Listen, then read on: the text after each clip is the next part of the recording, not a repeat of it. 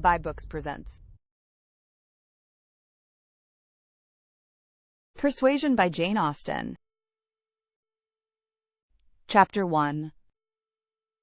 Sir Walter Elliot of Kellynch Hall, in Somersetshire, was a man who, for his own amusement, never took up any book but the baronetage. There he found occupation for an idle hour, and consolation in a distressed one.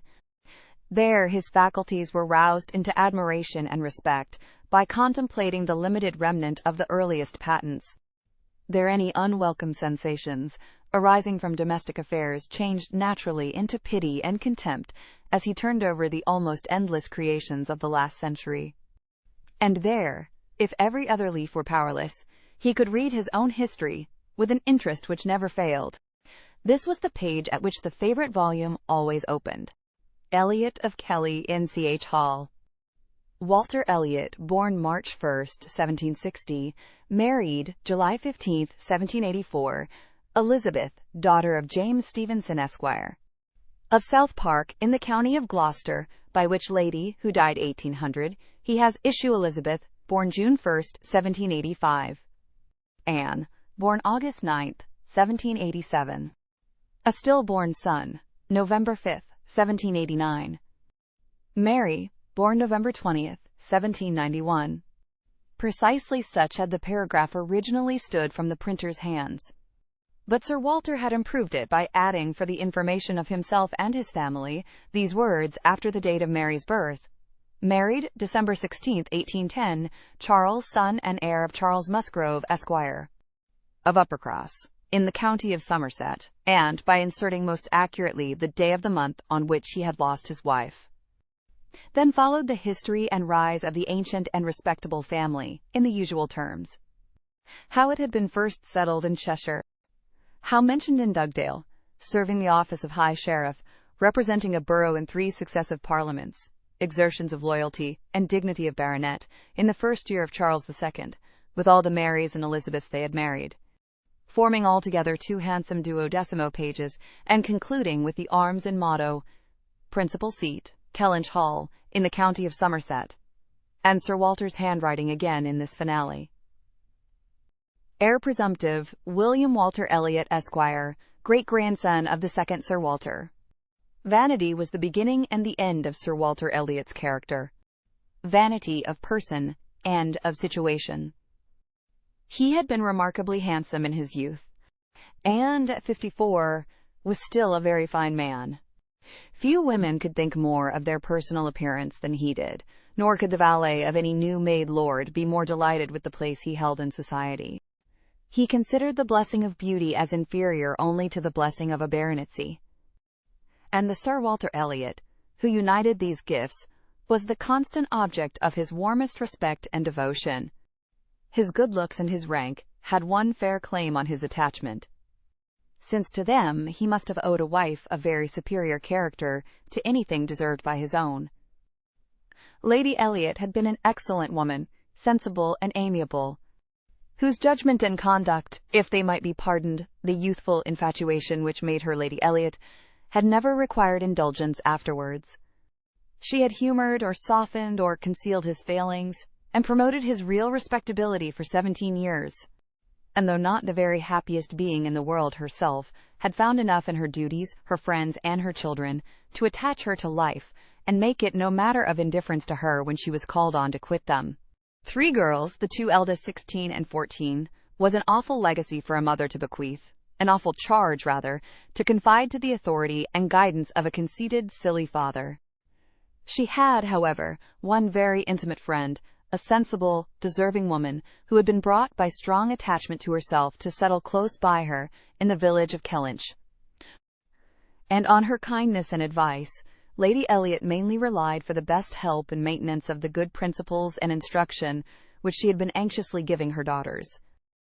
This friend and Sir Walter did not marry, whatever might have been anticipated on that head by their acquaintance.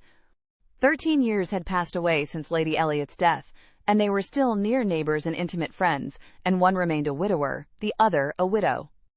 That Lady Russell, of steady age and character, and extremely well provided for, should have no thought of a second marriage, needs no apology to the public. which is rather apt to be unreasonably discontented when a woman does marry again, than when she does not. But Sir Walter's continuing in singleness requires explanation.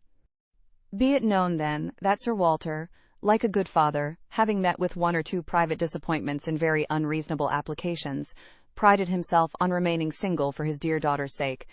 For one daughter, his eldest, he would really have given up anything, which he had not been very much tempted to do. Elizabeth had succeeded, at 16, to all that was possible, of her mother's rights and consequence. And being very handsome, and very like himself, her influence had always been great, and they had gone on together most happily. His two other children were of very inferior value. Mary had acquired a little artificial importance by becoming Mrs. Charles Musgrove.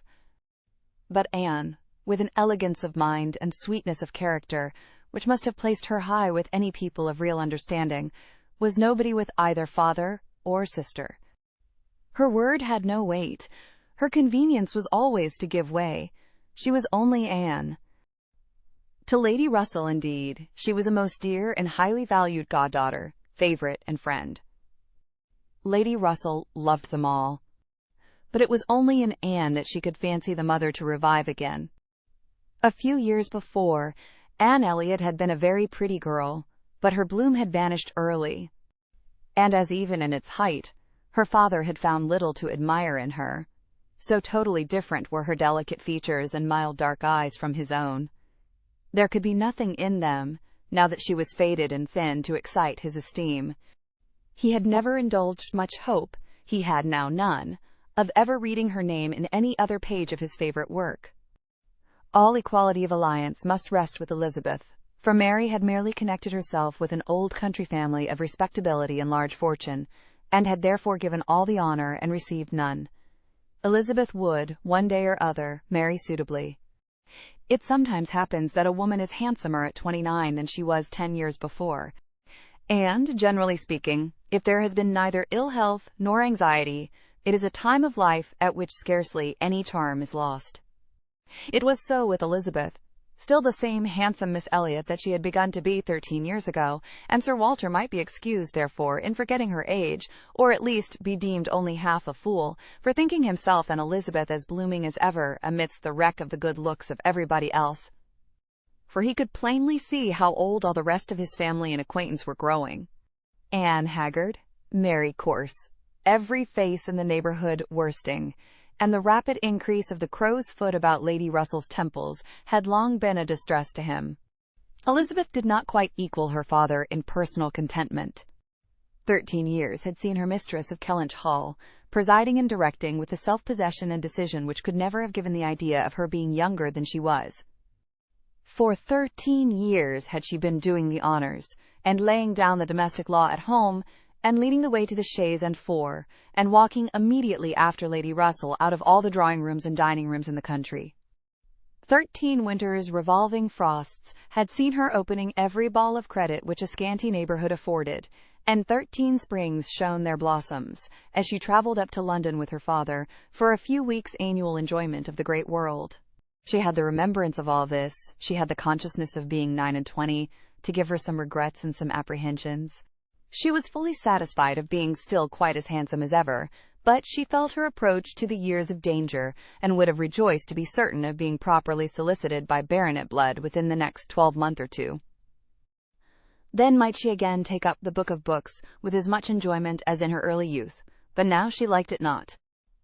Always to be presented with the date of her own birth, and see no marriage follow but that of a youngest sister, made the book an evil. And more than once, when her father had left it open on the table near her, had she closed it with averted eyes and pushed it away. She had had a disappointment, moreover, which that book, and especially the history of her own family, must ever present the remembrance of. The heir presumptive, the very William Walter Elliot, Esquire, whose rights had been so generously supported by her father, had disappointed her. She had, while a very young girl, as soon as she had known him to be, in the event of her having no brother, the future baronet, meant to marry him, and her father had always meant that she should. He had not been known to them as a boy. But soon after Lady Elliot's death, Sir Walter had sought the acquaintance, and though his overtures had not been met with any warmth, he had persevered in seeking it, making allowance for the modest drawing back of youth. And, in one of their spring excursions to London, when Elizabeth was in her first bloom, Mr. Elliot had been forced into the introduction. He was at that time a very young man, just engaged in the study of the law, and Elizabeth found him extremely agreeable, and every plan in his favor was confirmed. He was invited to Kellynch Hall. He was talked of and expected all the rest of the year. But he never came. The following spring he was seen again in town, found equally agreeable, again encouraged, invited, and expected. And again he did not come. And the next tidings were that he was married. Instead of pushing his fortune in the line marked out for the heir of the house of Elliot, he had purchased independence by uniting himself to a rich woman of inferior birth. Sir Walter had resented it. As the head of the house, he felt that he ought to have been consulted, especially after taking the young man so publicly by the hand. For they must have been seen together, he observed, once at Tattersall's and twice in the lobby of the House of Commons.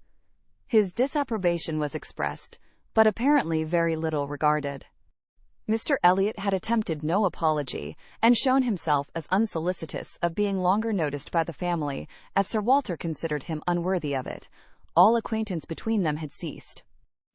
This very awkward history of Mr. Elliot was still, after an interval of several years, felt with anger by Elizabeth, who had liked the man for himself, and still more for being her father's heir, and whose strong family pride could see only in him a proper match for Sir Walter Elliot's eldest daughter.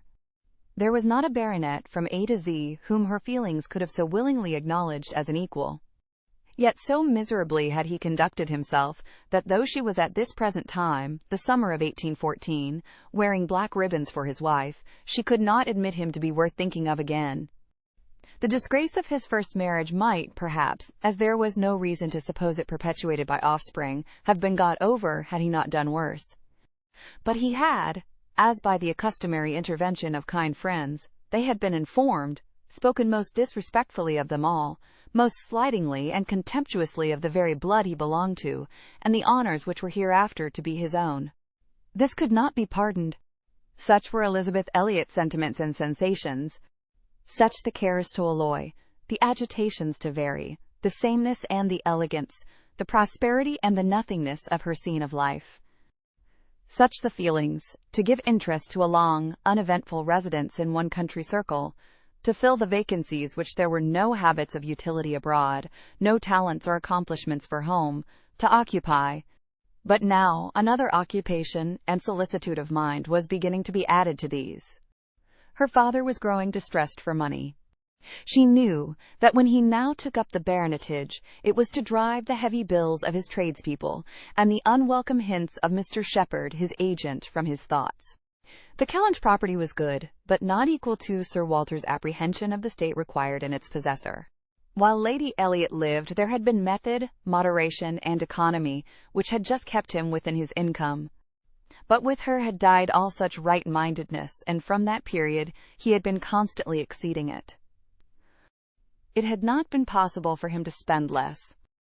He had done nothing but what Sir Walter Elliot was imperiously called on to do.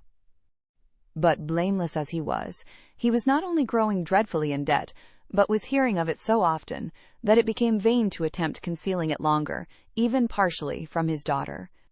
He had given her some hints of it the last spring in town. He had gone so far even as to say, "Can we retrench? Does it occur to you that there is any one article in which we can retrench?" And Elizabeth, to do her justice, had, in the first ardor of female alarm, set seriously to think what could be done, and had finally proposed these two branches of economy, to cut off some unnecessary charities, and to refrain from new furnishing the drawing-room. To which expedients she afterwards added the happy thought of their taking no present down to Anne, as had been the usual yearly custom. But these measures, however good in themselves, were insufficient for the real extent of the evil, the whole of which Sir Walter found himself obliged to confess to her soon afterwards. Elizabeth had nothing to propose of deeper efficacy. She felt herself ill-used and unfortunate, as did her father, and they were neither of them able to devise any means of lessening their expenses without compromising their dignity, or relinquishing their comforts in a way not to be borne. There was only a small part of his estate that Sir Walter could dispose of. But had every acre been alienable, it would have made no difference. He had condescended to mortgage as far as he had the power, but he would never condescend to sell. No, he would never disgrace his name so far. The Kellynch estate should be transmitted whole and entire, as he had received it. Their two confidential friends, Mr. Shepherd, who lived in the neighbouring market town, and Lady Russell, were called on to advise them. And both father and daughter seemed to expect that something should be struck out by one or the other to remove their embarrassments and reduce their expenditure, without involving the loss of any indulgence of taste or pride. Chapter 2. Mr. Shepherd, a civil, cautious lawyer, who, whatever might be his hold or his views on Sir Walter, would rather have the disagreeable prompted by anybody else, excused himself from offering the slightest hint, and only begged leave to recommend an implicit reference to the excellent judgment of Lady Russell, from whose known good sense he fully expected to have just such resolute measures advised as he meant to see finally adopted. Lady Russell was most anxiously zealous on the subject, and gave it much serious consideration. She was a woman rather of sound than of quick abilities, whose difficulties in coming to any decision in this instance were great, from the opposition of two leading principles. She was of strict integrity herself, with a delicate sense of honour. But she was as desirous of saving Sir Walter's feelings, as solicitous for the credit of the family, as aristocratic in her ideas of what was due to them, as anybody of sense and honesty could well be. She was a benevolent, charitable, good woman, and capable of strong attachments, most correct in her conduct, strict in her notions of decorum, and with manners that were held a standard of good breeding. She had a cultivated mind, and was, generally speaking, rational and consistent. But she had prejudices on the side of ancestry. She had a value for rank and consequence, which blinded her a little to the faults of those who possessed them. Herself the widow of only a knight, she gave the dignity of a baronet all its due. And Sir Walter, independent of his claims as an old acquaintance, an attentive neighbour, an obliging landlord, the husband of her very dear friend, the father of Anne and her sisters, was, as being Sir Walter, in her apprehension, entitled to a great deal of compassion and consideration under his present difficulties. They must retrench. That did not admit of a doubt. But she was very anxious to have it done with the least possible pain to him and Elizabeth. She drew up plans of economy, she made exact calculations, and she did what nobody else thought of doing. She consulted Anne, who never seemed considered by the others as having any interest in the question. She consulted, and in a degree was influenced by her in marking out the scheme of retrenchment which was at last submitted to Sir Walter. Every emendation of Anne's had been on the side of honesty against importance. She wanted more vigorous measures, a more complete reformation, a quicker release from debt, a much higher tone of indifference for everything but justice and equity. "If we can persuade your father to all this," said Lady Russell, looking over her paper, "much may be done. If he will adopt these regulations, in 7 years he will be clear. And I hope we may be able to convince him and Elizabeth that Kellynch Hall has a respectability in itself which cannot be affected by these reductions, and that the true dignity of Sir Walter Elliot will be very far from lessened in the eyes of sensible people by acting like a man of principle. What will he be doing, in fact, but what very many of our first families have done, or ought to do? There will be nothing singular in his case, and it is singularity which often makes the worst part of our suffering, as it always does of our conduct. I have great hope of prevailing. We must be serious and decided. For after all, the person who has contracted debts must pay them. And though a great deal is due to the feelings of the gentleman and the head of a house, like your father, there is still more due to the character of an honest man. This was the principle on which Anne wanted her father to be proceeding, his friends to be urging him. She considered it as an act of indispensable duty to clear away the claims of creditors with all the expedition which the most comprehensive retrenchments could secure, and saw no dignity in anything short of it. She wanted it to be prescribed, and felt as a duty. She rated Lady Russell's influence highly, and as to the severe degree of self-denial which her own conscience prompted, she believed there might be little more difficulty in persuading them to a complete than to half a reformation.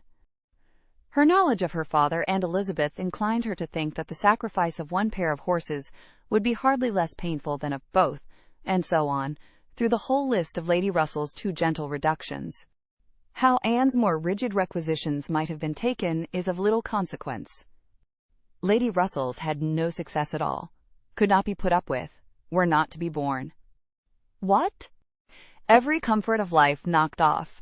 Journeys, London, servants, horses, table, contractions and restrictions everywhere. To live no longer with the decencies even of a private gentleman. No, he would sooner quit Kellynch Hall at once than remain in it on such disgraceful terms. Quit Kellynch Hall. The hint was immediately taken up by Mr. Shepherd, whose interest was involved in the reality of Sir Walter's retrenching, and who was perfectly persuaded that nothing would be done without a change of abode. Since the idea had been started in the very quarter which ought to dictate, he had no scruple, he said, in confessing his judgment to be entirely on that side. It did not appear to him that Sir Walter could materially alter his style of living in a house which had such a character of hospitality and ancient dignity to support. In any other place Sir Walter might judge for himself, and would be looked up to, as regulating the modes of life in whatever way he might choose to model his household. Sir Walter would quit Kellynch Hall, and after a very few days more of doubt and indecision, the great question of whither he should go was settled, and the first outline of this important change made out. There had been 3 alternatives: London, Bath, or another house in the country. All Anne's wishes had been for the latter. A small house in their own neighbourhood, where they might still have Lady Russell's society, still be near Mary, and still have the pleasure of sometimes seeing the lawns and groves of Kellynch, was the object of her ambition. But the usual fate of Anne attended her, in having something very opposite from her inclination fixed on. She disliked Bath and did not think it agreed with her. And Bath was to be her home. Sir Walter had at first thought more of London, but Mr. Shepherd felt that he could not be trusted in London, and had been skilful enough to dissuade him from it and make Bath preferred. It was a much safer place for a gentleman in his predicament. He might there be important at comparatively little expense. 2 material advantages of Bath over London had of course been given all their weight: its more convenient distance from Kellynch, only 50 miles, and Lady Russell's spending some part of every winter there. And to the very great satisfaction of Lady Russell, whose first views on the projected change had been for Bath, Sir Walter and Elizabeth were induced to believe that they should lose neither consequence nor enjoyment by settling there. Lady Russell felt obliged to oppose her dear Anne's known wishes. It would be too much to expect Sir Walter to descend into a small house in his own neighbourhood. Anne herself would have found the mortifications of it more than she foresaw, and to Sir Walter's feelings they must have been dreadful. And with regard to Anne's dislike of Bath, she considered it as a prejudice and mistake arising, first, from the circumstance of her having been 3 years at school there, after her mother's death, and secondly, from her happening to be not in perfectly good spirits the only winter which she had afterwards spent there with herself. Lady Russell was fond of Bath, in short, and disposed to think it must suit them all. And as to her young friend's health, by passing all the warm months with her at Kellynch Lodge, every danger would be avoided. And it was, in fact, a change which must do both health and spirits good.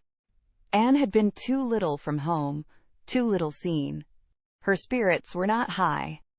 A larger society would improve them. She wanted her to be more known. The undesirableness of any other house in the same neighbourhood for Sir Walter was certainly much strengthened by one part, and a very material part of the scheme, which had been happily engrafted on the beginning. He was not only to quit his home, but to see it in the hands of others. A trial of fortitude, which stronger heads than Sir Walter's have found too much. Kellynch Hall was to be let. This, however, was a profound secret, not to be breathed beyond their own circle. Sir Walter could not have borne the degradation of being known to design letting his house. Mr. Shepherd had once mentioned the word advertise, but never dared approach it again. Sir Walter spurned the idea of its being offered in any manner, forbade the slightest hint being dropped of his having such an intention, and it was only on the supposition of his being spontaneously solicited by some most unexceptionable applicant on his own terms, and as a great favor, that he would let it at all. How quick come the reasons for approving what we like! Lady Russell had another excellent one at hand, for being extremely glad that Sir Walter and his family were to remove from the country. Elizabeth had been lately forming an intimacy, which she wished to see interrupted.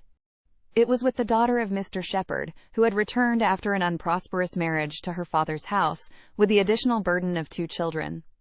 She was a clever young woman who understood the art of pleasing, at least, at Kellynch Hall, and who had made herself so acceptable to Miss Elliot as to have been already staying there more than once, in spite of all that Lady Russell, who thought it a friendship quite out of place, could hint of caution and reserve.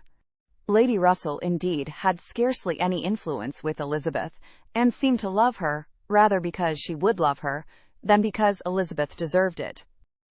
She had never received from her more than outward attention, nothing beyond the observances of complaisance, had never succeeded in any point which she wanted to carry, against previous inclination. She had been repeatedly very earnest in trying to get Anne included in the visit to London, sensibly open to all the injustice and all the discredit of the selfish arrangements which shut her out, and on many lesser occasions had endeavored to give Elizabeth the advantage of her own better judgment and experience. But always in vain. Elizabeth would go her own way, and never had she pursued it in more decided opposition to Lady Russell than in this selection of Mrs. Clay, turning from the society of so deserving a sister, to bestow her affection and confidence on one who ought to have been nothing to her but the object of distant civility. From situation, Mrs. Clay was, in Lady Russell's estimate, a very unequal, and in her character she believed a very dangerous companion, and a removal that would leave Mrs. Clay behind, and bring a choice of more suitable intimates within Miss Elliot's reach, was therefore an object of first-rate importance. Chapter 3. "I must take leave to observe, Sir Walter," said Mr. Shepherd one morning at Kellynch Hall, as he laid down the newspaper, "that the present juncture is much in our favor. This peace will be turning all our rich naval officers ashore. They will be all wanting a home. Could not be a better time, Sir Walter, for having a choice of tenants, very responsible tenants. Many a noble fortune has been made during the war. If a rich admiral were to come in our way, Sir Walter—" "He would be a very lucky man, Shepherd," replied Sir Walter. "That's all I have to remark. A prize indeed would Kellynch Hall be to him, rather the greatest prize of all, let him have taken ever so many before. Hey, Shepherd?"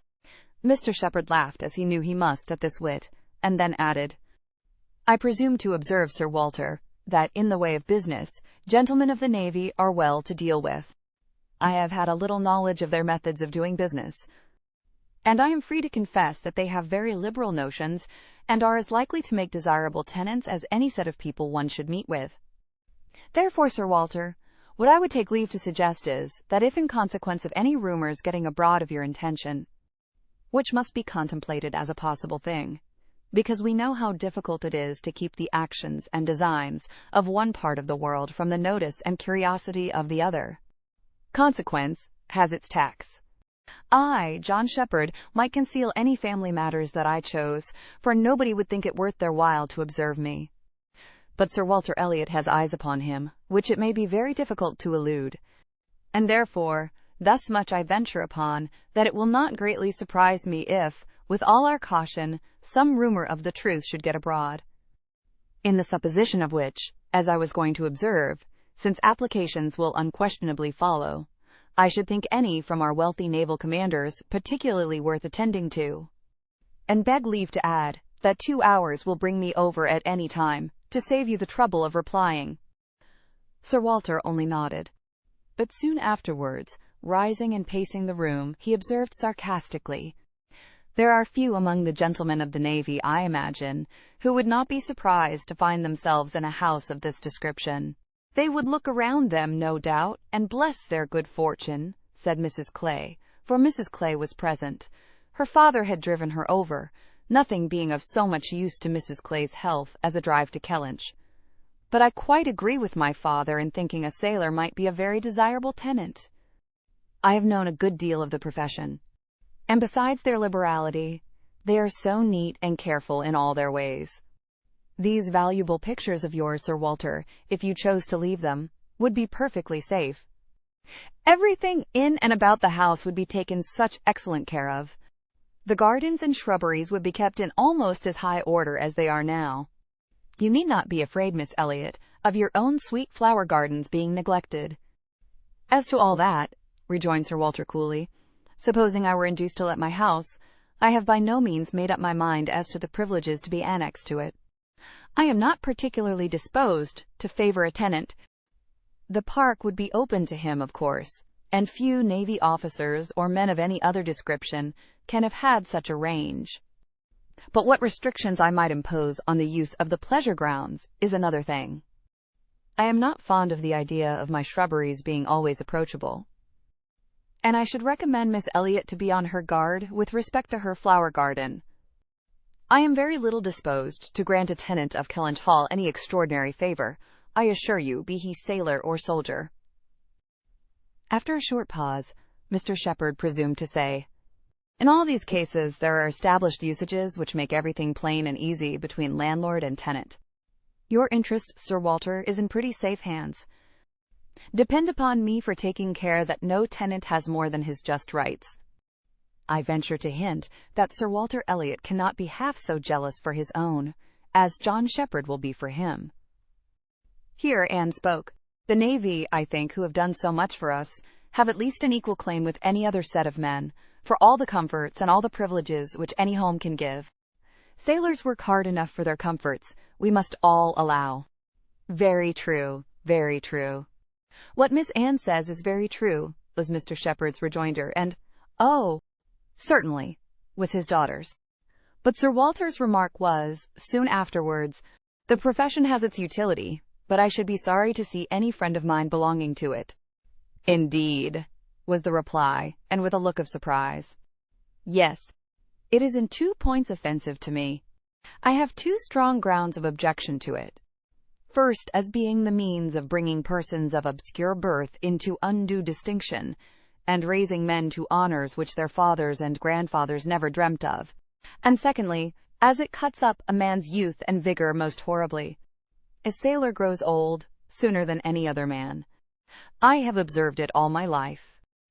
A man is in greater danger in the Navy of being insulted by the rise of one whose father his father might have disdained to speak to, and of becoming prematurely an object of disgust himself, than in any other line. One day, last spring, in town, I was in company with 2 men, striking instances of what I am talking of. Lord St. Ives, whose father we all know to have been a country curate without bread to eat. I was to give place to Lord St. Ives, and a certain Admiral Baldwin, the most deplorable-looking personage you can imagine. His face the color of mahogany, rough and rugged to the last degree. All lines and wrinkles, 9 gray hairs of a side, and nothing but a dab of powder at top. "In the name of heaven, who is that old fellow?" said I to a friend of mine who was standing near, Sir Basil Morley. "Old fellow," cried Sir Basil, "it is Admiral Baldwin." "What do you take his age to be?" 60, said I, "or perhaps 62.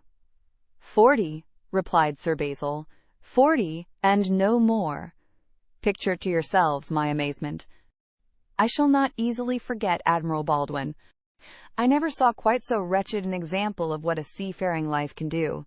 But to a degree, I know it is the same with them all. They are all knocked about and exposed to every climate and every weather, till they are not fit to be seen. It is a pity they are not knocked on the head at once, before they reach Admiral Baldwin's age." "Nay, Sir Walter," cried Mrs. Clay, "this is being severe indeed. Have a little mercy on the poor men. We are not all born to be handsome. The sea is no beautifier, certainly. Sailors do grow old betimes. I have observed it. They soon lose the look of youth. But then is not it the same with many other professions, perhaps most other? Soldiers in active service are not at all better off, and even in the quieter professions there is a toil and a labor of the mind, if not of the body, which seldom leaves a man's looks to the natural effect of time. The lawyer plods, quite careworn. The physician is up at all hours, and traveling in all weather. And even the clergyman, She stopped a moment to consider what might do for the clergyman. And even the clergyman, you know, is obliged to go into infected rooms and expose his health and looks to all the injury of a poisonous atmosphere. In fact, as I have long been convinced, though every profession is necessary and honorable in its turn, it is only the lot of those who are not obliged to follow any, who can live in a regular way, in the country, choosing their own hours, following their own pursuits, and living on their own property, without the torment of trying for more. It is only their lot, I say, to hold the blessings of health and a good appearance to the utmost. I know no other set of men but what lose something of their personableness when they cease to be quite young.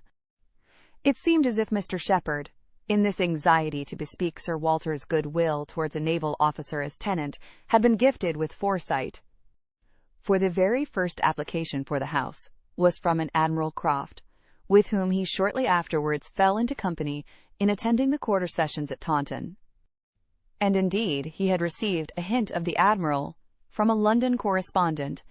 By the report which he hastened over to Kellynch to make, Admiral Croft was a native of Somersetshire, who, having acquired a very handsome fortune, was wishing to settle in his own country, and had come down to Taunton in order to look at some advertised places in that immediate neighbourhood, which, however, had not suited him.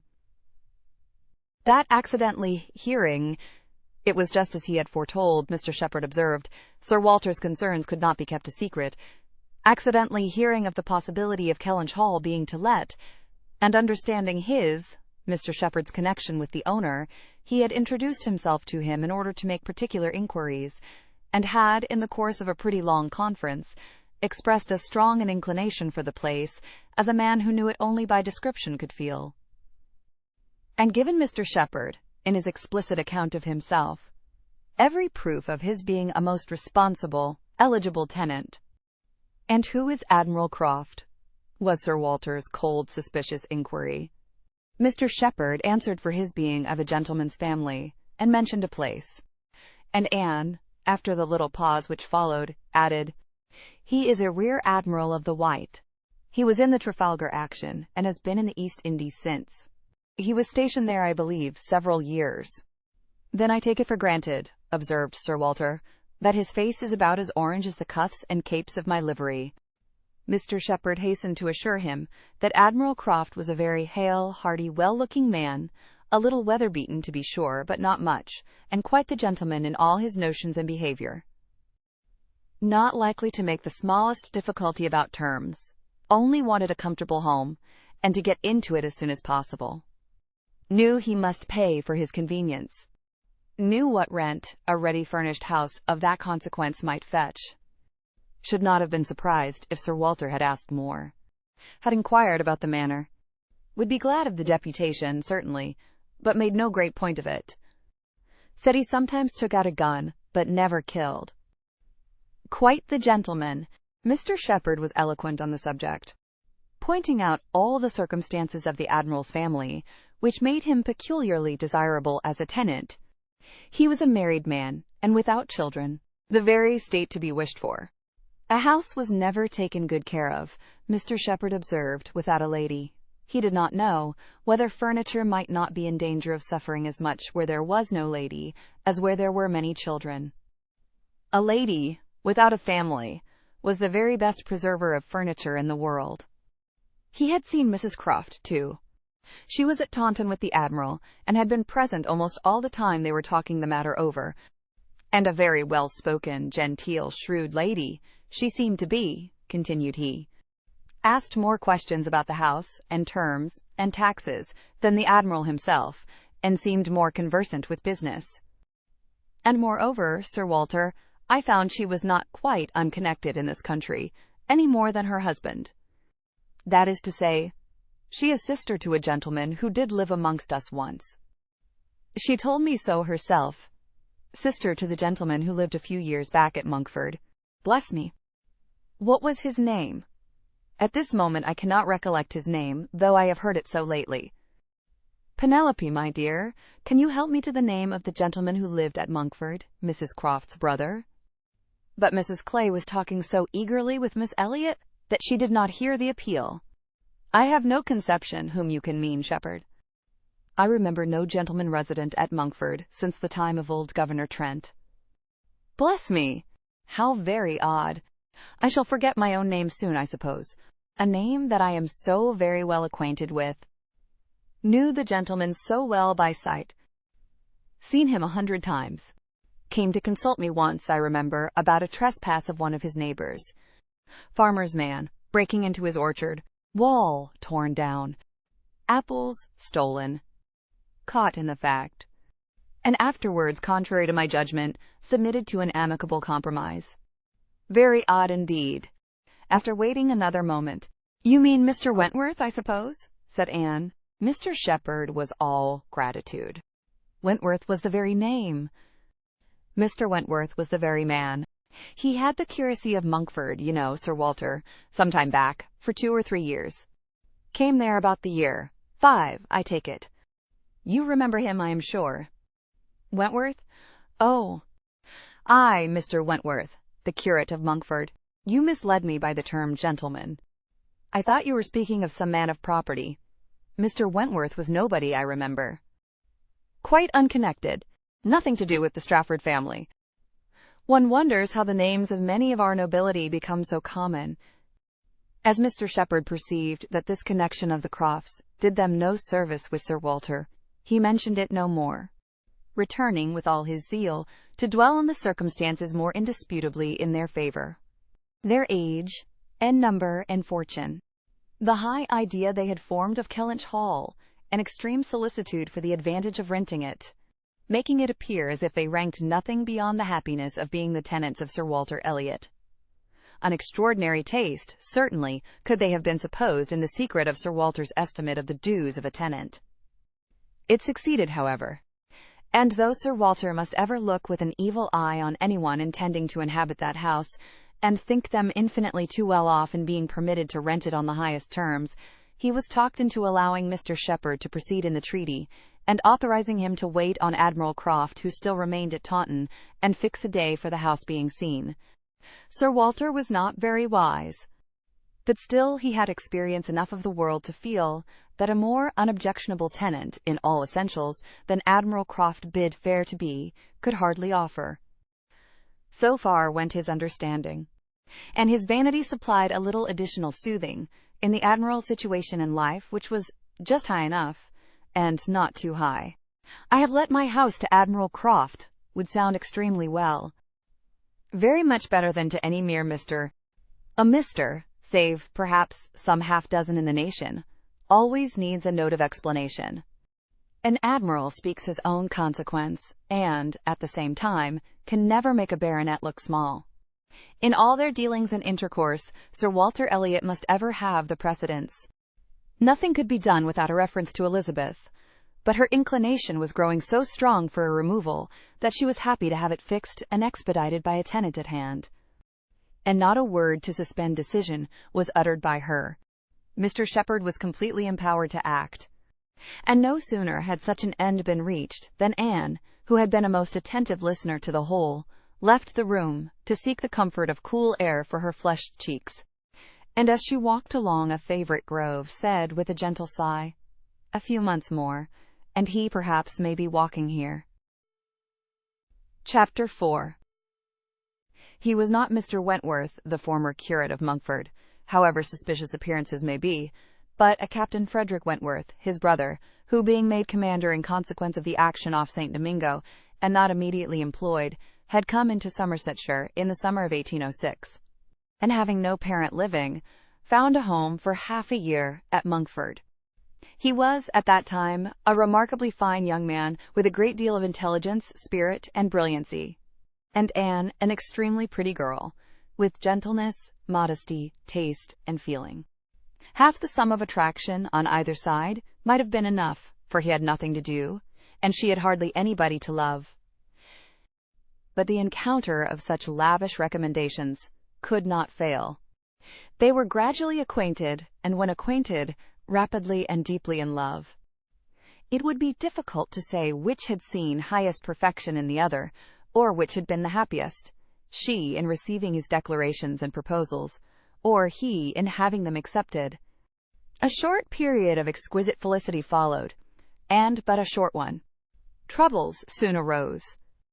Sir Walter, on being applied to, without actually withholding his consent, or saying it should never be, gave it all the negative of great astonishment, great coldness, great silence, and a professed resolution of doing nothing for his daughter. He thought it a very degrading alliance. And Lady Russell, though with more tempered and pardonable pride, received it as a most unfortunate one. Anne Elliot, with all her claims of birth, beauty, and mind, to throw herself away at 19, involve herself at 19 in an engagement with a young man who had nothing but himself to recommend him, and no hopes of attaining affluence, but in the chances of a most uncertain profession, and no connections to secure even his farther rise in the profession, would be indeed a throwing away which she grieved to think of.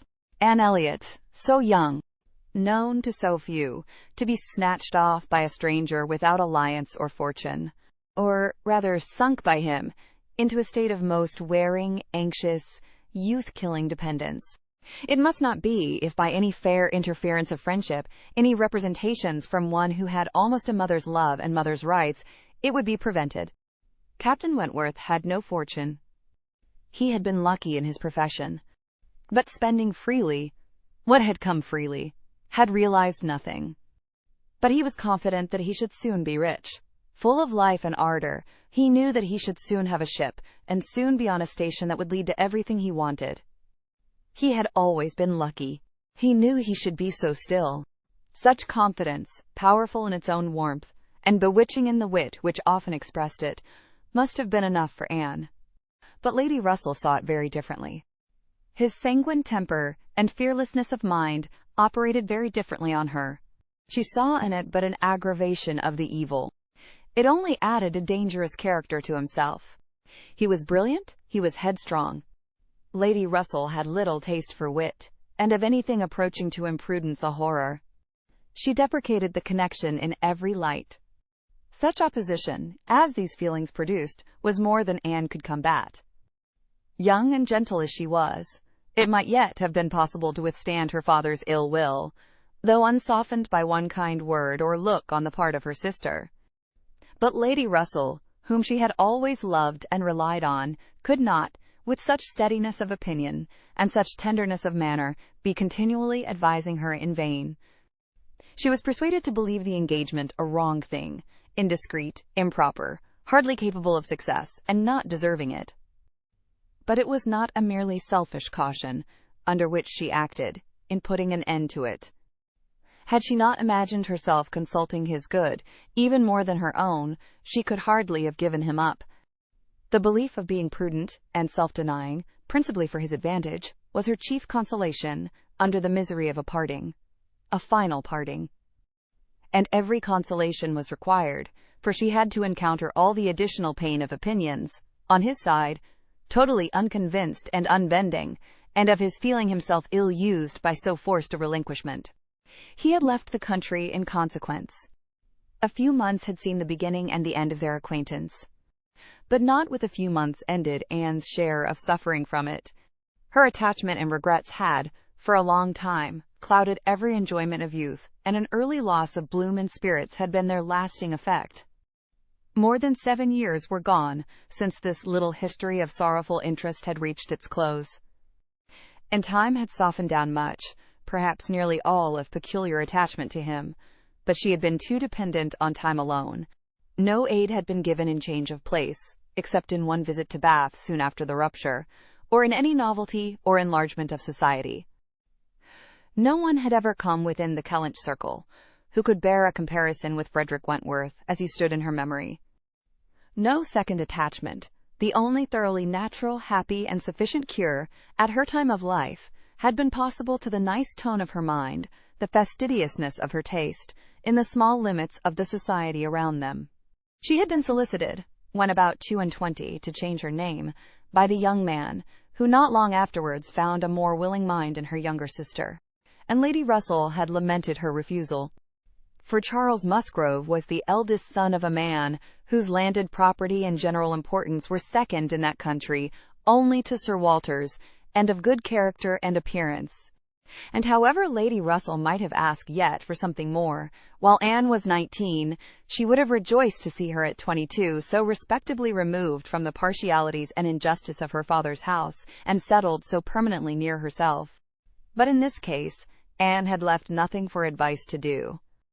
And though Lady Russell, as satisfied as ever with her own discretion, never wished the past undone, she began now to have the anxiety which borders on hopelessness for Anne's being tempted, by some man of talents and independence, to enter a state for which she held her to be peculiarly fitted by her warm affections and domestic habits. They knew not each other's opinion, either its constancy or its change, on the one leading point of Anne's conduct, for the subject was never alluded to. But Anne, at 27, thought very differently from what she had been made to think at 19. She did not blame Lady Russell. She did not blame herself for having been guided by her. But she felt that were any young person, in similar circumstances, to apply to her for counsel, they would never receive any of such certain, immediate wretchedness, such uncertain future good. She was persuaded that under every disadvantage of disapprobation at home, and every anxiety attending his profession, all their probable fears, delays, and disappointments, she should yet have been a happier woman in maintaining the engagement than she had been in the sacrifice of it. And this, she fully believed, had the usual share, had even more than the usual share of all such solicitudes and suspense been theirs, without reference to the actual results of their case, which, as it happened, would have bestowed earlier prosperity than could be reasonably calculated on. All his sanguine expectations, all his confidence, had been justified. His genius and ardor had seemed to foresee and to command his prosperous path. He had, very soon after their engagement ceased, got employ, and all that he had told her would follow had taken place. He had distinguished himself, and early gained the other step in rank, and must now, by successive captures, have made a handsome fortune. She had only navy lists and newspapers for her authority, but she could not doubt his being rich. And, in favor of his constancy, she had no reason to believe him married. How eloquent could Anne Elliot have been? How eloquent, at least, were her wishes on the side of early warm attachment and a cheerful confidence in futurity, against that over-anxious caution which seems to insult exertion and distrust Providence. She had been forced into prudence in her youth. She learned romance as she grew older, the natural sequel of an unnatural beginning. With all these circumstances, recollections, and feelings, she could not hear that Captain Wentworth's sister was likely to live at Kellynch without a revival of former pain. And many a stroll, and many a sigh, were necessary to dispel the agitation of the idea. She often told herself it was folly, before she could harden her nerves sufficiently to feel the continual discussion of the Crofts and their business no evil. She was assisted, however, by that perfect indifference and apparent unconsciousness, among the only three of her own friends in the secret of the past, which seemed almost to deny any recollection of it. She could do justice to the superiority of Lady Russell's motives in this, over those of her father and Elizabeth. She could honor all the better feelings of her calmness. But the general air of oblivion among them was highly important from whatever it sprung, and in the event of Admiral Croft's really taking Kellynch Hall, she rejoiced anew over the conviction, which had always been most grateful to her, of the past being known to those three only among her connections, by whom no syllable, she believed, would ever be whispered, and in the trust that among his, the brother only with whom he had been residing, had received any information of their short-lived engagement.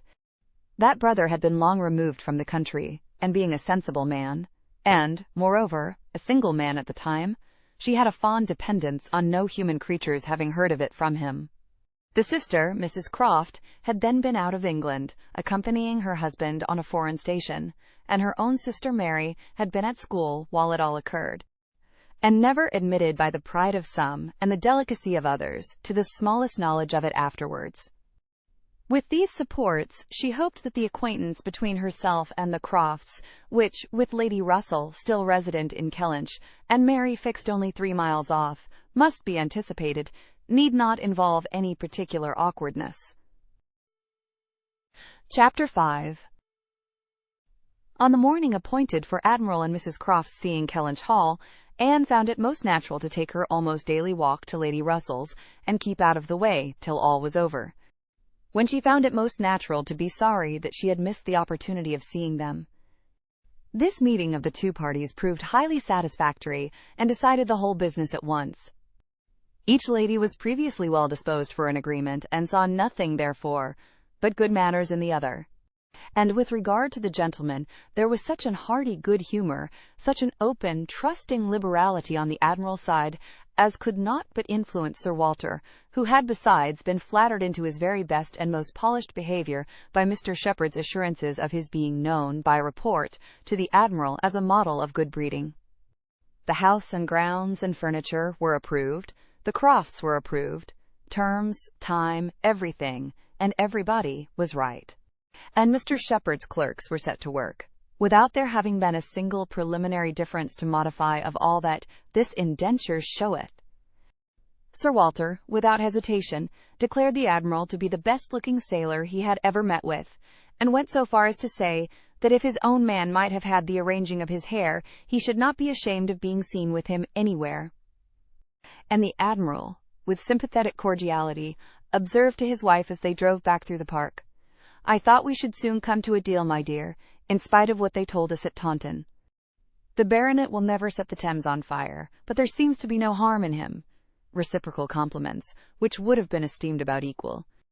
The Crofts were to have possession at Michaelmas, and as Sir Walter proposed removing to Bath in the course of the preceding month, there was no time to be lost in making every dependent arrangement. Lady Russell, convinced that Anne would not be allowed to be of any use or any importance in the choice of the house which they were going to secure, was very unwilling to have her hurried away so soon, and wanted to make it possible for her to stay behind till she might convey her to Bath herself after Christmas.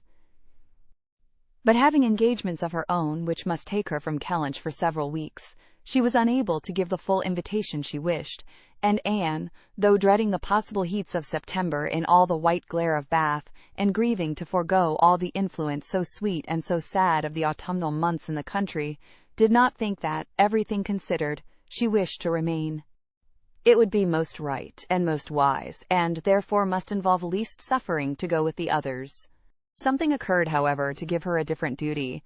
Mary, often a little unwell, and always thinking a great deal of her own complaints, and always in the habit of claiming Anne when anything was the matter, was indisposed, and foreseeing that she should not have a day's health all the autumn, entreated, or rather required her, for it was hardly entreaty, to come to Uppercross Cottage and bear her company as long as she should want her, instead of going to Bath. "I cannot possibly do without Anne," was Mary's reasoning, and Elizabeth's reply was, "Then I am sure Anne had better stay, for nobody will want her in Bath." To be claimed as a good, though in an improper style, is at least better than being rejected as no good at all. And Anne, glad to be thought of some use, glad to have anything marked out as a duty, and certainly not sorry to have the scene of it in the country, and her own dear country, readily agreed to stay. This invitation of Mary's removed all Lady Russell's difficulties, and it was consequently soon settled that Anne should not go to Bath till Lady Russell took her, and that all the intervening time should be divided between Uppercross Cottage and Kellynch Lodge. So far all was perfectly right, but Lady Russell was almost startled by the wrong of one part of the Kellynch Hall plan, when it burst on her, which was Mrs. Clay's being engaged to go to Bath with Sir Walter and Elizabeth, as a most important and valuable assistant to the latter in all the business before her. Lady Russell was extremely sorry that such a measure should have been resorted to at all, wondered, grieved, and feared. And the affront it contained to Anne, in Mrs. Clay's being of so much use, while Anne could be of none, was a very sore aggravation. Anne herself was become hardened to such affronts, but she felt the imprudence of the arrangement quite as keenly as Lady Russell. With a great deal of quiet observation, and a knowledge, which she often wished less, of her father's character, she was sensible that results the most serious to his family from the intimacy were more than possible. She did not imagine that her father had at present an idea of the kind. Mrs. Clay had freckles, and a projecting tooth, and a clumsy wrist, which he was continually making severe remarks upon in her absence. But she was young, and certainly altogether well-looking, and possessed, in an acute mind and assiduous pleasing manners, infinitely more dangerous attractions than any merely personal might have been. Anne was so impressed by the degree of their danger, that she could not excuse herself from trying to make it perceptible to her sister. She had little hope of success. But Elizabeth, who, in the event of such a reverse, would be so much more to be pitied than herself, should never, she thought, have reason to reproach her for giving no warning. She spoke, and seemed only to offend. Elizabeth could not conceive how such an absurd suspicion should occur to her, and indignantly answered for each party's perfectly knowing their situation. "Mrs. Clay," said she, warmly, "never forgets who she is, and as I am rather better acquainted with her sentiments than you can be, I can assure you that upon the subject of marriage they are particularly nice, and that she reprobates all inequality of condition and rank more strongly than most people. And as to my father, I really should not have thought that he, who has kept himself single so long for our sakes, need be suspected now. If Mrs. Clay were a very beautiful woman, I grant you it might be wrong to have her so much with me. Not that anything in the world, I am sure, would induce my father to make a degrading match, but he might be rendered unhappy. But poor Mrs. Clay, who, with all her merits, can never have been reckoned tolerably pretty, I really think poor Mrs. Clay may be staying here in perfect safety. One would imagine you had never heard my father speak of her personal misfortunes, though I know you must 50 times. That tooth of hers, and those freckles. Freckles do not disgust me so very much as they do him. I have known a face not materially disfigured by a few, but he abominates them. You must have heard him notice Mrs. Clay's freckles." "There is hardly any personal defect," replied Anne, "which an agreeable manner might not gradually reconcile one to." "I think very differently," answered Elizabeth shortly. "An agreeable manner may set off handsome features, but can never alter plain ones. However, at any rate, as I have a great deal more at stake on this point than anybody else can have, I think it rather unnecessary in you to be advising me." Anne had done. Glad that it was over, and not absolutely hopeless of doing good. Elizabeth, though resenting the suspicion, might yet be made observant by it. The last office of the 4 carriage horses was to draw Sir Walter, Miss Elliot, and Mrs. Clay to Bath. The party drove off in very good spirits. Sir Walter prepared with condescending bows for all the afflicted tenantry and cottagers who might have had a hint to show themselves, and Anne walked up at the same time in a sort of desolate tranquillity to the lodge, where she was to spend the first week. Her friend was not in better spirits than herself. Lady Russell felt this break-up of the family exceedingly. Their respectability was as dear to her as her own, and a daily intercourse had become precious by habit. It was painful to look upon their deserted grounds, and still worse to anticipate the new hands they were to fall into, and to escape the solitariness and the melancholy of so altered a village, and be out of the way when Admiral and Mrs. Croft first arrived. She had determined to make her own absence from home begin when she must give up Anne. Accordingly, their removal was made together, and Anne was set down at Uppercross Cottage in the first stage of Lady Russell's journey. Uppercross was a moderate-sized village, which a few years back had been completely in the old English style, containing only 2 houses superior in appearance to those of the yeomen and labourers. The mansion of the squire, with its high walls, great gates, and old trees, substantial and unmodernized, and the compact, tight parsonage, enclosed in its own neat garden, with a vine and a pear tree trained round its casements. But upon the marriage of the young squire, it had received the improvement of a farmhouse elevated into a cottage for his residence, and Uppercross Cottage, with its veranda, French windows, and other prettiness, was quite as likely to catch the traveller's eye as the more consistent and considerable aspect and premises of the great house, about a quarter of a mile farther on. Here Anne had often been staying. She knew the ways of Uppercross as well as those of Kellynch. The 2 families were so continually meeting, so much in the habit of running in and out of each other's house at all hours, that it was rather a surprise to her to find Mary alone. But being alone, her being unwell and out of spirits, was almost a matter of course. Though better endowed than the elder sister, Mary had not Anne's understanding, nor temper. While well and happy and properly attended to, she had great good humour and excellent spirits. But any indisposition sunk her completely. She had no resources for solitude, and inheriting a considerable share of the Elliot self-importance, was very prone to add to every other distress, that of fancying herself neglected and ill-used. In person, she was inferior to both sisters, and had, even in her bloom, only reached the dignity of being a fine girl. She was now lying on the faded sofa of the pretty little drawing-room, the once elegant furniture of which had been gradually growing shabby under the influence of 4 summers and 2 children, and on Anne's appearing, greeted her with, "So you are come at last. I began to think I should never see you. I am so ill I can hardly speak. I have not seen a creature the whole morning. I am sorry to find you unwell," replied Anne. "You sent me such a good account of yourself on Thursday." "Yes, I made the best of it. I always do, but I was very far from well at the time, and I do not think I ever was so ill in my life as I have been all this morning. Very unfit to be left alone, I am sure. Suppose I were to be seized of a sudden, in some dreadful way, and not able to ring the bell. So Lady Russell would not get out. I do not think she has been in this house 3 times this summer." Anne said what was proper, and inquired after her husband. "Oh, Charles is out shooting. I have not seen him since 7 o'clock. He would go, though I told him how ill I was. He said he should not stay out long, but he has never come back, and now it is almost 1.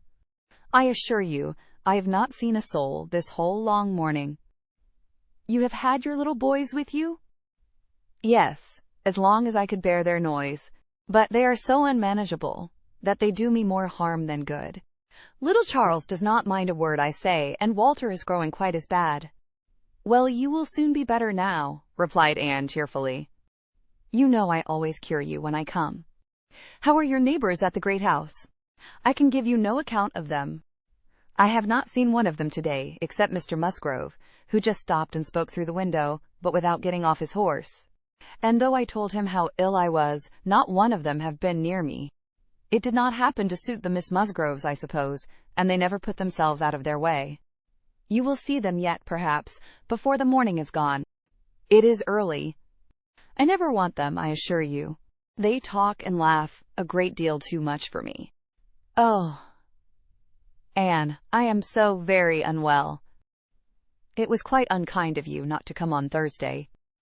My dear Mary, recollect what a comfortable account you sent me of yourself. You wrote in the cheerfulest manner, and said you were perfectly well, and in no hurry for me. And that being the case, you must be aware that my wish would be to remain with Lady Russell to the last. And, besides what I felt on her account, I have really been so busy, have had so much to do, that I could not very conveniently have left Kellynch sooner. Dear me, what can you possibly have to do? A great many things, I assure you. More than I can recollect in a moment. But I can tell you some. I have been making a duplicate of the catalogue of my father's books and pictures.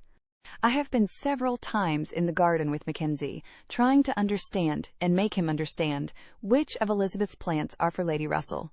I have had all my own little concerns to arrange, books and music to divide, and all my trunks to repack, from not having understood in time what was intended as to the wagons. And one thing I have had to do, Mary, of a more trying nature, going to almost every house in the parish as a sort of take-leave. I was told that they wished it. But all these things took up a great deal of time. Oh, well, and after a moment's pause, but you have never asked me one word about our dinner at the Pools yesterday. Did you go, then? I have made no inquiries, because I concluded you must have been obliged to give up the party. Oh, yes, I went. I was very well yesterday. Nothing at all the matter with me till this morning. It would have been strange if I had not gone. I am very glad you are well enough, and I hope you had a pleasant party. Nothing remarkable. One always knows beforehand what the dinner will be, and who will be there. And it is so very uncomfortable not having a carriage of one's own. Mr. and Mrs. Musgrove took me, and we were so crowded. They are both so very large and take up so much room. And Mr. Musgrove always sits forward. So there was I, crowded into the back seat with Henrietta and Louisa, and I think it very likely that my illness today may be owing to it. A little further perseverance in patience and forced cheerfulness on Anne's side produced nearly a cure on Mary's. She could soon sit upright on the sofa, and began to hope she might be able to leave it by dinner time. Then, forgetting to think of it, she was at the other end of the room, beautifying a nosegay.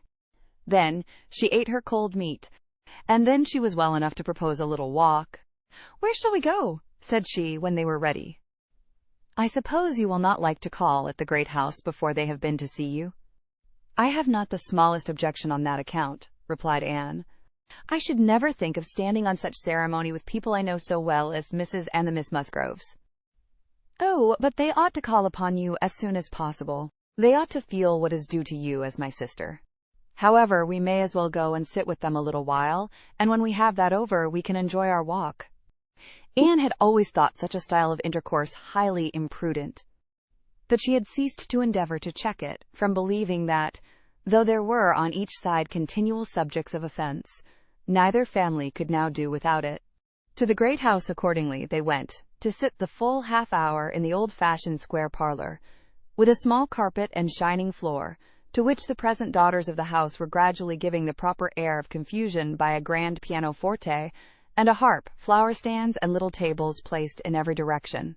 Oh, could the originals of the portraits against the wainscot, could the gentlemen in brown velvet and the ladies in blue satin have seen what was going on, have been conscious of such an overthrow of all order and neatness.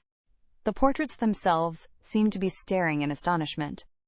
The Musgroves, like their houses, were in a state of alteration, perhaps of improvement. The father and mother were in the old English style, and the young people in the new. Mr. and Mrs. Musgrove were a very good sort of people, friendly and hospitable, not much educated and not at all elegant. Their children had more modern minds and manners. There was a numerous family, but the only two grown up, excepting Charles, were Henrietta and Louisa, young ladies of 19 and 20, who had brought from school at Exeter all the usual stock of accomplishments, and were now, like thousands of other young ladies, living to be fashionable, happy, and merry. Their dress had every advantage. Their faces were rather pretty, their spirits extremely good, their manner unembarrassed and pleasant. They were of consequence at home, and favorites abroad. Anne always contemplated them as some of the happiest creatures of her acquaintance.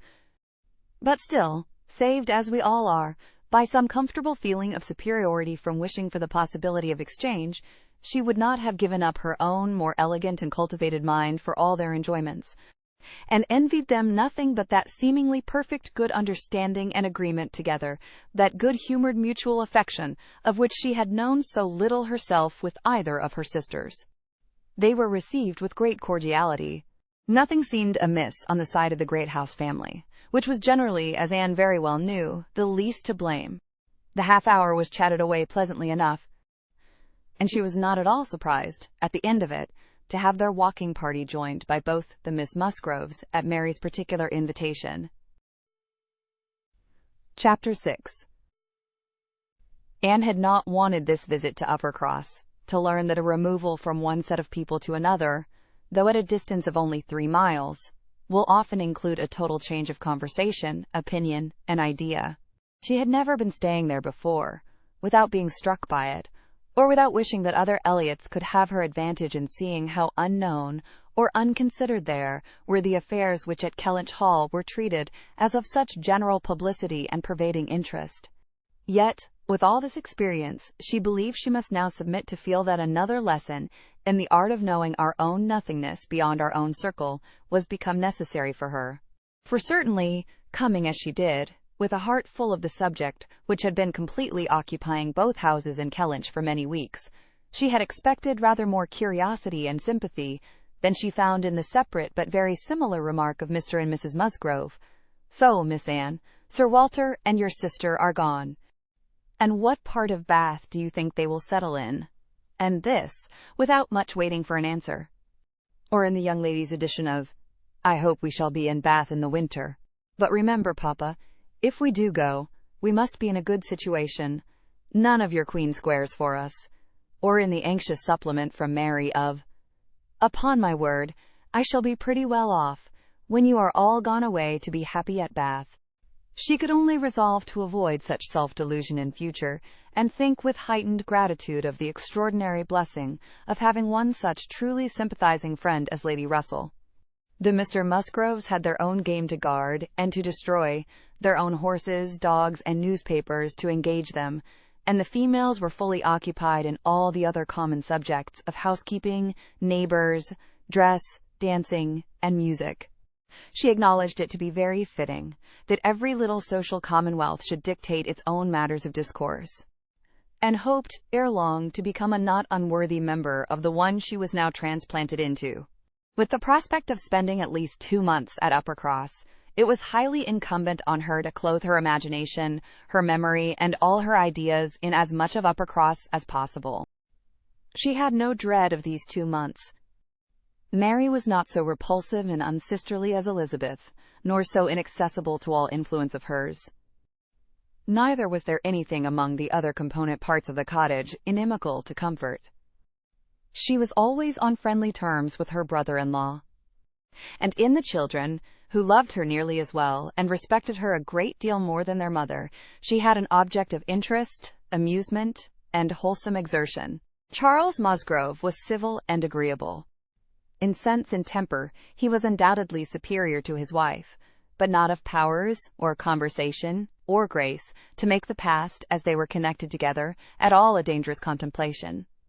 Though, at the same time, Anne could believe, with Lady Russell, that a more equal match might have greatly improved him, and that a woman of real understanding might have given more consequence to his character, and more usefulness, rationality, and elegance to his habits and pursuits. As it was, he did nothing with much zeal, but sport, and his time was otherwise trifled away, without benefit from books or anything else. He had very good spirits, which never seemed much affected by his wife's occasional lowness, bore with her unreasonableness sometimes to Anne's admiration, and upon the whole, though there was very often a little disagreement, in which she had sometimes more share than she wished, being appealed to by both parties, they might pass for a happy couple. They were always perfectly agreed in the want of more money, and a strong inclination for a handsome present from his father. But here, as on most topics, he had the superiority, for while Mary thought it a great shame that such a present was not made, he always contended for his father's having many other uses for his money, and a right to spend it as he liked. As to the management of their children, his theory was much better than his wife's, and his practice not so bad. "I could manage them very well if it were not for Mary's interference," was what Anne often heard him say, and had a good deal of faith in.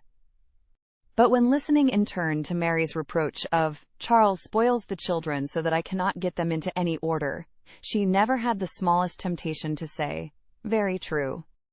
One of the least agreeable circumstances of her residence there was her being treated with too much confidence by all parties, and being too much in the secret of the complaints of each house. Known to have some influence with her sister, she was continually requested, or at least receiving hints to exert it, beyond what was practicable. "I wish you could persuade Mary not to be always fancying herself ill," was Charles's language. And, in an unhappy mood, thus spoke Mary: "I do believe, if Charles were to see me dying, he would not think there was anything the matter with me.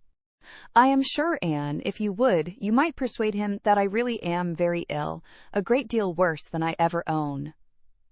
Mary's declaration was, "I hate sending the children to the great house, though their grandmamma is always wanting to see them, for she humors and indulges them to such a degree, and gives them so much trash and sweet things, that they are sure to come back sick and cross for the rest of the day." And Mrs. Musgrove took the first opportunity of being alone with Anne to say, "Oh, Miss Anne, I cannot help wishing Mrs. Charles had a little of your method with those children.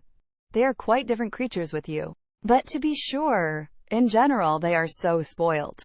It is a pity you cannot put your sister in the way of managing them. They are as fine, healthy children as ever were seen, poor little dears," without partiality. "But Mrs. Charles knows no more how they should be treated. Bless me, how troublesome they are sometimes. I assure you, Miss Anne, it prevents my wishing to see them at our house so often as I otherwise should. I believe Mrs. Charles is not quite pleased with my not inviting them oftener. But you know it is very bad to have children with one that one is obligated to be checking every moment. Don't do this. and "don't do that," or that one can only keep in tolerable order by more cake than is good for them. She had this communication, moreover, from Mary. "Mrs. Musgrove thinks all her servants so steady that it would be high treason to call it in question. But I am sure, without exaggeration, that her upper housemaid and laundry maid, instead of being in their business, are gadding about the village all day long.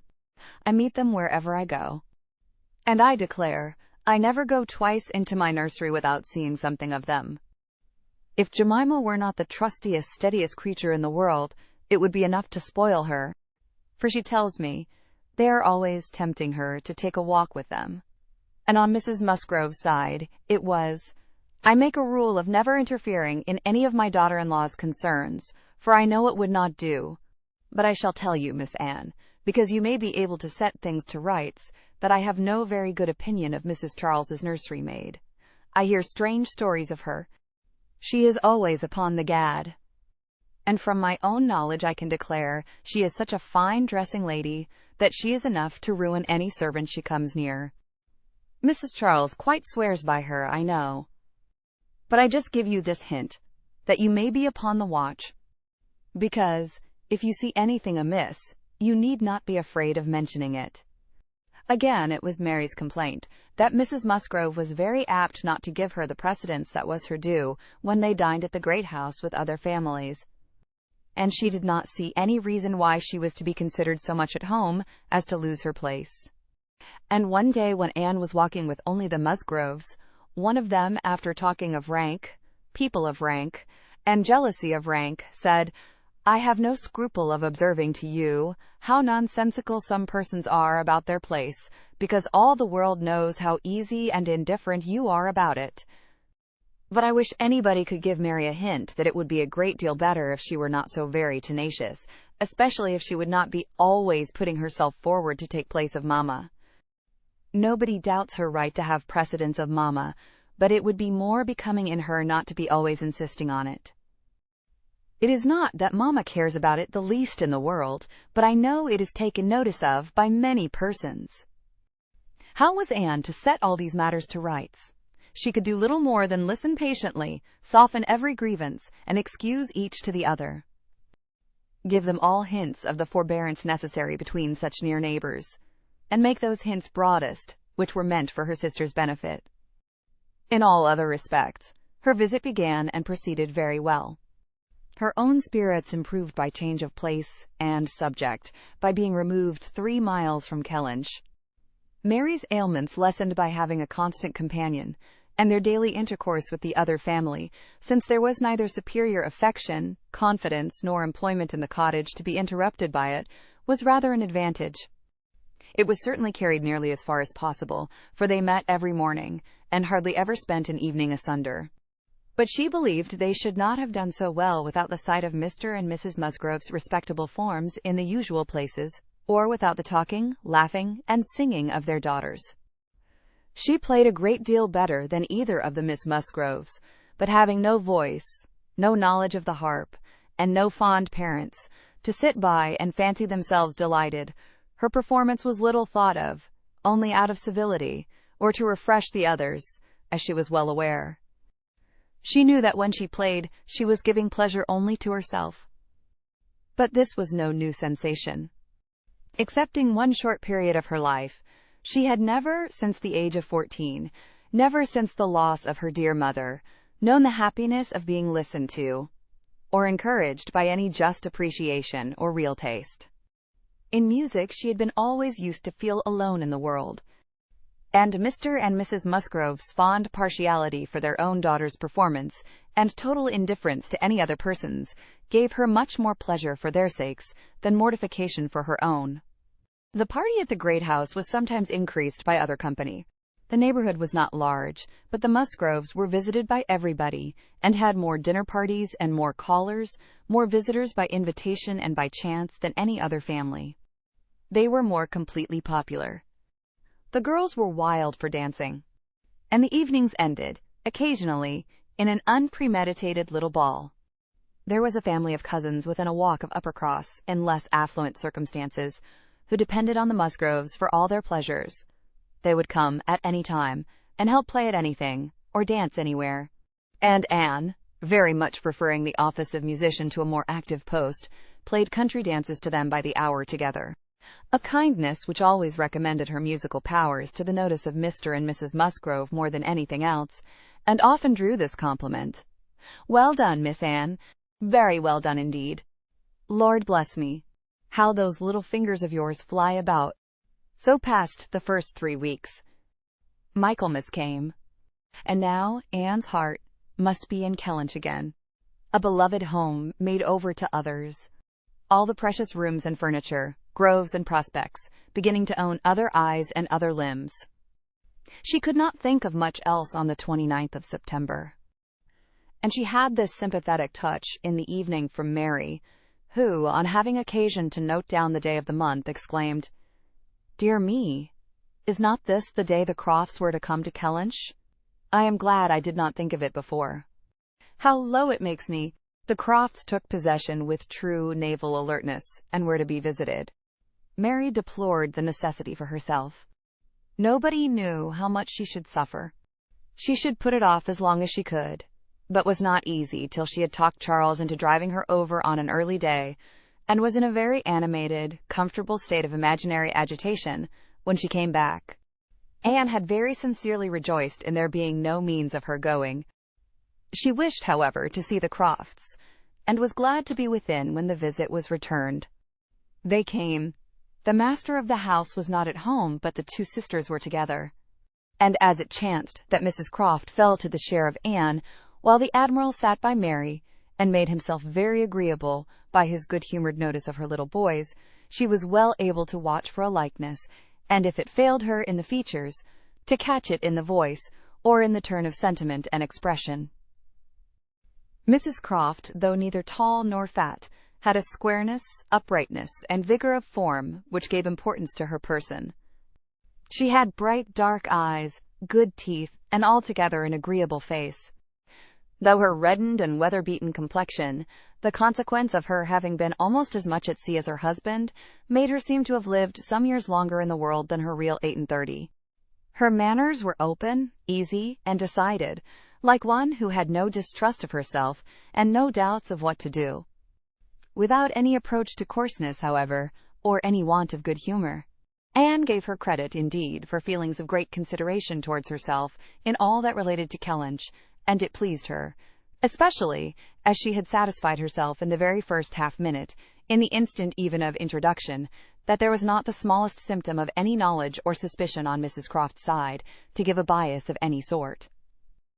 She was quite easy on that head, and consequently full of strength and courage, till for a moment electrified by Mrs. Croft's suddenly saying, "It was you, and not your sister, I find, that my brother had the pleasure of being acquainted with when he was in this country." Anne hoped she had outlived the age of blushing, but the age of emotion she certainly had not. "Perhaps you may not have heard that he is married?" added Mrs. Croft. She could now answer as she ought, and was happy to feel, when Mrs. Croft's next words explained it to be Mr. Wentworth of whom she spoke, that she had said nothing which might not do for either brother. She immediately felt how reasonable it was that Mrs. Croft should be thinking and speaking of Edward, and not of Frederick, and with shame at her own forgetfulness, applied herself to the knowledge of their former neighbour's present state with proper interest. The rest was all tranquillity, till, just as they were moving, she heard the Admiral say to Mary, "We are expecting a brother of Mrs. Croft's here soon. I dare say you know him by name." He was cut short by the eager attacks of the little boys, clinging to him like an old friend, and declaring he should not go, and being too much engrossed by proposals of carrying them away in his coat pockets, and to have another moment for finishing or recollecting what he had begun. Anne was left to persuade herself, as well as she could, that the same brother must still be in question. She could not, however, reach such a degree of certainty as not to be anxious to hear whether anything had been said on the subject at the other house, where the Crofts had previously been calling. The folks of the great house were to spend the evening of this day at the cottage, and it being now too late in the year for such visits to be made on foot, the coach was beginning to be listened for, when the youngest Miss Musgrove walked in. That she was coming to apologize, and that they should have to spend the evening by themselves, was the first black idea. And Mary was quite ready to be affronted when Louisa made all right by saying that she only came on foot to leave more room for the harp, which was bringing in the carriage. "And I will tell you our reason," she added, "and all about it. I am come on to give you notice that Papa and Mamma are out of spirits this evening, especially Mamma. She is thinking so much of poor Richard." And we agreed it would be best to have the harp, for it seems to amuse her more than the pianoforte. I will tell you why she is out of spirits. When the Crofts called this morning, they called here afterwards, did not they? They happened to say that her brother, Captain Wentworth, is just returned to England or paid off or something, and is coming to see them almost directly. And most unluckily it came into Mamma's head when they were gone that Wentworth, or something very like it, was the name of poor Richard's captain at one time. I do not know when or where, but a great while before he died, poor fellow. And upon looking over his letters and things, she found it was so, and is perfectly sure that this must be the very man, and her head is quite full of it and of poor Richard. So we must be as merry as we can, that she may not be dwelling upon such gloomy things. The real circumstances of this pathetic piece of family history were, that the Musgroves had had the ill fortune of a very troublesome, hopeless son, and the good fortune to lose him before he reached his 20th year. That he had been sent to sea because he was stupid and unmanageable on shore. That he had been very little cared for at any time by his family, though quite as much as he deserved. Seldom heard of, and scarcely at all regretted, when the intelligence of his death abroad had worked its way to Uppercross 2 years before. He had, in fact, though his sisters were now doing all they could for him, by calling him poor Richard, been nothing better than a thick-headed, unfeeling, unprofitable Dick Musgrove, who had never done anything to entitle himself to more than the abbreviation of his name, living or dead. He had been several years at sea, and had, in the course of those removals to which all midshipmen are liable, and especially such midshipmen as every captain wishes to get rid of, been 6 months on board Captain Frederick Wentworth's frigate, the Laconia. And from the Laconia he had, under the influence of his captain, written the only 2 letters which his father and mother had ever received from him during the whole of his absence. That is to say, the only 2 disinterested letters. All the rest had been mere applications for money. In each letter he had spoken well of his captain, but yet so little were they in the habit of attending to such matters, so unobservant and incurious were they as to the names of men or ships, that it had made scarcely any impression at the time. And that Mrs. Musgrove should have been suddenly struck, this very day, with a recollection of the name of Wentworth, as connected with her son, seemed one of those extraordinary bursts of mind which do sometimes occur. She had gone to her letters, and found it all as she supposed. And the re-perusal of these letters, after so long an interval, her poor son gone for ever, and all the strength of his faults forgotten, had affected her spirits exceedingly, and thrown her into greater grief for him than she had known on first hearing of his death. Mr. Musgrove was, in a lesser degree, affected likewise. And when they reached the cottage, they were evidently in want, first, of being listened to anew on this subject, and afterwards, of all the relief which cheerful companions could give them. To hear them talking so much of Captain Wentworth, repeating his name so often, puzzling over past years, and at last ascertaining that it probably would, turn out to be the very same Captain Wentworth, whom they recollected meeting, once or twice, after their coming back from Clifton, a very fine young man, but they could not say whether it was 7 or 8 years ago, was a new sort of trial to Anne's nerves. She found, however, that it was one to which she must inure herself. Since he actually was expected in the country, she must teach herself to be insensible on such points. And not only did it appear that he was expected, and speedily, but the Musgroves, in their warm gratitude for the kindness he had shown poor Dick, and very high respect for his character, stamped as it was by poor Dick's having been 6 months under his care, and mentioning him in strong, though not perfectly well-spelt praise, as a fine, dashing fellow, only too particular about the schoolmaster, were bent on introducing themselves and seeking his acquaintance as soon as they could hear of his arrival. The resolution of doing so helped to form the comfort of their evening. Chapter 7. A very few days more, and Captain Wentworth was known to be at Kellynch, and Mr. Musgrove had called on him, and come back warm in his praise, and he was engaged with the Crofts to dine at Uppercross by the end of another week. It had been a great disappointment to Mr. Musgrove to find that no earlier day could be fixed, so impatient was he to show his gratitude by seeing Captain Wentworth under his own roof, and welcoming him to all that was strongest and best in his cellars. But a week must pass. Only a week, in Anne's reckoning, and then, she supposed, they must meet, and soon she began to wish that she could feel secure even for a week. Captain Wentworth made a very early return to Mr. Musgrove's civility, and she was all but calling there in the same half-hour. She and Mary were actually setting forward for the great house, where, as she afterwards learnt, they must inevitably have found him, when they were stopped by the eldest boy's being at that moment brought home in consequence of a bad fall. The child's situation put the visit entirely aside, but she could not hear of her escape with indifference, even in the midst of the serious anxiety which they afterwards felt on his account. His collarbone was found to be dislocated, and such injury received in the back as roused the most alarming ideas. It was an afternoon of distress, and Anne had everything to do at once. The apothecary to send for, the father to have pursued and informed, the mother to support and keep from hysterics, the servants to control, the youngest child to banish, and the poor suffering one to attend and soothe. Besides sending, as soon as she recollected it, proper notice to the other house, which brought her an accession rather of frightened, inquiring companions than of very useful assistance. Her brother's return was the first comfort. He could take best care of his wife, and the second blessing was the arrival of the apothecary. Till he came and had examined the child, their apprehensions were the worse for being vague. They suspected great injury, but knew not where. But now the collarbone was soon replaced, and though Mr. Robinson felt, and rubbed, and looked grave, and spoke low words both to the father and the aunt, still they were all to hope the best, and to be able to part and eat their dinner in tolerable ease of mind. And then it was just before they parted that the two young aunts were able so far to digress from their nephew's state as to give the information of Captain Wentworth's visit, staying 5 minutes behind their father and mother to endeavor to express how perfectly delighted they were with him, how much handsomer, how infinitely more agreeable they thought him than any individual among their male acquaintance who had been at all a favorite before.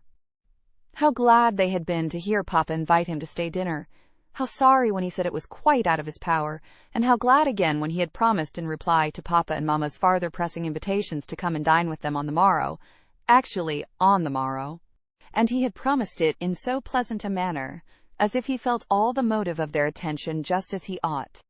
And in short, he had looked and said everything with such exquisite grace that they could assure them all their heads were both turned by him. And off they ran, quite as full of glee as of love, and apparently more full of Captain Wentworth than of little Charles. The same story and the same raptures were repeated when the two girls came with their father through the gloom of the evening to make enquiries, and Mr. Musgrove, no longer under the first uneasiness about his heir, could add his confirmation and praise, and hope there would be now no occasion for putting Captain Wentworth off, and only be sorry to think that the cottage party, probably, would not like to leave the little boy, to give him the meeting. Oh, no.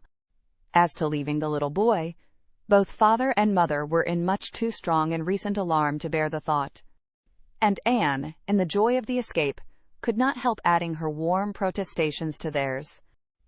Charles Musgrove, indeed, afterwards, showed more of inclination. The child was going on so well, and he wished so much to be introduced to Captain Wentworth, that perhaps he might join them in the evening. He would not dine from home, but he might walk in for half an hour. But in this he was eagerly opposed by his wife, with, "Oh, no, indeed, Charles, I cannot bear to have you go away. Only think if anything should happen." The child had a good night, and was going on well the next day. It must be a work of time to ascertain that no injury had been done to the spine. But Mr. Robinson found nothing to increase alarm, and Charles Musgrove began, consequently, to feel no necessity for longer confinement. The child was to be kept in bed, and amused as quietly as possible. But what was there for a father to do? This was quite a female case, and it would be highly absurd in him, who could be of no use at home, to shut himself up. His father very much wished him to meet Captain Wentworth, and there being no sufficient reason against it, he ought to go. And it ended in his making a bold public declaration, when he came in from shooting, of his meaning to dress directly and dine at the other house. "Nothing can be going on better than the child," said he. "So I told my father, just now, that I would come, and he thought me quite right. Your sister being with you, my love, I have no scruple at all. You would not like to leave him yourself, but you see I can be of no use. Anne will send for me if anything is the matter. Husbands and wives generally understand when opposition will be vain." Mary knew, from Charles's manner of speaking, that he was quite determined on going, and that it would be of no use to tease him. She said nothing, therefore, till he was out of the room, but as soon as there was only Anne to hear, "So you and I are to be left to shift by ourselves, with this poor sick child, and not a creature coming near us all the evening. I knew how it would be. This is always my luck. If there is anything disagreeable going on, men are always sure to get out of it, and Charles is as bad as any of them. Very unfeeling. I must say it is very unfeeling of him to be running away from his poor little boy. Talks of his being going on so well. How does he know that he is going on well, or that there may not be a sudden change half an hour hence? I did not think Charles would have been so unfeeling. So here he is to go away and enjoy himself, and because I am the poor mother, I am not to be allowed to stir. And yet, I am sure, I am more unfit than anybody else to be about the child. My being the mother is the very reason why my feelings should not be tried. I am not at all equal to it. You saw how hysterical I was yesterday. But that was only the effect of the suddenness of your alarm, of the shock. You will not be hysterical again. I dare say we shall have nothing to distress us. I perfectly understand Mr. Robinson's directions, and have no fears. And indeed, Mary, I cannot wonder at your husband. Nursing does not belong to a man. It is not his province. A sick child is always the mother's property. Her own feelings generally make it so.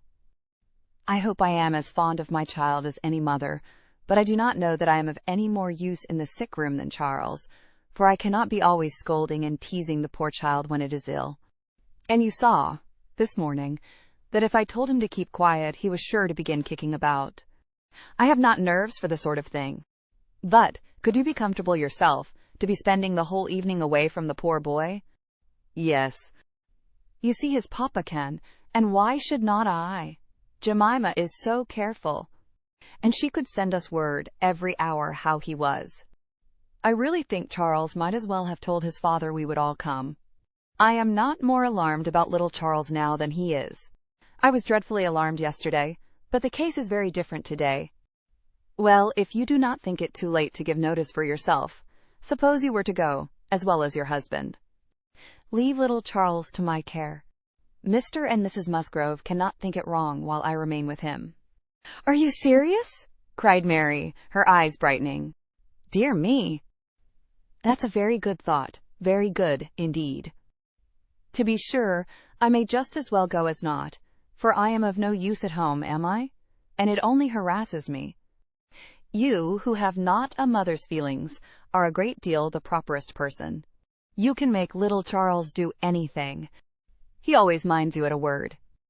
It will be a great deal better than leaving him only with Jemima. Oh, I shall certainly go.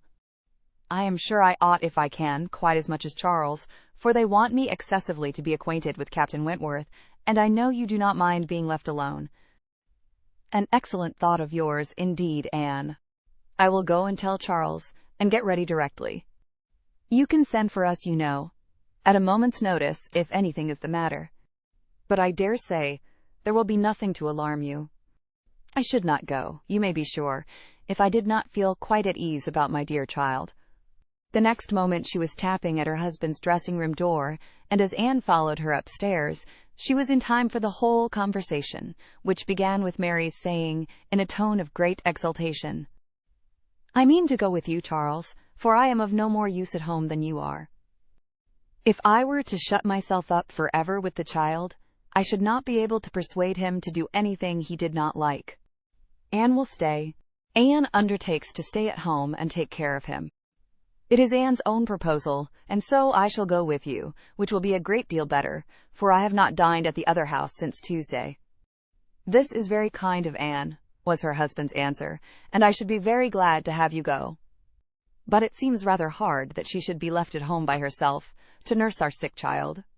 Anne was now at hand to take up her own cause, and the sincerity of her manner being soon sufficient to convince him, where conviction was at least very agreeable, he had no farther scruples as to her being left to dine alone, though he still wanted her to join them in the evening, when the child might be at rest for the night, and kindly urged her to let him come and fetch her. But she was quite unpersuadable. And this being the case, she had ere long the pleasure of seeing them set off together in high spirits. They were gone, she hoped, to be happy, however oddly constructed such happiness might seem. As for herself, she was left with as many sensations of comfort as were, perhaps, ever likely to be hers. She knew herself to be of the first utility to the child. And what was it to her if Frederick Wentworth were only half a mile distant, making himself agreeable to others? She would have liked to know how he felt as to a meeting. Perhaps indifferent, if indifference could exist under such circumstances. He must be either indifferent or unwilling. Had he wished ever to see her again, he need not have waited till this time. He would have done what she could not but believe that in his place she should have done long ago, when events had been early giving him the independence which alone had been wanting. Her brother and sister came back delighted with their new acquaintance and their visit in general. There had been music, singing, talking, laughing, all that was most agreeable. Charming manners in Captain Wentworth, no shyness or reserve. They seemed all to know each other perfectly, and he was coming the very next morning to shoot with Charles. He was to come to breakfast, but not at the cottage, though that had been proposed at first. But then he had been pressed to come to the great house instead, and he seemed afraid of being in Mrs. Charles Musgrove's way, on account of the child, and therefore somehow, they hardly knew how, it ended in Charles's being to meet him to breakfast at his father's. Anne understood it. He wished to avoid seeing her. He had inquired after her, she found, slightly, as might suit a former slight acquaintance, seeming to acknowledge such as she had acknowledged, actuated, perhaps, by the same view of escaping introduction when they were to meet. The morning hours of the cottage were always later than those of the other house, and on the morrow the difference was so great that Mary and Anne were not more than beginning breakfast when Charles came in to say that they were just setting off, that he was come for his dogs, that his sisters were following with Captain Wentworth. His sisters meaning to visit Mary and the child, and Captain Wentworth proposing also to wait on her for a few minutes if not inconvenient. And though Charles had answered for the child's being in no such state as could make it inconvenient, Captain Wentworth would not be satisfied without his running on to give notice. Mary, very much gratified by this attention, was delighted to receive him, while 1,000 feelings rushed on Anne, of which this was the most consoling, that it would soon be over. And it was soon over. In 2 minutes after Charles's preparation, the others appeared. They were in the drawing-room. Her eye half met Captain Wentworth's, a bow, a curtsy passed. She heard his voice. He talked to Mary, said all that was right, said something to the Miss Musgroves, enough to mark an easy footing. The room seemed full of persons and voices, but a few minutes ended it. Charles showed himself at the window. All was ready. Their visitor had bowed and was gone. The Miss Musgroves were gone too, suddenly resolving to walk to the end of the village with the sportsmen. The room was cleared, and Anne might finish her breakfast as she could. "It is over. It is over," she repeated to herself again and again, in nervous gratitude. The worst is over. Mary talked, but she could not attend. She had seen him. They had met. They had been once more in the same room. Soon, however, she began to reason with herself and try to be feeling less. 8 years, almost 8 years had passed since all had been given up. How absurd to be resuming the agitation which such an interval had banished into distance and indistinctness. What might not 8 years do? Events of every description, changes, alienations, removals, all must be comprised in it, and oblivion of the past. How natural, how certain, too. It included nearly a third part of her own life. Alas, with all her reasoning she found that to retentive feelings 8 years may be little more than nothing. Now how were his sentiments to be read? Was this like wishing to avoid her? And the next moment she was hating herself for the folly which asked the question. On one other question, which perhaps her utmost wisdom might not have prevented, she was soon spared all suspense. For, after the Miss Musgroves had returned and finished their visit at the cottage, she had this spontaneous information from Mary. "Captain Wentworth is not very gallant by you, Anne, though he was so attentive to me. Henrietta asked him what he thought of you, when they went away, and he said, 'You were so altered he should not have known you again.'" Mary had no feelings to make her respect her sisters in a common way, but she was perfectly unsuspicious of being inflicting any peculiar wound. Altered beyond his knowledge. Anne fully submitted, in silent, deep mortification. Doubtless it was so, and she could take no revenge, for he was not altered, or not for the worse. She had already acknowledged it to herself, and she could not think differently, let him think of her as he would. No. The years which had destroyed her youth and bloom had only given him a more glowing, manly, open look, in no respect lessening his personal advantages. She had seen the same Frederick Wentworth, so altered that he should not have known her again. These were words which could not but dwell with her. Yet she soon began to rejoice that she had heard them. They were of sobering tendency. They allayed agitation. They composed, and consequently must make her happier. Frederick Wentworth had used such words, or something like them, but without an idea that they would be carried round to her. He had thought her wretchedly altered, and in the first moment of appeal, had spoken as he felt. He had not forgiven Anne Elliot. She had used him ill, deserted and disappointed him. And worse, she had shown a feebleness of character in doing so, which his own decided, confident temper could not endure. She had given him up to oblige others. It had been the effect of over-persuasion. It had been weakness and timidity. He had been most warmly attached to her, and had never seen a woman since whom he thought her equal. But, except from some natural sensation of curiosity, he had no desire of meeting her again. Her power with him was gone forever. It was now his object to marry. He was rich, and being turned on shore, fully intended to settle as soon as he could be properly tempted. Actually looking round, ready to fall in love with all the speed which a clear head and a quick taste could allow. He had a heart for either of the Miss Musgroves, if they could catch it. A heart, in short, for any pleasing young woman who came in his way, excepting Anne Elliot.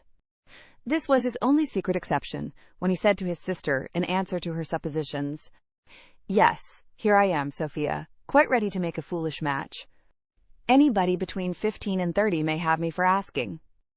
A little beauty, and a few smiles, and a few compliments to the navy, and I am a lost man. Should not this be enough for a sailor who has had no society among women to make him nice?" He said it, she knew, to be contradicted. His bright, proud eye spoke the conviction that he was nice, and Anne Elliot was not out of his thoughts when he more seriously described the woman he should wish to meet with. A strong mind, with sweetness of manner, made the first and the last of the description. "That is the woman I want," said he. "Something a little inferior I shall of course put up with, but it must not be much.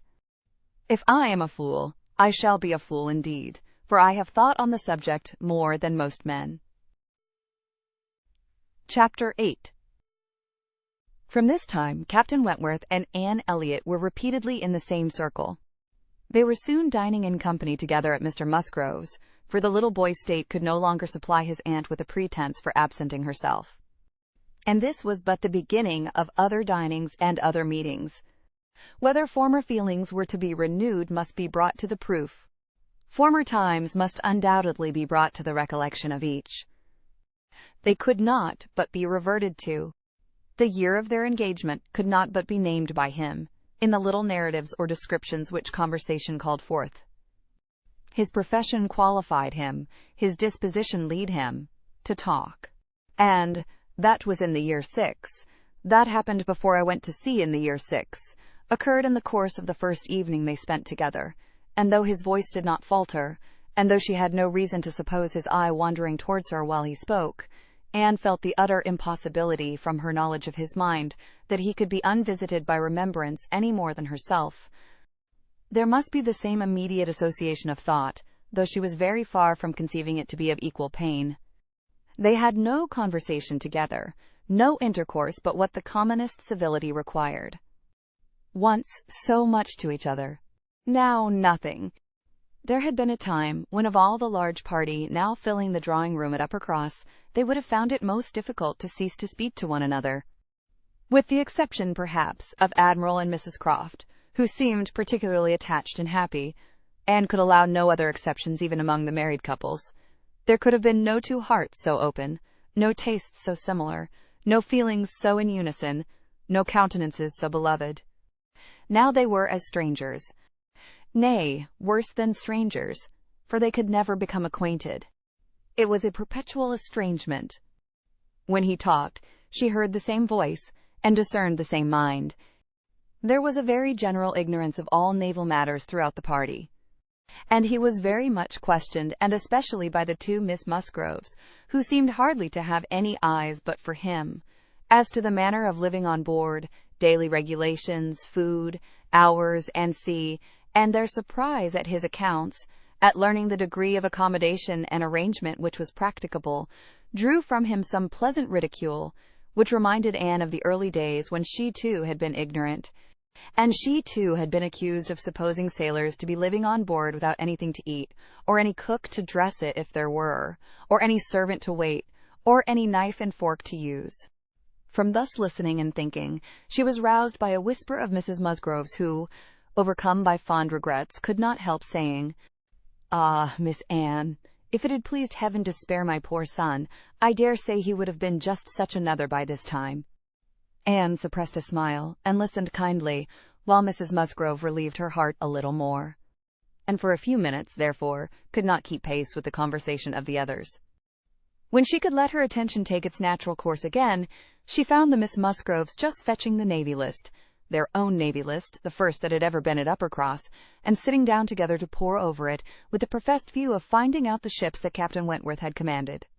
"Your first was the Asp, I remember." "We will look for the Asp." "You will not find her there. Quite worn out and broken up." "I was the last man who commanded her." "Hardly fit for service then."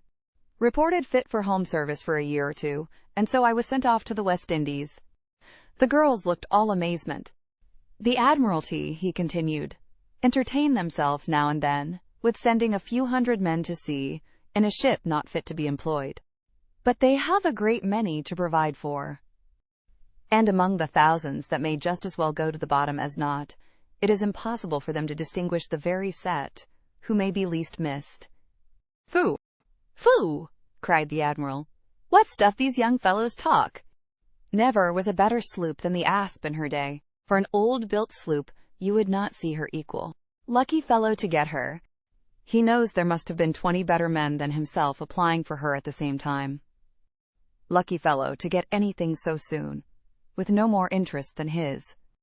"I felt my luck, Admiral, I assure you," replied Captain Wentworth seriously. "I was as well satisfied with my appointment as you can desire. It was a great object with me at that time to be at sea. A very great object. I wanted to be doing something." "To be sure you did. What should a young fellow like you do ashore for half a year together? If a man had not a wife, he soon wants to be afloat again." "But Captain Wentworth," cried Louisa, "how vexed you must have been when you came to the Asp, to see what an old thing they had given you."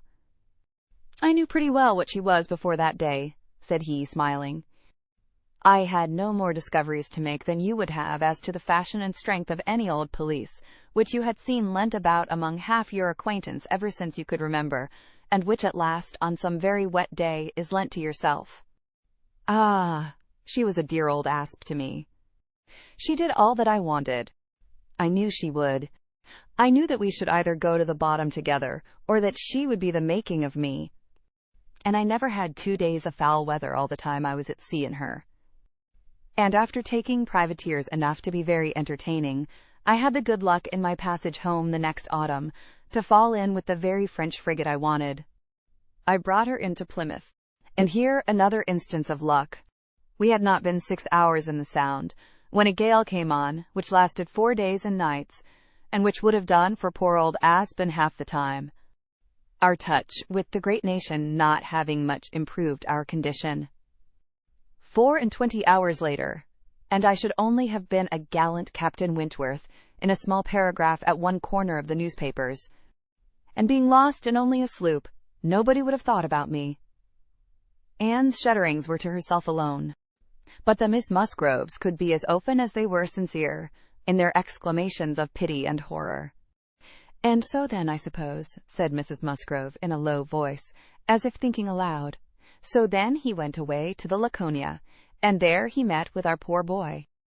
Charles, my dear," beckoning him to her, "do ask Captain Wentworth where it was he first met with your poor brother." "I always forgot." "It was at Gibraltar, mother, I know." Dick had been left ill at Gibraltar, with a recommendation from his former captain to Captain Wentworth. "Oh, but Charles, tell Captain Wentworth he need not be afraid of mentioning poor Dick before me, for it would be rather a pleasure to hear him talked of by such a good friend." Charles, being somewhat more mindful of the probabilities of the case, only nodded in reply, and walked away. The girls were now hunting for the Laconia, and Captain Wentworth could not deny himself the pleasure of taking the precious volume into his own hands to save them the trouble, and once more read aloud the little statement of her name and rate and present non-commissioned class, observing over it that she too had been one of the best friends man ever had. Ah, those were pleasant days when I had the Laconia. How fast I made money in her!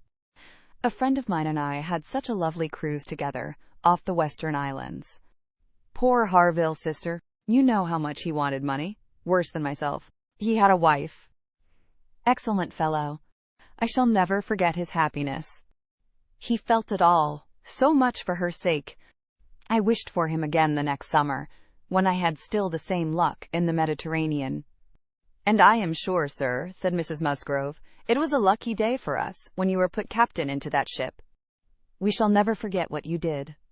Her feelings made her speak low. And Captain Wentworth, hearing only in part, and probably not having Dick Musgrove at all near his thoughts, looked rather in suspense, and as if waiting for more. "My brother," whispered one of the girls. "Mamma is thinking of poor Richard."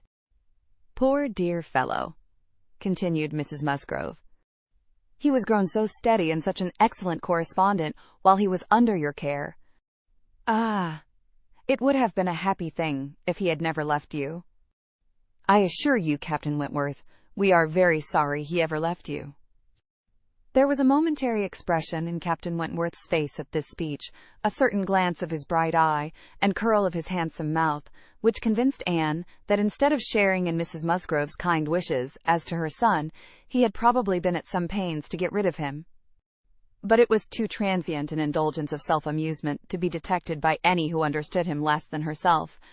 In another moment he was perfectly collected and serious, and almost instantly afterwards, coming up to the sofa, on which she and Mrs. Musgrove were sitting, took a place by the latter, and entered into conversation with her, in a low voice, about her son, doing it with so much sympathy and natural grace, as showed the kindest consideration for all that was real and unabsurd in the parent's feelings.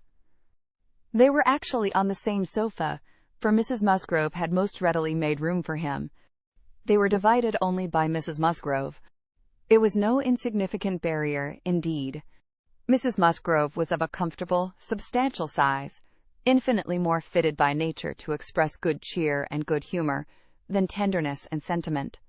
And while the agitations of Anne's slender form and pensive face may be considered as very completely screened, Captain Wentworth should be allowed some credit for the self-command with which he attended to her large fat sighings over the destiny of a son, whom alive nobody had cared for.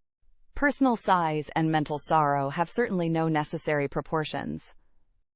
A large bulky figure has as good a right to be in deep affliction as the most graceful set of limbs in the world. But, fair or not fair, there are unbecoming conjunctions, which reason will patronize in vain, which taste cannot tolerate, which ridicule will seize. The Admiral, after taking 2 or 3 refreshing turns about the room with his hands behind him, being called to order by his wife, now came up to Captain Wentworth, and without any observation of what he might be interrupting, thinking only of his own thoughts, began with, "If you had been a week later at Lisbon, last spring, Frederick, you would have been asked to give a passage to Lady Mary Grierson and her daughters." "Should I? I am glad I was not a week later then." The Admiral abused him for his want of gallantry. He defended himself, though professing that he would never willingly admit any ladies on board a ship of his, excepting for a ball, or a visit, which a few hours might comprehend. "But if I know myself," said he, "this is from no want of gallantry towards them. It is rather from feeling how impossible it is, with all one's efforts, and all one's sacrifices, to make the accommodations on board such as women ought to have.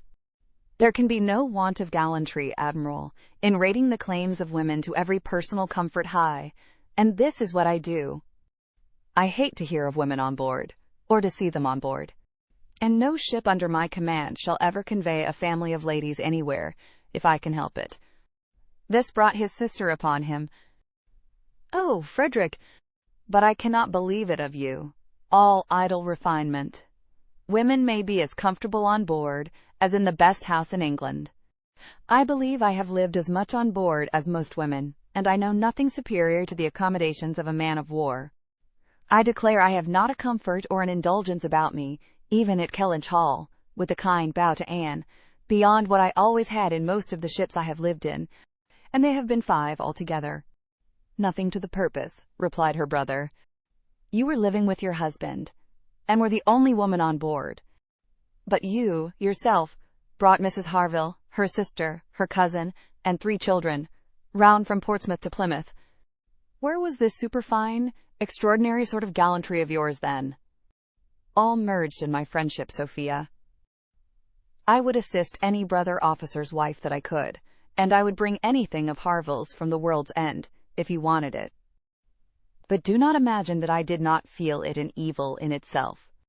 Depend upon it, they were all perfectly comfortable. I might not like them the better for that, perhaps. Such a number of women and children have no right to be comfortable on board." "My dear Frederick, you are talking quite idly. Pray, what would become of us poor sailors' wives, who often want to be conveyed to one port or another after our husbands, if everybody had your feelings?" "My feelings, you see, did not prevent my taking Mrs. Harville and all her family to Plymouth. But I hate to hear you talking so like a fine gentleman, and as if women were all fine ladies, instead of rational creatures. We none of us expect to be in smooth water all our days." "Ah, my dear," said the Admiral, "when he has got a wife, he will sing a different tune. When he is married, if we have the good luck to live to another war, we shall see him do as you and I, and a great many others, have done. We shall have him very thankful to anybody that will bring him his wife." "Aye, that we shall." "Now I have done," cried Captain Wentworth. "When once married people begin to attack me with, 'Oh!' you will think very differently when you are married. I can only say, 'No, I shall not,' and then they say again, 'Yes, you will,' and there is an end of it." He got up and moved away. "What a great traveller you must have been, ma'am," said Mrs. Musgrove to Mrs. Croft. "Pretty well, ma'am, in the 15 years of my marriage, though many women have done more. I have crossed the Atlantic 4 times, and have been once to the East Indies, and back again, and only once. Besides being in different places about home, Cork, and Lisbon, and Gibraltar. But I never went beyond the Straits, and never was in the West Indies. We do not call Bermuda or Bahama, the West Indies." Mrs. Musgrove had not a word to say in dissent. She could not accuse herself of having ever called them anything in the whole course of her life. "And I do assure you, ma'am," pursued Mrs. Croft, "that nothing can exceed the accommodations of a man of war. I speak, of the higher rates. When you come to a frigate, of course, you are more confined, though any reasonable woman may be perfectly happy in one of them. And I can safely say that the happiest part of my life has been spent on board a ship. While we were together, there was nothing to be feared. Thank God! I have always been blessed with excellent health, and no climate disagrees with me. A little disordered always the first 24 hours of going to sea, but never knew what sickness was afterwards. The only time I ever really suffered in body or mind, the only time that I ever fancied myself unwell or had any ideas of danger, was the winter that I passed by myself at Deal, when the Admiral, Captain Croft then, was in the North Seas. I lived in perpetual fright at that time, and had all manner of imaginary complaints from not knowing what to do with myself, or when I should hear from him next. But as long as we could be together, nothing ever ailed me, and I never met with the smallest inconvenience. I, to be sure. Yes, indeed. Oh, yes. I am quite of your opinion, Mrs. Croft, was Mrs. Musgrove's hearty answer. There is nothing so bad as a separation. I am quite of your opinion. I know what it is, for Mr. Musgrove always attends the assizes, and I am so glad when they are over and he is safe back again. The evening ended with dancing. On its being proposed, Anne offered her services, as usual. And though her eyes would sometimes fill with tears as she sat at the instrument, she was extremely glad to be employed, and desired nothing in return but to be unobserved. It was a merry, joyous party, and no one seemed in higher spirits than Captain Wentworth. She felt that he had everything to elevate him which general attention and deference, and especially the attention of all the young women, could do. The Miss Hayters, the females of the family of cousins already mentioned, were apparently admitted to the honor of being in love with him, and as for Henrietta and Louisa, they both seemed so entirely occupied by him, that nothing but the continued appearance of the most perfect goodwill between themselves could have made it credible that they were not decided rivals. If he were a little spoilt by such universal, such eager admiration, who could wonder? These were some of the thoughts which occupied Anne, while her fingers were mechanically at work, proceeding for half an hour together, equally without error, and without consciousness. Once she felt that he was looking at herself, observing her altered features, perhaps trying to trace in them the ruins of the face which had once charmed him. And once she knew that he must have spoken of her. She was hardly aware of it, till she heard the answer. But then she was sure of his having asked his partner whether Miss Elliot never danced. The answer was, "Oh no, never. She has quite given up dancing. She had rather play. She is never tired of playing." Once, too, he spoke to her. She had left the instrument on the dancing being over, and he had sat down to try to make out an air which he wished to give the Miss Musgroves an idea of. Unintentionally, she returned to that part of the room. He saw her, and instantly rising, said with studied politeness, "I beg your pardon, madam, this is your seat." And though she immediately drew back with a decided negative, he was not to be induced to sit down again. Anne did not wish for more of such looks and speeches. His cold politeness, his ceremonious grace, were worse than anything. Chapter 9. Captain Wentworth was come to Kellynch as to a home, to stay as long as he liked, being as thoroughly the object of the Admiral's fraternal kindness as of his wife's. He had intended, on first arriving, to proceed very soon into Shropshire, and visit the brothers settled in that country, but the attractions of Uppercross induced him to put this off. There was so much of friendliness and of flattery, and of everything most bewitching in his reception there. The old were so hospitable, the young so agreeable, that he could not but resolve to remain where he was, and take all the charms and perfections of Edward's wife upon credit a little longer. It was soon Uppercross with him almost every day. The Musgroves could hardly be more ready to invite than he to come, particularly in the morning, when he had no companion at home, for the Admiral and Mrs. Croft were generally out of doors together, interesting themselves in their new possessions, their grass, and their sheep, and dawdling about in a way not endurable to a third person, or driving out in a gig lately added to their establishment. Hitherto there had been but one opinion of Captain Wentworth among the Musgroves and their dependencies. It was unvarying, warm admiration everywhere. But this intimate footing was not more than established, when a certain Charles Hayter returned among them, to be a good deal disturbed by it, and to think Captain Wentworth very much in the way. Charles Hayter was the eldest of all the cousins, and a very amiable, pleasing young man, between whom and Henrietta there had been a considerable appearance of attachment previous to Captain Wentworth's introduction. He was in orders, and having a curacy in the neighbourhood, where residence was not required, lived at his father's house, only 2 miles from Uppercross. A short absence from home had left his fair one unguarded by his attentions at this critical period, and when he came back, he had the pain of finding very altered manners, and of seeing Captain Wentworth. Mrs. Musgrove and Mrs. Hayter were sisters. They had each had money, but their marriages had made a material difference in their degree of consequence.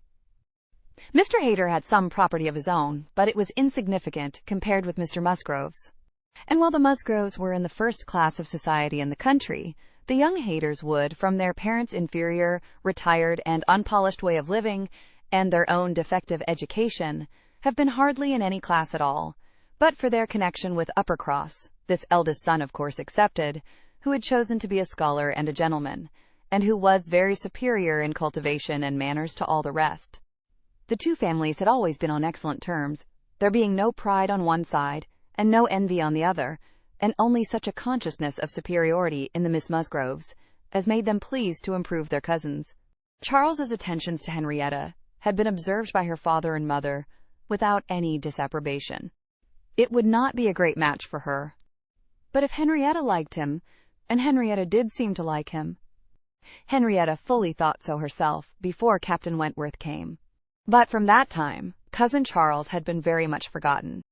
Which of the two sisters was preferred by Captain Wentworth was as yet quite doubtful as far as Anne's observation reached. Henrietta was perhaps the prettiest, Louisa had the higher spirits, and she knew not now whether the more gentle or the more lively character were most likely to attract him. Mr. and Mrs. Musgrove, either from seeing little, or from an entire confidence in the discretion of both their daughters, and of all the young men who came near them, seemed to leave everything to take its chance. There was not the smallest appearance of solicitude or remark about them in the mansion house. But it was different at the cottage. The young couple there were more disposed to speculate and wonder, and Captain Wentworth had not been above 4 or 5 times in the Miss Musgroves' company, and Charles Hayter had but just reappeared, when Anne had to listen to the opinions of her brother and sister as to which was the one liked best. Charles gave it for Louisa, Mary for Henrietta, but quite agreeing that to have him marry either could be extremely delightful. Charles had never seen a pleasanter man in his life, and from what he had once heard Captain Wentworth himself say, was very sure that he had not made less than £20,000 by the war. Here was a fortune at once, besides which there would be the chance of what might be done in any future war.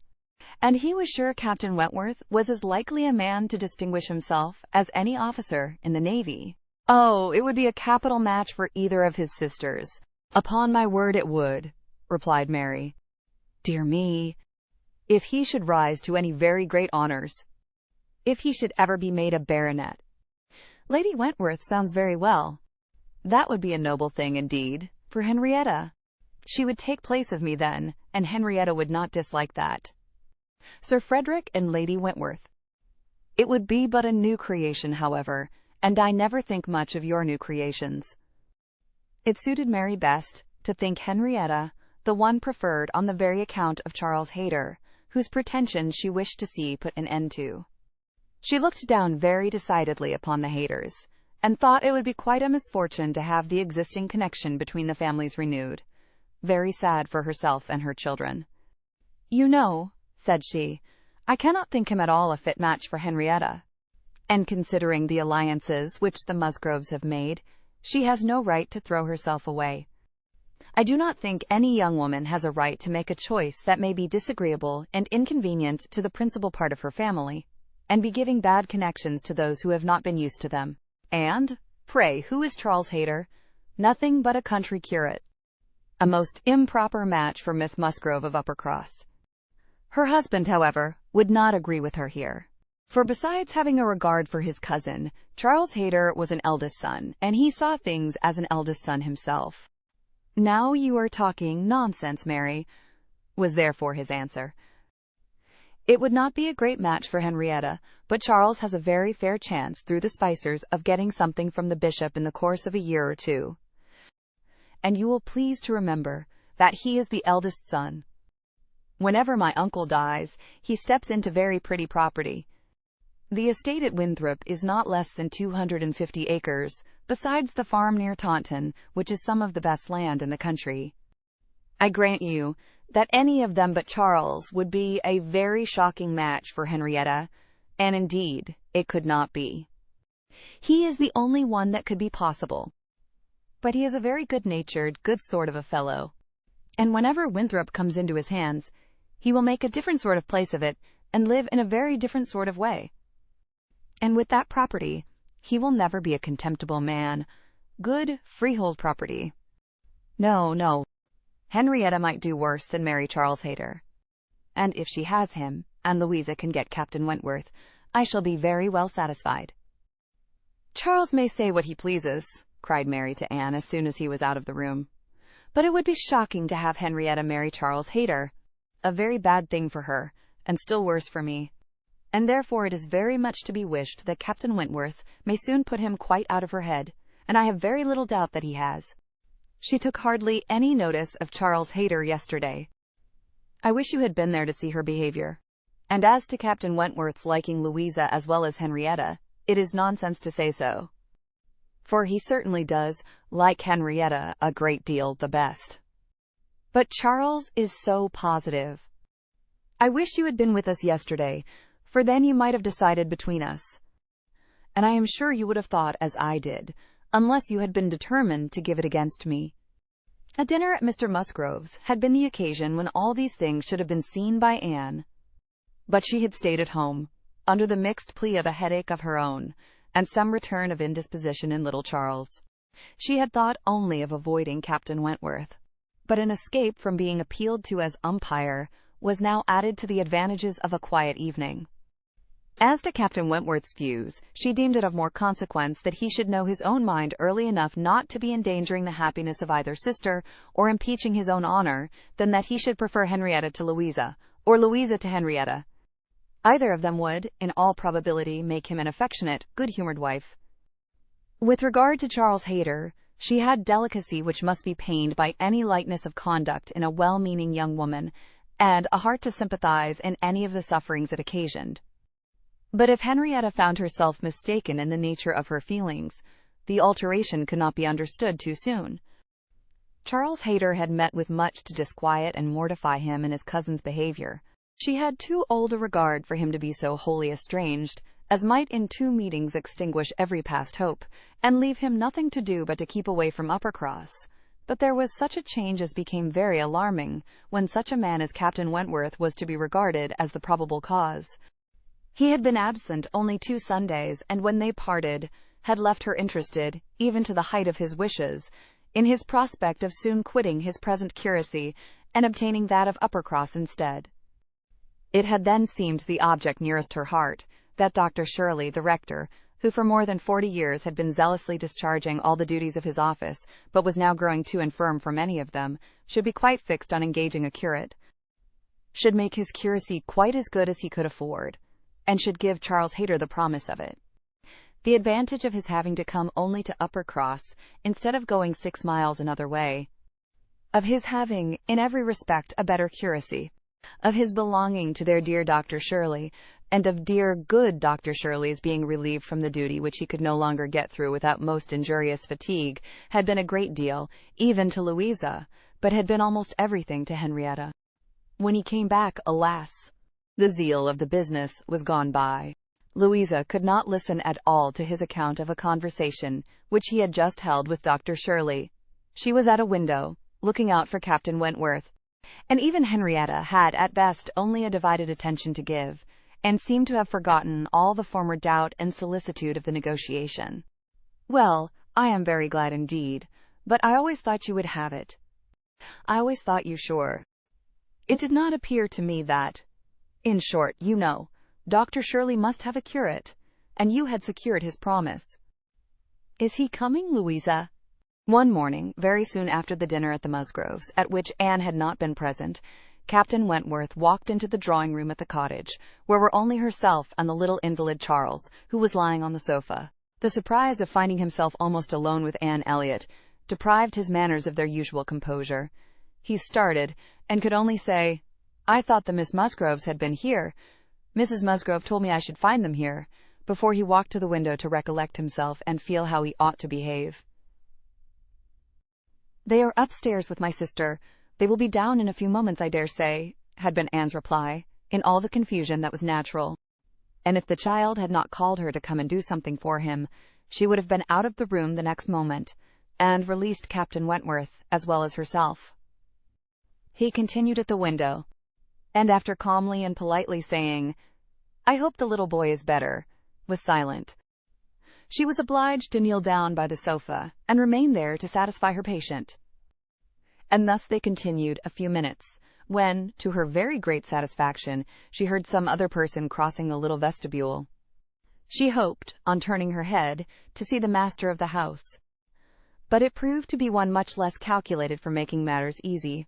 Charles Hayter, probably not at all better pleased by the sight of Captain Wentworth than Captain Wentworth had been by the sight of Anne. She only attempted to say, "How do you do? Will you not sit down? The others will be here presently." Captain Wentworth, however, came from his window, apparently not ill-disposed for conversation. But Charles Hayter soon put an end to his attempts by seating himself near the table and taking up the newspaper. And Captain Wentworth returned to his window. Another minute brought another addition. The younger boy, a remarkable stout, forward child of 2 years old, having got the door opened for him by someone without, made his determined appearance among them, and went straight to the sofa to see what was going on, and put in his claim to anything good that might be giving away. There being nothing to eat, he could only have some play. And as his aunt would not let him tease his sick brother, he began to fasten himself upon her, as she knelt, in such a way that, busy as she was about Charles, she could not shake him off. She spoke to him, ordered, entreated, and insisted in vain. Once she did contrive to push him away, but the boy had the greater pleasure in getting upon her back again directly. "Walter," said she, "get down this moment. You are extremely troublesome. I am very angry with you."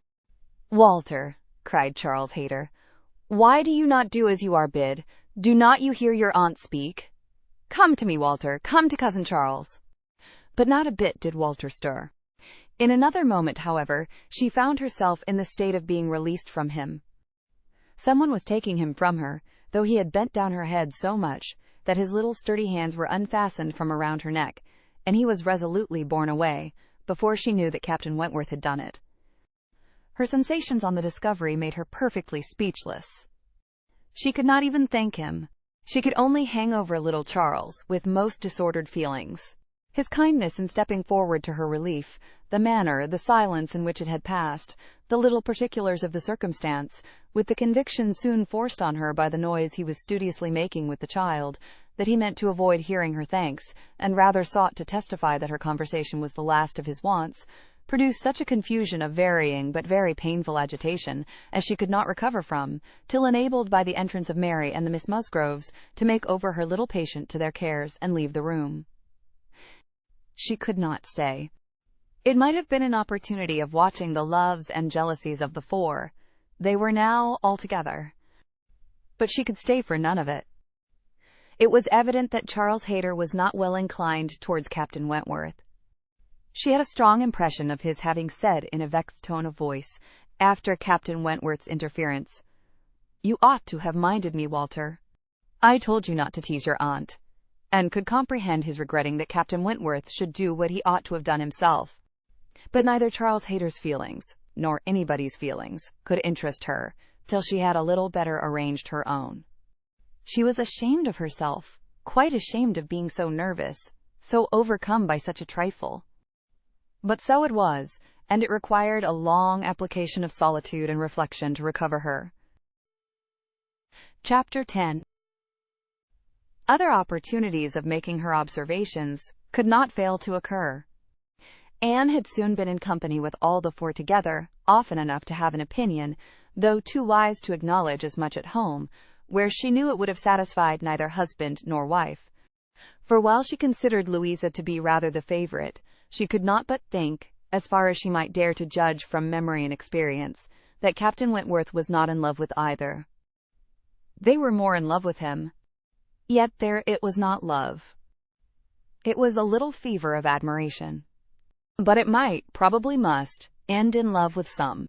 Charles Hayter seemed aware of being slighted, and yet Henrietta had sometimes the air of being divided between them.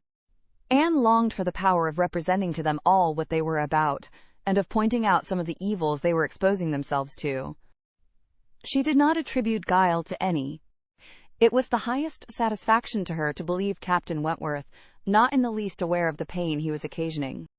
There was no triumph, no pitiful triumph in his manner. He had, probably, never heard, and never thought of any claims of Charles Hayter. He was only wrong in accepting the attentions, for accepting must be the word, of two young women at once. After a short struggle, however, Charles Hayter seemed to quit the field. 3 days had passed without his coming once to Uppercross. A most decided change. He had even refused one regular invitation to dinner. And having been found on the occasion by Mr. Musgrove with some large books before him, Mr. and Mrs. Musgrove were sure all could not be right, and talked with grave faces of his studying himself to death. It was Mary's hope and belief that he had received a positive dismissal from Henrietta, and her husband lived under the constant dependence of seeing him tomorrow. Anne could only feel that Charles Hayter was wise.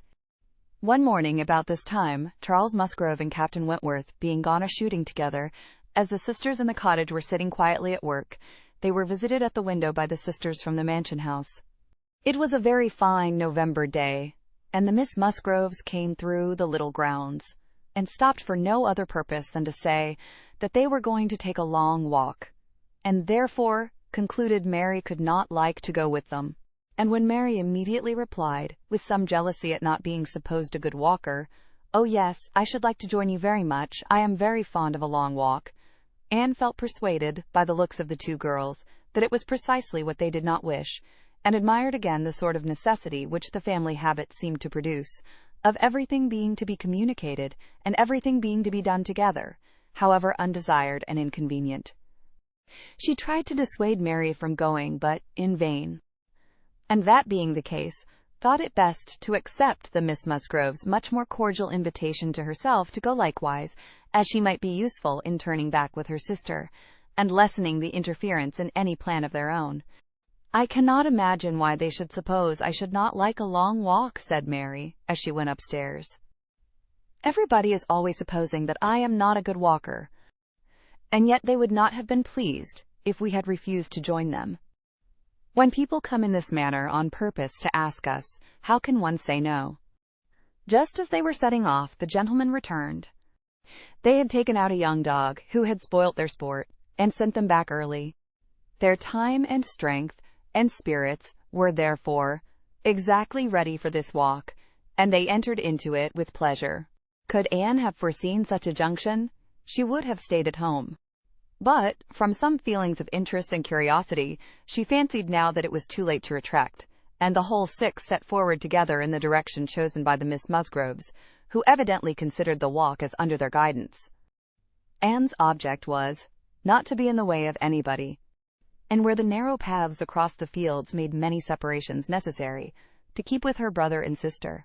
Her pleasure in the walk must arise from the exercise and the day, from the view of the last smiles of the year upon the tawny leaves and withered hedges, and from repeating to herself some few of the 1,000 poetical descriptions extant of autumn, that season of peculiar and inexhaustible influence on the mind of taste and tenderness, that season which had drawn from every poet, worthy of being read, some attempt at description, or some lines of feeling. She occupied her mind as much as possible in such like musings and quotations. But it was not possible that when within reach of Captain Wentworth's conversation with either of the Miss Musgroves, she should not try to hear it. Yet she caught little very remarkable. It was mere lively chat, such as any young persons, on an intimate footing, might fall into. He was more engaged with Louisa than with Henrietta. Louisa certainly put more forward for his notice than her sister. This distinction appeared to increase, and there was one speech of Louisa's which struck her. After one of the many praises of the day which were continually bursting forth, Captain Wentworth added, "What glorious weather for the Admiral and my sister! They meant to take a long drive this morning. Perhaps we may hail them from some of these hills. They talked of coming into this side of the country. I wonder whereabouts they will upset today. Oh, it does happen very often, I assure you." but my sister makes nothing of it. She would as lieve be tossed out as not. Ah, you make the most of it, I know, cried Louisa, but if it were really so, I should do just the same in her place. If I loved a man, as she loves the Admiral, I would always be with him. Nothing should ever separate us, and I would rather be overturned by him than driven safely by anybody else. It was spoken with enthusiasm. Had you? Cried he, catching the same tone. I honor you. And there was silence between them for a little while. Anne could not immediately fall into a quotation again. The sweet scenes of autumn were for a while put by, unless some tender sonnet, fraught with the apt analogy of the declining year, with declining happiness, and the images of youth and hope, and spring, all gone together, blessed her memory. She roused herself to say, as they struck by order into another path, Is not this one of the ways to Winthrop? But nobody heard, or at least nobody answered her. Winthrop, however, or its environs, for young men are, sometimes to be met with, strolling about near home, was their destination. And after another half-mile of gradual ascent through large enclosures, where the ploughs at work and the fresh-made paths spoke, the farmer counteracting the sweets of poetical despondence, and meaning to have spring again, they gained the summit of the most considerable hill which parted Uppercross and Winthrop, and soon commanded a full view of the latter, at the foot of the hill on the other side. Winthrop, without beauty and without dignity, was stretched before them, an indifferent house, standing low and hemmed in by the barns and buildings of a farmyard. Mary exclaimed, Bless me! Here is Winthrop. I declare I had no idea. Well now, I think we had better turn back. I am excessively tired. Henrietta, conscious and ashamed, and seeing no cousin Charles walking along any path or leaning against any gate, was ready to do as Mary wished. But no, said Charles Musgrove, and no, no, cried Louisa more eagerly, and taking her sister aside, seemed to be arguing the matter warmly.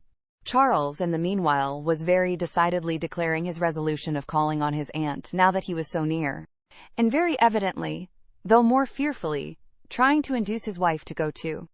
But this was one of the points on which the lady showed her strength, and when he recommended the advantage of resting herself a quarter of an hour at Winthrop, as she felt so tired, she resolutely answered, Oh, no indeed.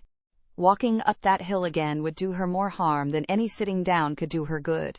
And, in short, her look and manner declared that go she would not. After a little succession of these sort of debates and consultations, it was settled between Charles and his two sisters that he and Henrietta should just run down for a few minutes to see their aunt and cousins, while the rest of the party waited for them at the top of the hill. Louisa seemed the principal arranger of the plan, and, as she went a little way with them, down the hill, still talking to Henrietta, Mary took the opportunity of looking scornfully around her, and saying to Captain Wentworth, It is very unpleasant, having such connections. But, I assure you, I have never been in the house above twice in my life. She received no other answer than an artificial, assenting smile, followed by a contemptuous glance as he turned away, which Anne perfectly knew the meaning of. The brow of the hill where they remained was a cheerful spot.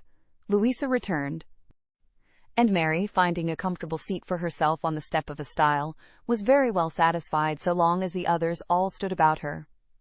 But when Louisa drew Captain Wentworth away to try for a gleaning of nuts in an adjoining hedgerow, and they were gone by degrees quite out of sight and sound, Mary was happy no longer. She quarrelled with her own seat, was sure Louisa had got a much better somewhere, and nothing could prevent her from going to look for a better also. She turned through the same gate, but could not see them. Anne found a nice seat for her, on a dry, sunny bank, under the hedgerow, in which she had no doubt of their still being in some spot or other. Mary sat down for a moment, but it would not do. She was sure Louisa had found a better seat somewhere else, and she would go on till she overtook her. Anne, really tired herself, was glad to sit down, and she very soon heard Captain Wentworth and Louisa in the hedgerow behind her, as if making their way back along the rough, wild sort of channel, down the centre. They were speaking as they drew near. Louisa's voice was the first distinguished. She seemed to be in the middle of some eager speech. What Anne first heard was, "And so, I made her go. I could not bear that she should be frightened from the visit by such nonsense. What? Would I be turned back from doing a thing that I had determined to do, and that I knew to be right, by the airs and interference of such a person, or of any person, I may say? No, I have no idea of being so easily persuaded. When I have made up my mind, I have made it. And Henrietta seemed entirely to have made up hers to call at Winthrop today. And yet, she was as near giving it up, out of nonsensical complaisance. She would have turned back then, but for you? She would, indeed. I am almost ashamed to say it. Happy for her to have such a mind as yours at hand. After the hints you gave just now, which did but confirm my own observations, the last time I was in company with him, I need not affect to have no comprehension of what is going on. I see that more than a mere dutiful morning visit to your aunt was in question. And woe betide him, and her too, when it comes to things of consequence, when they are placed in circumstances requiring fortitude and strength of mind, if she have not resolution enough to resist idle interference in such a trifle as this. Your sister is an amiable creature, but yours is the character of decision and firmness, I see. If you value her conduct or happiness, infuse as much of your own spirit into her as you can. But this, no doubt, you have been always doing. It is the worst evil of too yielding and indecisive a character, that no influence over it can be depended on. You are never sure of a good impression being durable. Everybody may sway it. Let those who would be happy be firm. Here is a nut, said he, catching one down from an upper bough, to exemplify, a beautiful glossy nut, which, blessed with original strength, has outlived all the storms of autumn. Not a puncture, not a weak spot anywhere. This nut, he continued, with playful solemnity, while so many of his brethren have fallen and been trodden under foot, is still in possession of all the happiness that a hazelnut can be supposed capable of. Then returning to his former earnest tone, my first wish for all whom I am interested in is that they should be firm. If Louisa Musgrove would be beautiful and happy in her November of life, she will cherish all her present powers of mind. He had done, and was unanswered. It would have surprised Anne if Louisa could have readily answered such a speech. Words of such interest, spoken with such serious warmth. She could imagine what Louisa was feeling. For herself, she feared to move, lest she should be seen. While she remained, a bush of low rambling holly protected her, and they were moving on. Before they were beyond her hearing, however, Louisa spoke again. Mary is good-natured enough in many respects, said she, but she does sometimes provoke me excessively by her nonsense and pride, the Elliot pride. She has a great deal too much of the Elliot pride. We do so wish that Charles had married Anne instead. I suppose you know he wanted to marry Anne? After a moment's pause, Captain Wentworth said, Do you mean that she refused him? Oh, yes. Certainly. When did that happen? I do not exactly know, for Henrietta and I were at school at the time, but I believe about a year before he married Mary. I wish she had accepted him. We should all have liked her a great deal better. And Papa and Mamma always think it was her great friend Lady Russell's doing that she did not. They think Charles might not be learned and bookish enough to please Lady Russell, and that therefore she persuaded Anne to refuse him. The sounds were retreating, and Anne distinguished no more. Her own emotions still kept her fixed. She had much to recover from, before she could move. The listener's proverbial fate was not absolutely hers. She had heard no evil of herself, but she had heard a great deal of very painful import. She saw how her own character was considered by Captain Wentworth, and there had been just that degree of feeling and curiosity about her in his manner which must give her extreme agitation. As soon as she could, she went after Mary, and having found, and walked back with her to their former station, by the stile, felt some comfort in their whole party being immediately afterwards collected, and once more in motion together. Her spirits wanted the solitude and silence which only numbers could give. Charles and Henrietta returned, bringing, as may be conjectured, Charles Hayter with them. The minutiae of the business Anne could not attempt to understand. Even Captain Wentworth did not seem admitted to perfect confidence here, but that there had been a withdrawing on the gentleman's side, and a relenting on the lady's, and that they were now very glad to be together again did not admit a doubt. Henrietta looked a little ashamed, but very well pleased. Charles Hayter exceedingly happy, and they were devoted to each other almost from the first instant of their all setting forward for Uppercross. Everything now marked out Louisa for Captain Wentworth. Nothing could be plainer. And where many divisions were necessary, or even where they were not, they walked side by side nearly as much as the other two. In a long strip of meadowland, where there was ample space for all, they were thus divided, forming 3 distinct parties.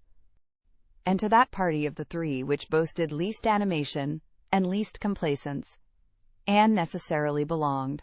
She joined Charles and Mary, and was tired enough to be very glad of Charles's other arm. But Charles, though in very good humor with her, was out of temper with his wife. Mary had shown herself disobliging to him, and was now to reap the consequence, which consequence was his dropping her arm almost every moment to cut off the heads of some nettles in the hedge with his switch. And when Mary began to complain of it, and lament her being ill-used, according to custom, in being on the hedge side, while Anne was never incommoded on the other, he dropped the arms of both to hunt after a weasel, which he had a momentary glance of, and they could hardly get him along at all. This long meadow bordered a lane, which their footpath at the end of it was to cross, and when the party had all reached the gate of exit, the carriage advancing in the same direction, which had been some time heard, was just coming up, and proved to be Admiral Croft's gig. He and his wife had taken their intended drive, and were returning home. Upon hearing how long a walk the young people had engaged in, they kindly offered a seat to any lady who might be particularly tired. It would save her a full mile, and they were going through Uppercross. The invitation was general, and generally declined. The Miss Musgroves were not at all tired, and Mary was either offended by not being asked before any of the others, or what Louisa called the Elliot pride could not endure to make a third in a one-horse chaise. The walking party had crossed the lane, and were surmounting an opposite stile, and the Admiral was putting his horse in motion again, when Captain Wentworth cleared the hedge in a moment to say something to his sister. The something might be guessed by its effects. "Miss Elliot, I am sure you are tired," cried Mrs. Croft. "Do let us have the pleasure of taking you home. Here is excellent room for 3, I assure you. If we were all like you, I believe we might sit 4. You must, indeed you must." Anne was still in the lane, and though instinctively beginning to decline, she was not allowed to proceed. The Admiral's kind urgency came in support of his wife's. They would not be refused. They compressed themselves into the smallest possible space to leave her a corner, and Captain Wentworth, without saying a word, turned to her and quietly obliged her to be assisted into the carriage. Yes, he had done it. She was in the carriage, and felt that he had placed her there, that his will in his hands had done it, that she owed it to his perception of her fatigue and his resolution to give her rest. She was very much affected by the view of his disposition towards her, which all these things made apparent. This little circumstance seemed the completion of all that had gone before. She understood him. He could not forgive her, but he could not be unfeeling. Though condemning her for the past, and considering it with high and unjust resentment, though perfectly careless of her, and though becoming attached to another, still he could not see her suffer, without the desire of giving her relief. It was a remainder of former sentiment. It was an impulse of pure, though unacknowledged friendship. It was a proof of his own warm and amiable heart, which she could not contemplate without emotions so compounded of pleasure and pain, that she knew not which prevailed. Her answers to the kindness and the remarks of her companions were at first unconsciously given. They had travelled half their way along the rough lane, before she was quite awake to what they said. She then found them talking of Frederick. "He certainly means to have one or other of those 2 girls, Sophie," said the Admiral. "But there is no saying which. He has been running after them, too, long enough, one would think, to make up his mind. Aye, this comes of the peace. If it were war now, he would have settled it long ago. We sailors, Miss Elliot, cannot afford to make long courtships in time of war. How many days was it, my dear, between the first time of my seeing you and our sitting down together in our lodgings at North Yarmouth?" "We had better not talk about it, my dear," replied Mrs. Croft pleasantly.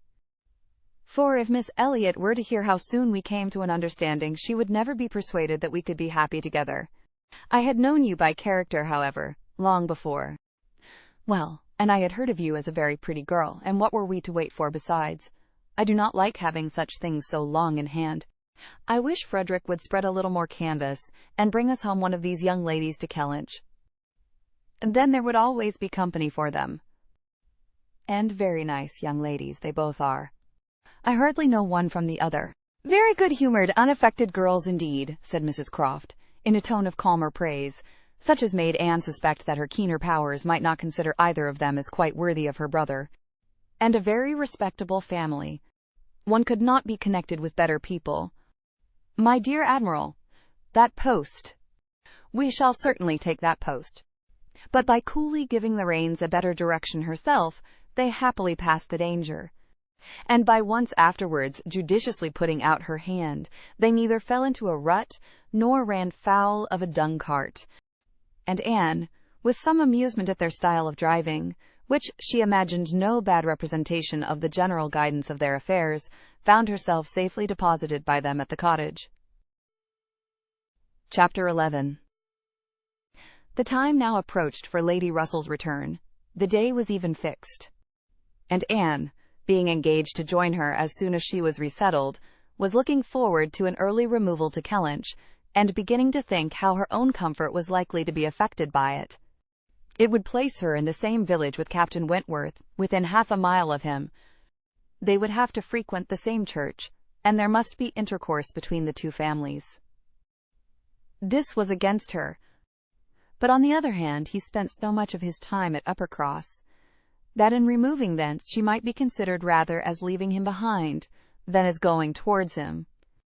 And upon the whole, she believed she must, on this interesting question, be the gainer, almost as certainly as in her change of domestic society, in leaving poor Mary for Lady Russell. She wished it might be possible for her to avoid ever seeing Captain Wentworth at the Hall. Those rooms had witnessed former meetings which would be brought too painfully before her. But she was yet more anxious for the possibility of Lady Russell and Captain Wentworth never meeting anywhere. They did not like each other, and no renewal of acquaintance now could do any good. And were Lady Russell to see them together, she might think that he had too much self-possession, and she too little. These points formed her chief solicitude in anticipating her removal from Uppercross, where she felt she had been stationed quite long enough. Her usefulness to little Charles would always give some sweetness to the memory of her 2 months' visit there, but he was gaining strength apace, and she had nothing else to stay for. The conclusion of her visit, however, was diversified in a way which she had not at all imagined. Captain Wentworth, after being unseen and unheard of at Uppercross for 2 whole days, appeared again among them to justify himself by a relation of what had kept him away. A letter from his friend, Captain Harville, having found him out at last, had brought intelligence of Captain Harville's being settled with his family at Lyme for the winter, of their being, therefore, quite unknowingly within 20 miles of each other. Captain Harville had never been in good health since a severe wound which he received 2 years before, and Captain Wentworth's anxiety to see him had determined him to go immediately to Lyme. He had been there for 24 hours.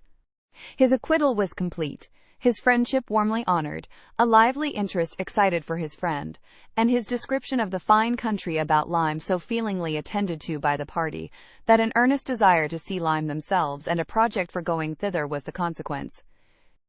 The young people were all wild to see Lyme. Captain Wentworth talked of going there again himself. It was only 17 miles from Uppercross. Though November, the weather was by no means bad.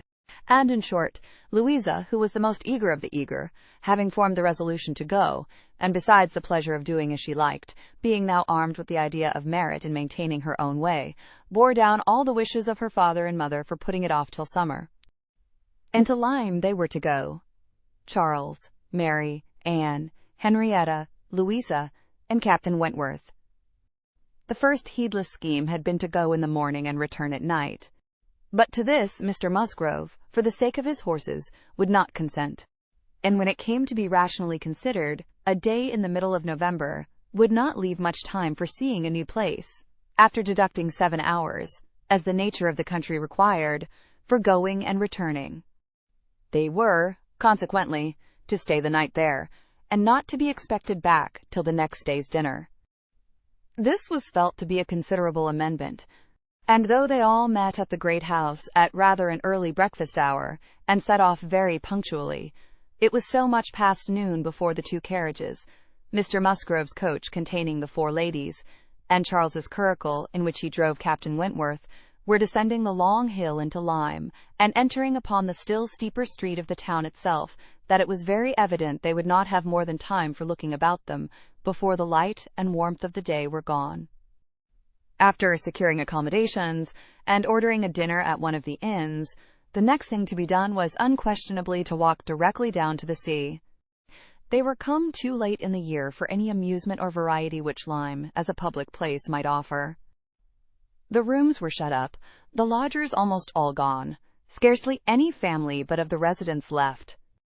And, as there is nothing to admire in the buildings themselves, the remarkable situation of the town, the principal street almost hurrying into the water, the walk to the Cobb, skirting round the pleasant little bay which, in the season, is animated with bathing machines and company.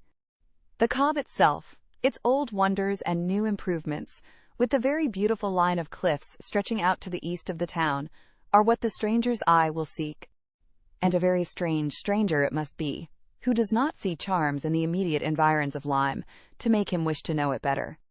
The scenes in its neighborhood, Charmouth, with its high grounds and extensive sweeps of country, and still more, its sweet retired bay, backed by dark cliffs, where fragments of low rock among the sands make it the happiest spot for watching the flow of the tide, for sitting in unwearied contemplation. The woody varieties of the cheerful village of Up Lyme, and above all Pinny, with its green chasms between romantic rocks, where the scattered forest trees and orchards of luxuriant growth declare that many a generation must have passed away since the first partial falling of the cliff prepared the ground for such a state, where a scene so wonderful and so lovely is exhibited, as may more than equal any of the resembling scenes of the far-famed Isle of Wight. These places must be visited, and visited again, to make the worth of Lyme understood. The party from Uppercross, passing down by the now deserted and melancholy-looking rooms, and still descending, soon found themselves on the seashore, and lingering only, as all must linger and gaze on a first return to the sea, who ever deserved to look on it at all, proceeded towards the Cobb, equally their object in itself and on Captain Wentworth's account. For in a small house, near the foot of an old pier of unknown date, were the Harvilles settled. Captain Wentworth turned in to call on his friend. The others walked on, and he was to join them on the Cobb. They were by no means tired of wondering and admiring, and not even Louisa seemed to feel that they had parted with Captain Wentworth long when they saw him coming after them, with 3 companions, all well known already by description to be Captain and Mrs. Harville, and a Captain Benwick who was staying with them. Captain Benwick had some time ago been first lieutenant of the Laconia, and the account which Captain Wentworth had given of him, on his return from Lyme before, his warm praise of him as an excellent young man and an officer, whom he had always valued highly, which must have stamped him well in the esteem of every listener, had been followed by a little history of his private life, which rendered him perfectly interesting in the eyes of all the ladies. He had been engaged to Captain Harville's sister, and was now mourning her loss. They had been a year or 2 waiting for fortune and promotion. Fortune came, his prize money as lieutenant being great. Promotion, too, came at last. But Fanny Harville did not live to know it. She had died the preceding summer, while he was at sea. Captain Wentworth believed it impossible for man to be more attached to woman than poor Benwick had been to Fanny Harville, or to be more deeply afflicted under the dreadful change.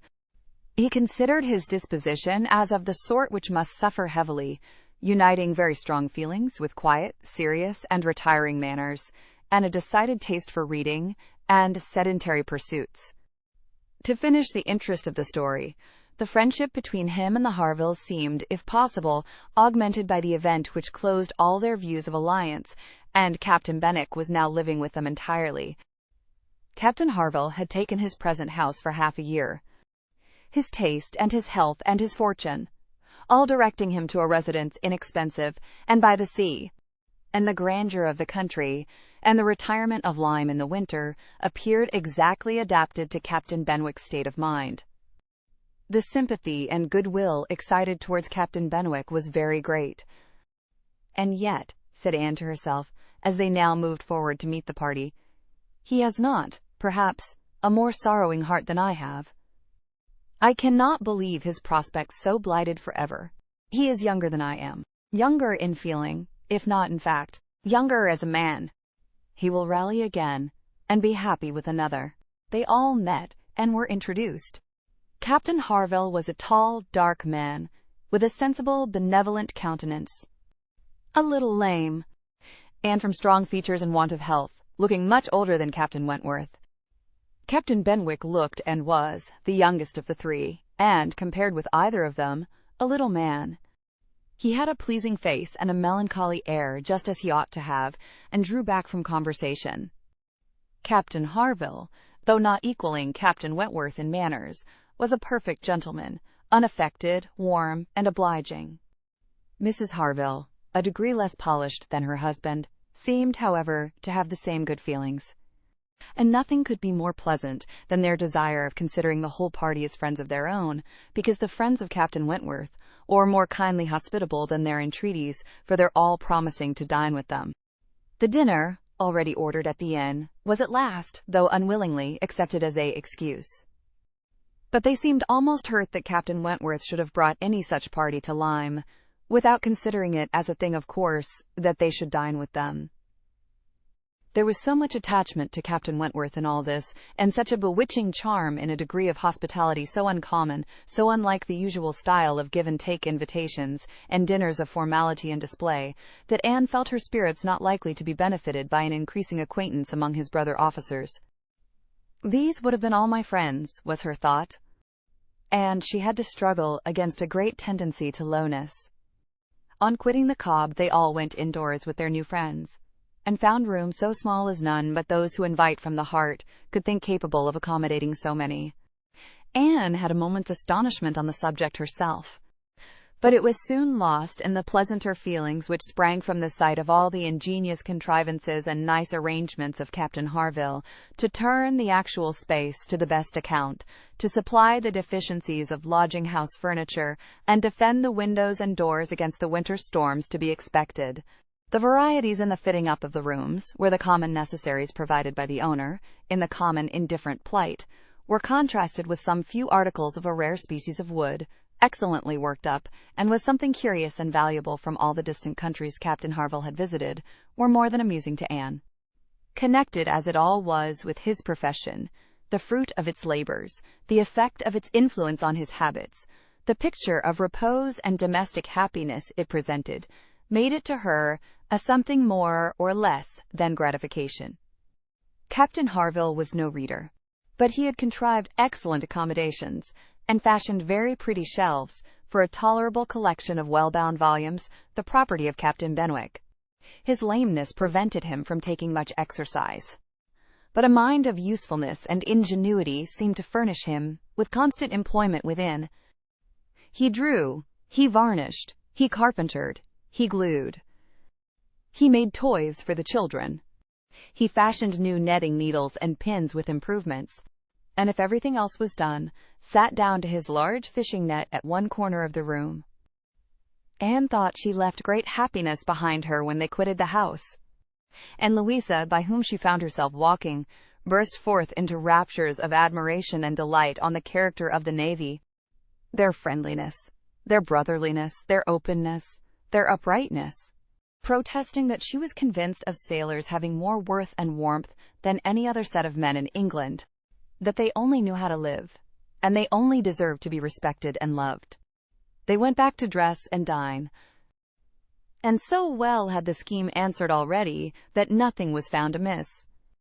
Though its being so entirely out of season, and the no thoroughfare of Lyme, and the no expectation of company, had brought many apologies from the heads of the inn, Anne found herself by this time growing so much more hardened to being in Captain Wentworth's company than she had at first imagined could ever be, that the sitting down to the same table with him now, and the interchange of the common civilities attending on it, they never got beyond, was become a mere nothing. The nights were too dark for the ladies to meet again till the morrow, but Captain Harville had promised them a visit in the evening. And he came, bringing his friend also, which was more than had been expected, it having been agreed that Captain Benwick had all the appearance of being oppressed by the presence of so many strangers. He ventured among them again, however, though his spirits certainly did not seem fit for the mirth of the party in general. While Captains Wentworth and Harville led the talk on one side of the room, and, by recurring to former days, supplied anecdotes in abundance to occupy and entertain the others, it fell to Anne's lot to be placed rather apart with Captain Benwick, and a very good impulse of her nature obliged her to begin an acquaintance with him. He was shy, and disposed to abstraction, but the engaging mildness of her countenance and gentleness of her manners soon had their effect, and Anne was well repaid the first trouble of exertion. He was evidently a young man of considerable taste in reading, though principally in poetry, and besides the persuasion of having given him at least an evening's indulgence in the discussion of subjects, which his usual companions had probably no concern in, she had the hope of being of real use to him in some suggestions as to the duty and benefit of struggling against affliction, which had naturally grown out of their conversation. For though shy, he did not seem reserved. It had rather the appearance of feelings glad to burst their usual restraints. And having talked of poetry, the richness of the present age, and gone through a brief comparison of opinion as to the first-rate poets, trying to ascertain whether Marmion or the Lady of the Lake were to be preferred, and how ranked the Giaour and the Bride of Abydos, and moreover, how the Giaour was to be pronounced, he showed himself so intimately acquainted with all the tenderest songs of the one poet, and all the impassioned descriptions of hopeless agony of the other. He repeated, with such tremulous feeling, the various lines which imaged a broken heart, or a mind destroyed by wretchedness, and looked so entirely as if he meant to be understood, that she ventured to hope he did not always read only poetry, and to say that she thought it was the misfortune of poetry to be seldom safely enjoyed by those who enjoyed it completely, and that the strong feelings which alone could estimate it truly were the very feelings which ought to taste it but sparingly. His looks showing him not pained, but pleased with this allusion to his situation, she was emboldened to go on, and feeling in herself the right of seniority of mind, she ventured to recommend a larger allowance of prose in his daily study, and on being requested to particularize, mentioned such works of our best moralists, such collections of the finest letters, such memoirs of characters of worth and suffering, as occurred to her at the moment, as calculated to rouse and fortify the mind by the highest precepts, and the strongest examples of moral and religious endurances. Captain Benwick listened attentively, and seemed grateful for the interest implied, and though with a shake of the head, and sighs which declared his little faith in the efficacy of any books on grief like his, noted down the names of those she recommended, and promised to procure and read them. When the evening was over, Anne could not but be amused at the idea of her coming to Lyme to preach patience and resignation to a young man whom she had never seen before. Nor could she help fearing, on more serious reflection, that, like many other great moralists and preachers, she had been eloquent on a point in which her own conduct would ill bear examination. Chapter 12. Anne and Henrietta, finding themselves the earliest of the party the next morning, agreed to stroll down to the sea before breakfast. They went to the sands to watch the flowing of the tide, which a fine southeasterly breeze was bringing in with all the grandeur which so flat a shore admitted. They praised the morning, gloried in the sea, sympathized in the delight of the fresh-feeling breeze, and were silent, till Henrietta suddenly began again with, "Oh, yes, I am quite convinced that, with very few exceptions, the sea air always does good. There can be no doubt of its having been of the greatest service to Dr. Shirley after his illness last spring 12-month. He declares himself that coming to Lyme for a month did him more good than all the medicine he took, and that being by the sea always makes him feel young again. Now, I cannot help thinking it a pity that he does not live entirely by the sea. I do think he had better leave Uppercross entirely and fix at Lyme. Do not you, Anne? Do not you agree with me that it is the best thing he could do, both for himself and Mrs. Shirley? She has cousins here, you know, and many acquaintance, which would make it cheerful for her, and I am sure she would be glad to get to a place where she could have medical attendance at hand in case of his having another seizure. Indeed, I think it quite melancholy to have such excellent people as Dr. and Mrs. Shirley, who have been doing good all their lives, wearing out their last days in a place like Uppercross, where, excepting our family, they seem shut out from all the world. I wish his friends would propose it to him. I really think they ought. And, as to procuring a dispensation, there could be no difficulty at his time of life and with his character. My only doubt is whether anything could persuade him to leave his parish. He is so very strict and scrupulous in his notions. Over-scrupulous, I must say. Do not you think, Anne, it is being over-scrupulous? Do not you think it is quite a mistaken point of conscience, when a clergyman sacrifices his health for the sake of duties, which may be just as well performed by another person? And at Lyme, too, only 17 miles off, he would be near enough to hear, if people thought there was anything to complain of. Anne smiled more than once to herself during this speech, and entered into the subject, as ready to do good by entering into the feelings of a young lady as of a young man, though here it was good of a lower standard, for what could be offered but general acquiescence? She said all that was reasonable and proper on the business, felt the claims of Dr. Shirley to repose as she ought, saw how very desirable it was that he should have some active, respectable young man as a resident curate, and was even courteous enough to hint at the advantage of such resident curates being married. "I wish," said Henrietta, very well pleased with her companion, "I wish Lady Russell lived at Uppercross, and were intimate with Dr. Shirley. I have always heard of Lady Russell as a woman of the greatest influence with everybody. I always look upon her as able to persuade a person to anything. I am afraid of her, as I have told you before, quite afraid of her, because she is so very clever. But I respect her amazingly, and wish we had such a neighbor at Uppercross." Anne was amused by Henrietta's manner of being grateful, and amused also that the course of events and the new interests of Henrietta's views should have placed her friend at all in favor with any of the Musgrove family. She had only time, however, for a general answer, and a wish that such another woman were at Uppercross, before all subject suddenly ceased, on seeing Louisa and Captain Wentworth coming towards them. They came also for a stroll till breakfast was likely to be ready.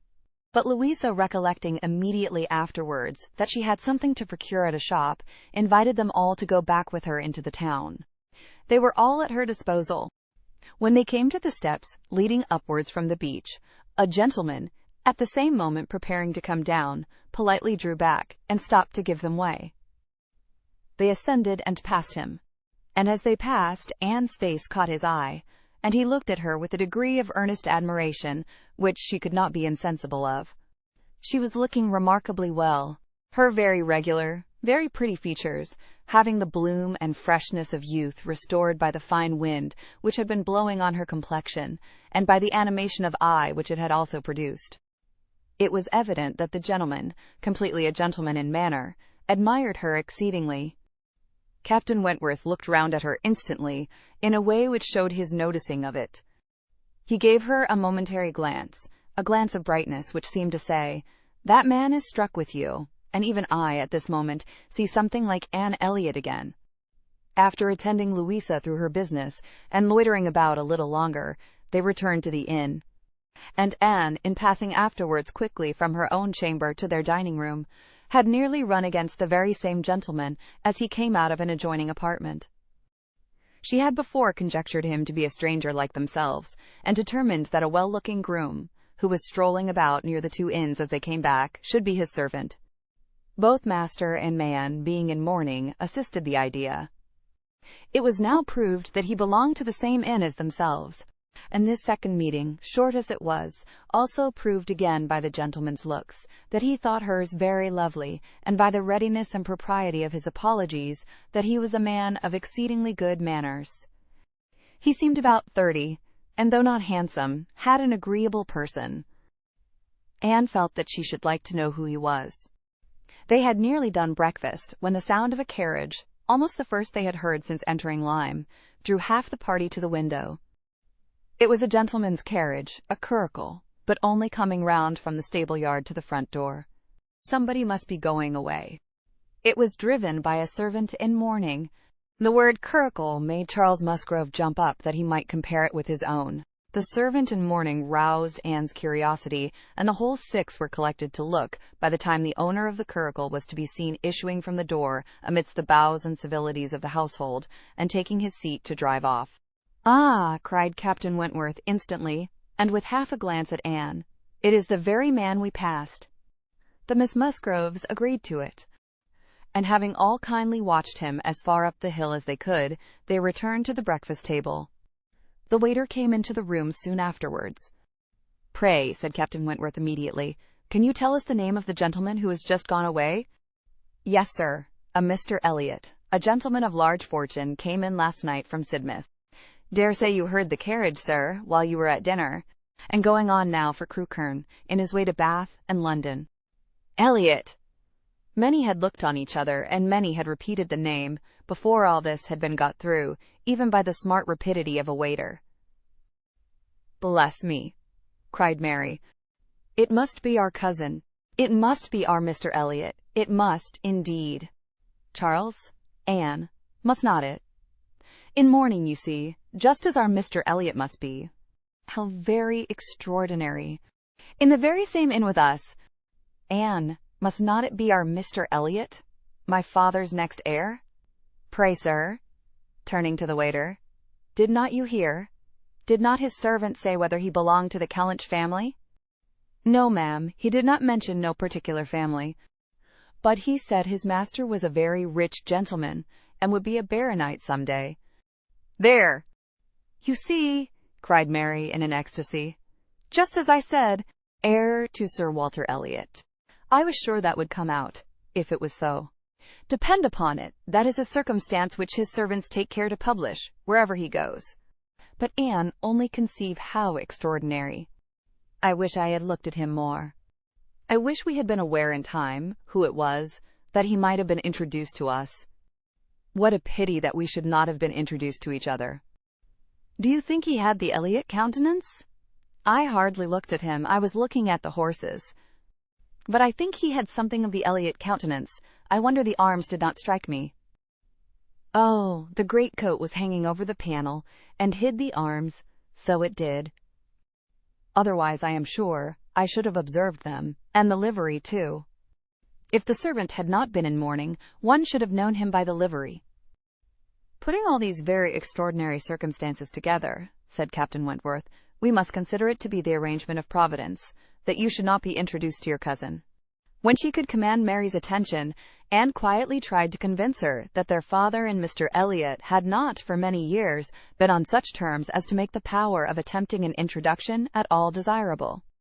At the same time, however, it was a secret gratification to herself to have seen her cousin, and to know that the future owner of Kellynch was undoubtedly a gentleman, and had an air of good sense.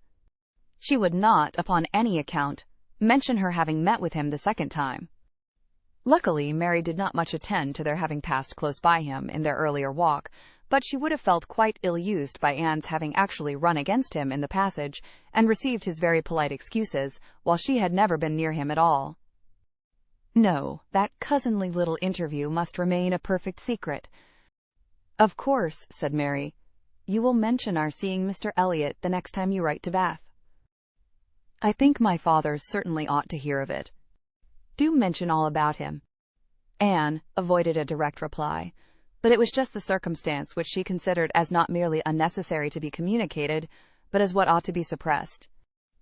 The offence which had been given her father, many years back, she knew. Elizabeth's particular share in it she suspected.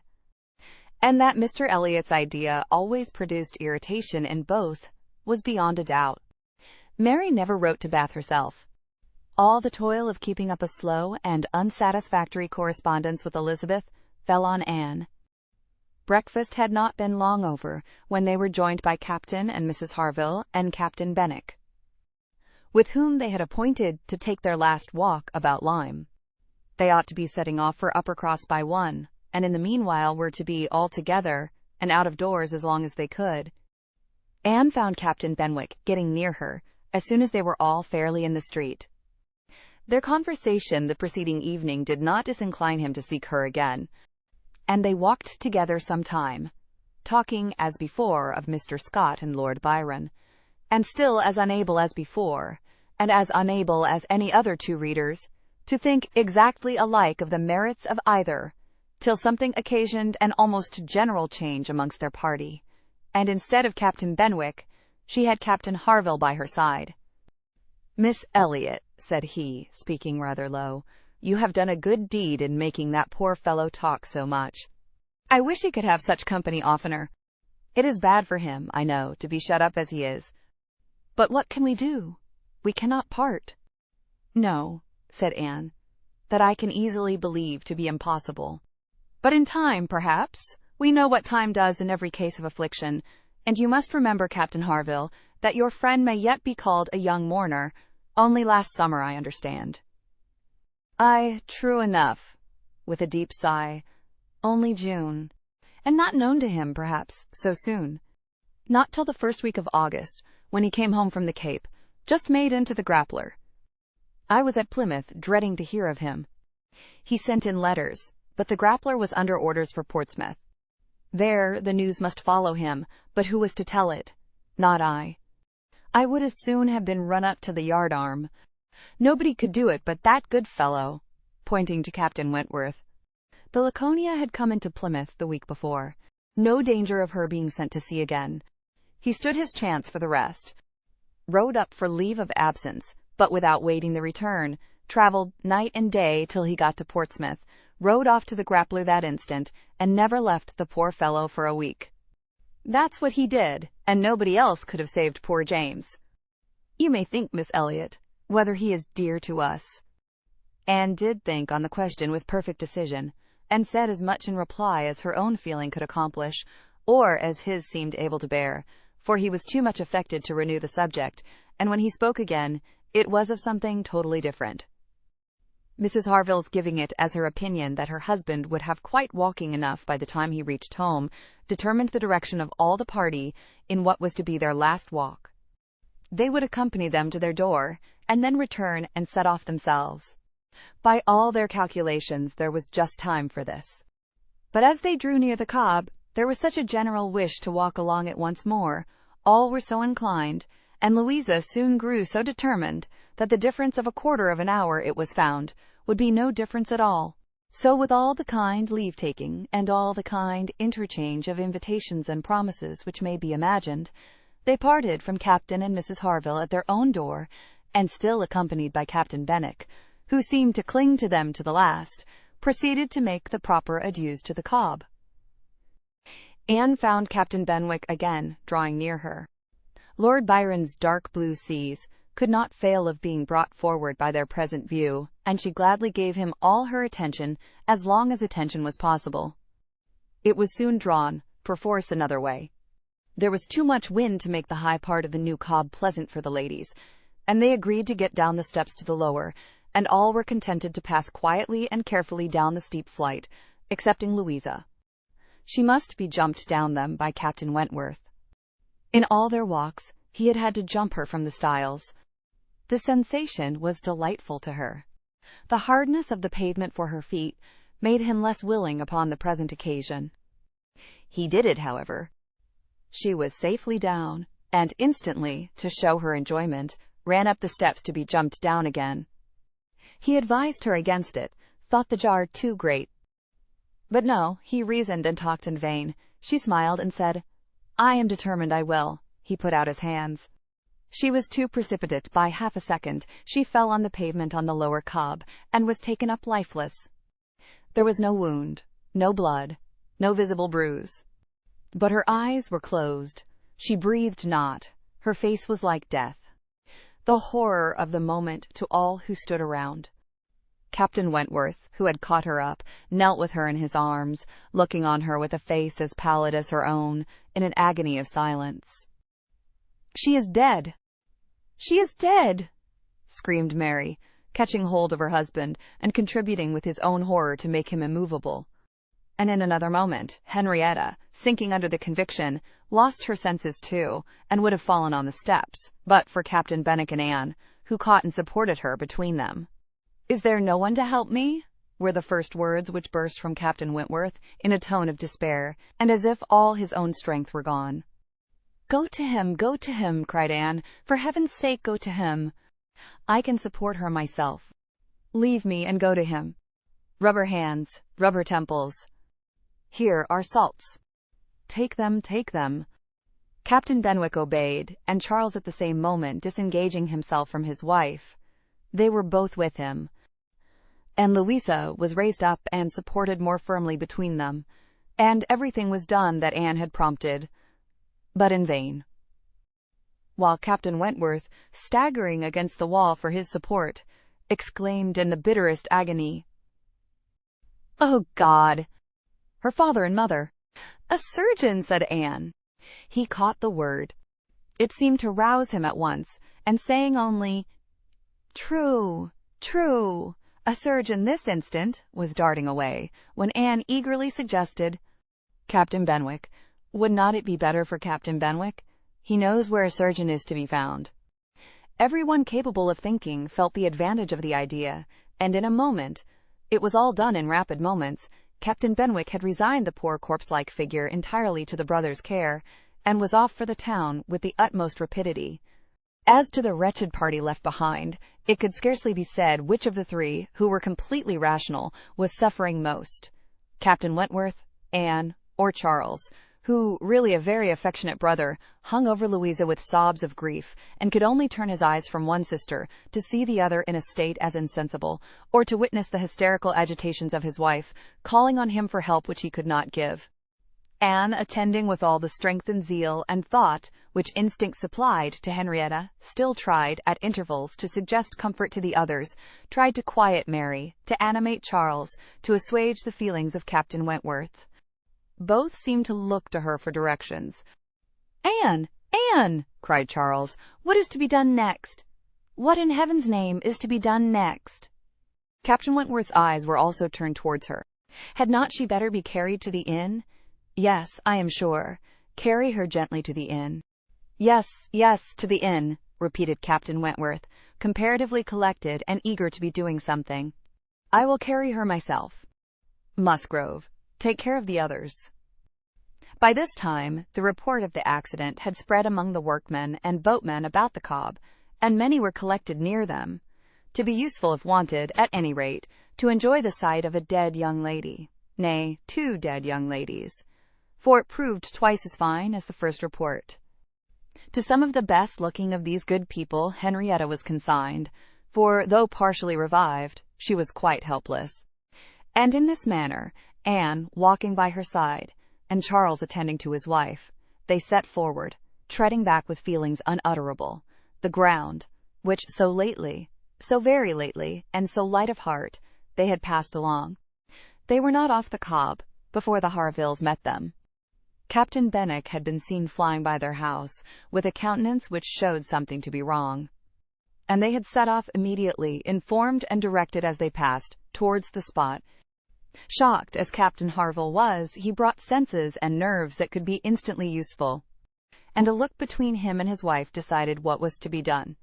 She must be taken to their house. All must go to their house, and await the surgeon's arrival there. They would not listen to scruples. He was obeyed.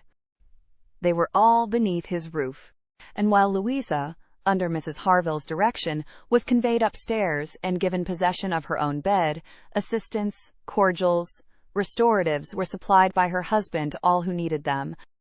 Louisa had once opened her eyes, but soon closed them again, without apparent consciousness. This had been a proof of life, however, of service to her sister.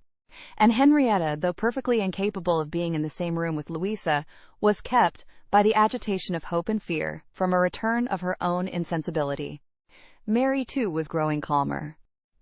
The surgeon was with them almost before it had seemed possible.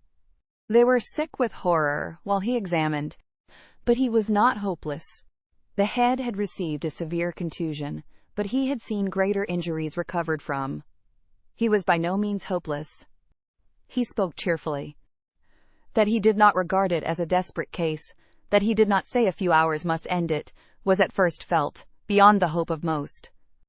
And the ecstasy of such a reprieve, the rejoicing, deep and silent, after a few fervent ejaculations of gratitude to heaven had been offered, may be conceived. The tone, the look with which, "Thank God," was uttered by Captain Wentworth, Anne was sure could never be forgotten by her. Nor the sight of him afterwards, as he sat near a table, leaning over it with folded arms and face concealed, as if overpowered by the various feelings of his soul, and trying by prayer and reflection to calm them. Louisa's limbs had escaped. There was no injury but to the head. It now became necessary for the party to consider what was best to be done, as to their general situation. They were now able to speak to each other and consult. That Louisa must remain where she was, however distressing to her friends to be involving the Harvilles in such trouble, did not admit a doubt. Her removal was impossible. The Harvilles silenced all scruples, and, as much as they could, all gratitude. They had looked forward and arranged everything before the others began to reflect. Captain Benwick must give up his room to them, and get another bed elsewhere. And the whole was settled. They were only concerned that the house could accommodate no more.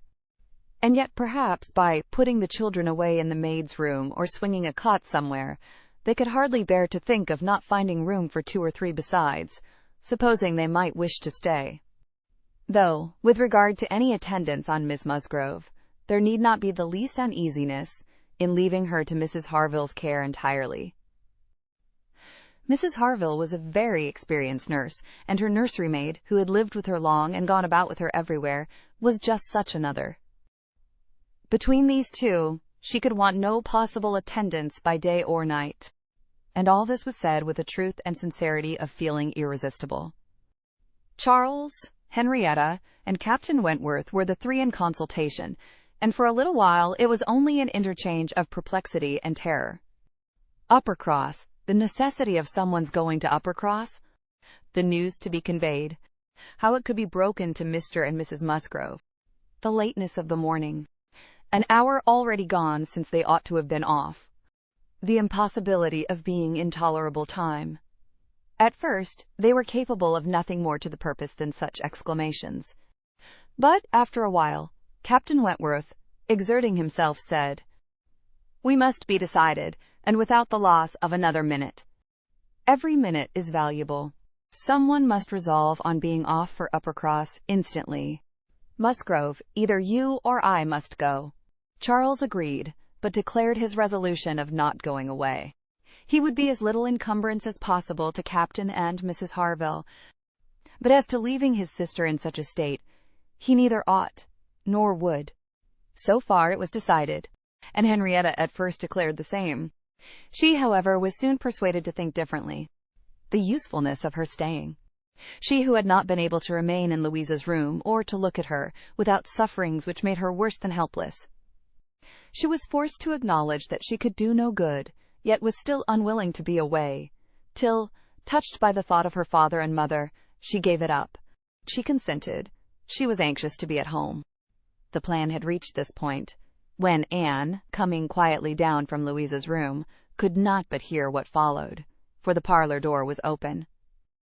"Then it is settled, Musgrove," cried Captain Wentworth, "that you stay, and that I take care of your sister home. But as to the rest, as to the others, if one stays to assist Mrs. Harville, I think it need be only one. Mrs. Charles Musgrove will, of course, wish to get back to her children. But if Anne will stay, no one so proper, so capable as Anne." She paused a moment to recover from the emotion of hearing herself so spoken of. The other 2 warmly agreed with what he said, and she then appeared. "You will stay, I am sure." "You will stay and nurse her," cried he, turning to her and speaking with a glow and yet a gentleness which seemed almost restoring the past. She colored deeply, and he recollected himself and moved away.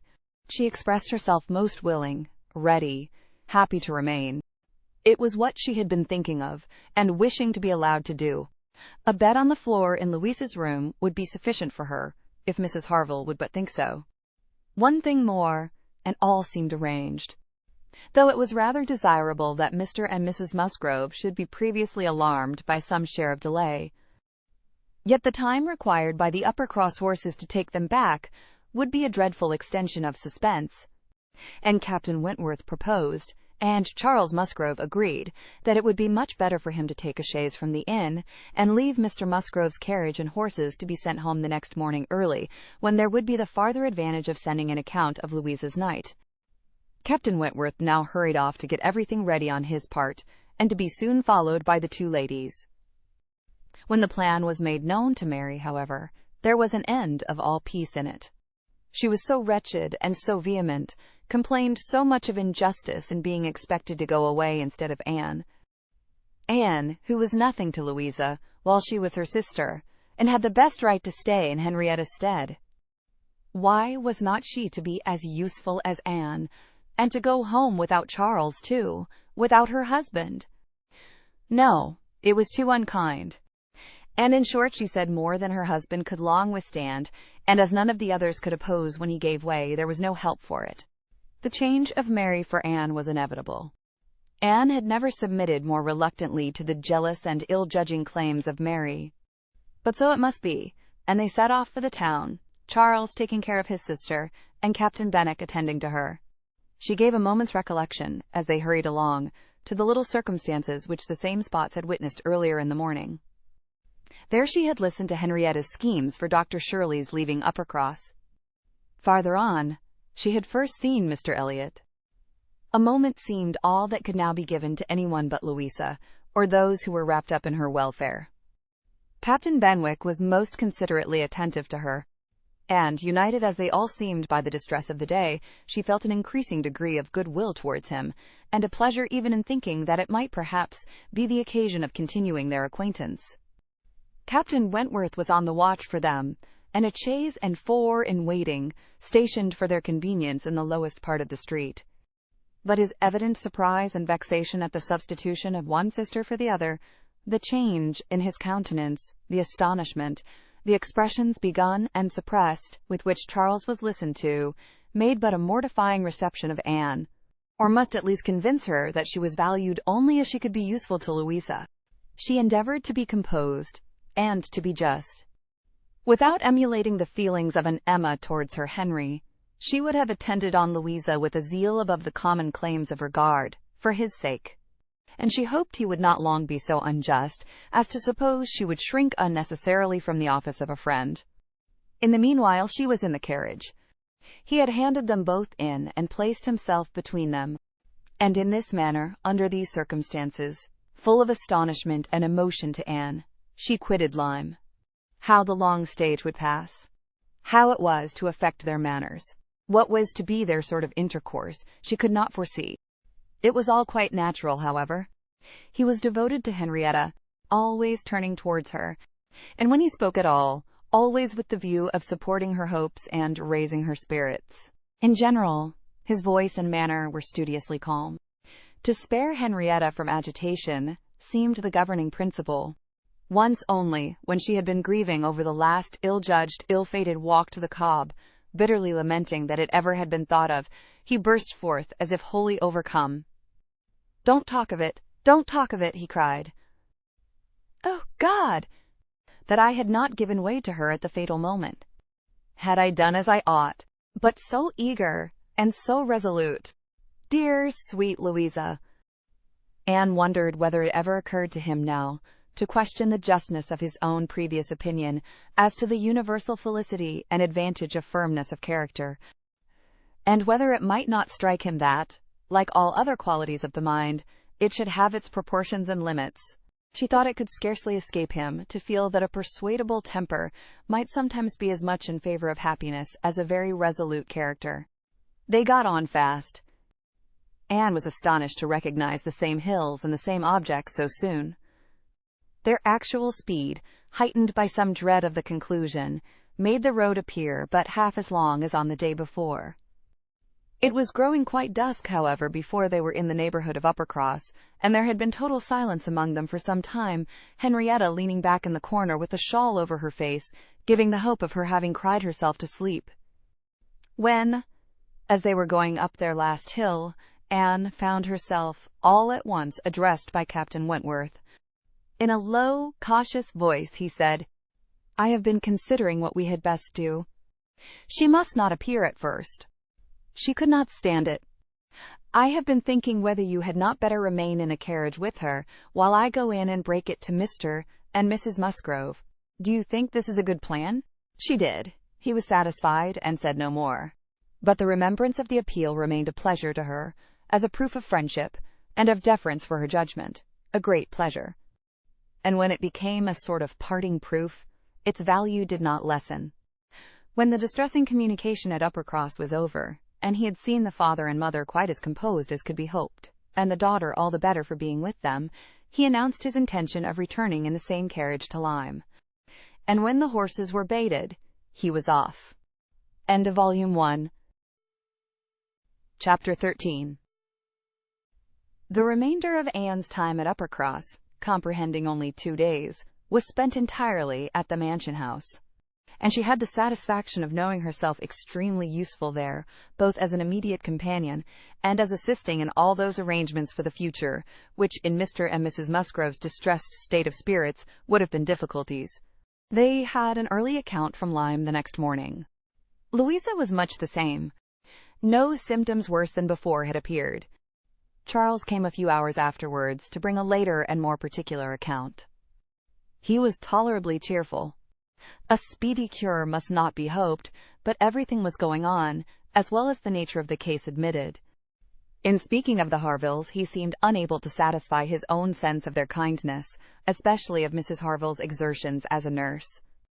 She really left nothing for Mary to do. He and Mary had been persuaded to go early to their inn last night.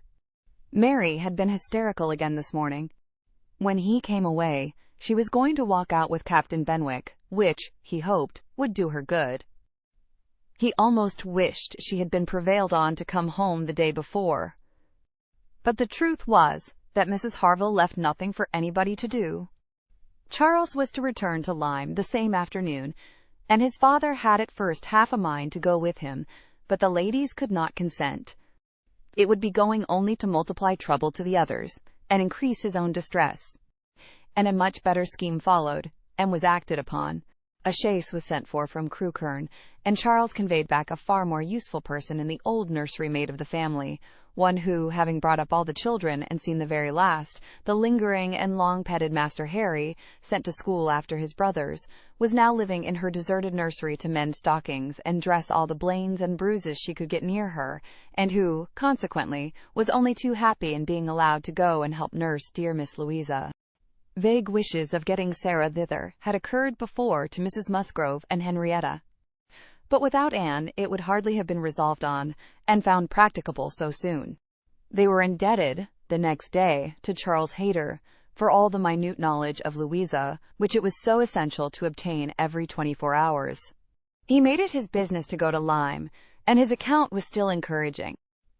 The intervals of sense and consciousness were believed to be stronger. Every report agreed in Captain Wentworth's appearing fixed in Lyme. Anne was to leave them on the morrow, an event which they all dreaded. What should they do without her? They were wretched comforters for one another.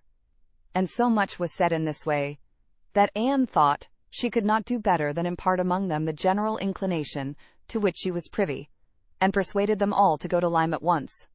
She had little difficulty. It was soon determined that they would go tomorrow, fix themselves at the inn or get into lodgings as it suited, and there remain till dear Louisa could be moved. They must be taking off some trouble from the good people she was with. They might at least relieve Mrs. Harville from the care of her own children. And in short, they were so happy in the decision that Anne was delighted with what she had done, and felt that she could not spend her last morning at Uppercross better than in assisting their preparations, and sending them off at an early hour, though her being left to the solitary range of the house was the consequence. She was the last, excepting the little boys at the cottage, she was the very last, the only remaining one of all that had filled and animated both houses, of all that had given Uppercross its cheerful character. A few days had made a change indeed. If Louisa recovered, it would all be well again. More than former happiness would be restored. There could not be a doubt, to her mind there was none, of what would follow her recovery.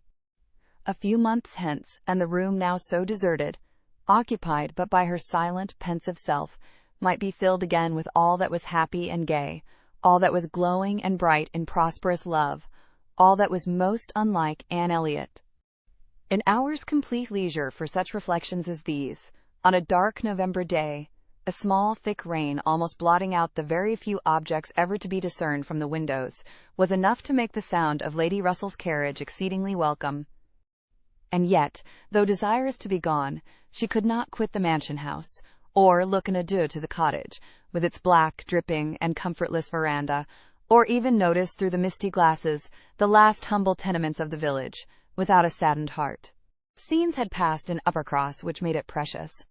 It stood the record of many sensations of pain, once severe, but now softened, and of some instances of relenting feeling, some breathings of friendship and reconciliation which could never be looked for again, and which could never cease to be dear.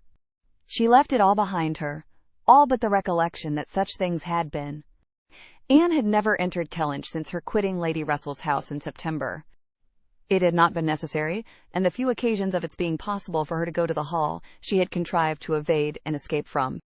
Her first return was to resume her place in the modern and elegant apartments of the lodge, and to gladden the eyes of its mistress. There was some anxiety mixed with Lady Russell's joy in meeting her. She knew who had been frequenting Uppercross. But happily, either Anne was improved in plumpness and looks, or Lady Russell fancied her so. And Anne, in receiving her compliments on the occasion, had the amusement of connecting them with the silent admiration of her cousin, and of hoping that she was to be blessed with a second spring of youth and beauty. When they came to converse, she was soon sensible of some mental change. The subjects of which her heart had been full on leaving Kellynch, and which she had felt slighted, and been compelled to smother among the Musgroves, were now become but of secondary interest. She had lately lost sight even of her father and sister and Bath. Their concerns had been sunk under those of Uppercross, and when Lady Russell reverted to their former hopes and fears, and spoke her satisfaction in the house in Camden Place which had been taken, and her regret that Mrs. Clay should still be with them, Anne would have been ashamed to have it known how much more she was thinking of Lyme and Louisa Musgrove, and all her acquaintance there. How much more interesting to her was the home and the friendship of the Harvilles and Captain Benwick than her own father's house in Camden Place, or her own sister's intimacy with Mrs. Clay. She was actually forced to exert herself to meet Lady Russell with anything like the appearance of equal solicitude on topics which had by nature the first claim on her. There was a little awkwardness at first in their discourse on another subject. They must speak of the accident at Lyme. Lady Russell had not been arrived 5 minutes the day before, when a full account of the whole had burst on her. But still it must be talked of. She must make enquiries, she must regret the imprudence, lament the result, and Captain Wentworth's name must be mentioned by both. Anne was conscious of not doing it so well as Lady Russell. She could not speak the name, and look straight forward to Lady Russell's eye, till she had adopted the expedient of telling her briefly what she thought of the attachment between him and Louisa. When this was told, his name distressed her no longer. Lady Russell had only to listen composedly and wish them happy, but internally her heart revelled in angry pleasure, in pleased contempt that the man who at 23 had seemed to understand somewhat of the value of an Anne Elliot should 8 years afterwards be charmed by a Louisa Musgrove. The first 3 or 4 days passed most quietly, with no circumstance to mark them, excepting the receipt of a note or two from Lyme, which found their way to Anne, she could not tell how, and brought a rather improving account of Louisa. At the end of that period, Lady Russell's politeness could repose no longer, and the fainter self-threatenings of the past became in a decided tone, "I must call on Mrs. Croft. I really must call upon her soon. Anne, have you courage to go with me, and pay a visit in that house? It will be some trial to us both." Anne did not shrink from it. On the contrary, she truly felt, as she said, in observing, "I think you are very likely to suffer the most of the two. Your feelings are less reconciled to the change than mine. By remaining in the neighborhood, I am become inured to it." She could have said more on the subject, for she had in fact so high an opinion of the Crofts, and considered her father so very fortunate in his tenants, felt the parish to be so sure of a good example, and the poor of the best attention and relief, that however sorry and ashamed for the necessity of the removal, she could not but in conscience feel that they were gone who deserved not to stay, and that Kellynch Hall had passed into better hands than its owners. These convictions must unquestionably have their own pain, and severe was its kind. But they precluded that pain which Lady Russell would suffer in entering the house again, and returning through the well-known apartments. In such moments Anne had no power of saying to herself, "These rooms ought to belong only to us. Oh, how fallen in their destination! How unworthily occupied! An ancient family to be so driven away! Strangers filling their place!" No, except when she thought of her mother, and remembered where she had been used to sit and preside, she had no sigh of that description to heave. Mrs. Croft always met her with a kindness which gave her the pleasure of fancying herself a favourite, and on the present occasion, receiving her in that house, there was particular attention. The sad accident at Lyme was soon the prevailing topic, and on comparing their latest accounts of the invalid, it appeared that each lady dated her intelligence from the same hour of yestermorn. That Captain Wentworth had been in Kellynch yesterday, the first time since the accident, had brought Anne the last note, which she had not been able to trace the exact steps of. Had stayed a few hours and then returned again to Lyme, and without any present intention of quitting it any more. He had inquired after her, she found, particularly, had expressed his hope of Miss Elliot's not being the worse for her exertions, and had spoken of those exertions as great. This was handsome, and gave her more pleasure than almost anything else could have done. As to the sad catastrophe itself, it could be canvassed only in one style by a couple of steady, sensible women, whose judgments had to work on ascertained events. And it was perfectly decided that it had been the consequence of much thoughtlessness and much imprudence. That its effects were most alarming, and that it was frightful to think how long Miss Musgrove's recovery might yet be doubtful, and how liable she would still remain to suffer from the concussion hereafter. The Admiral wound it up summarily by exclaiming, "Aye, a very bad business indeed.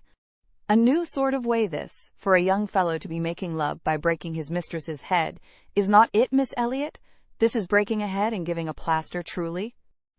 Admiral Croft's manners were not quite of the tone to suit Lady Russell, but they delighted Anne. His goodness of heart and simplicity of character were irresistible. "Now this must be very bad for you," said he, suddenly rousing from a little reverie, "to be coming and finding us here. I had not recollected it before, I declare, but it must be very bad. But now do not stand upon ceremony. Get up and go over all the rooms in the house if you like it. Another time, sir. I thank you, not now.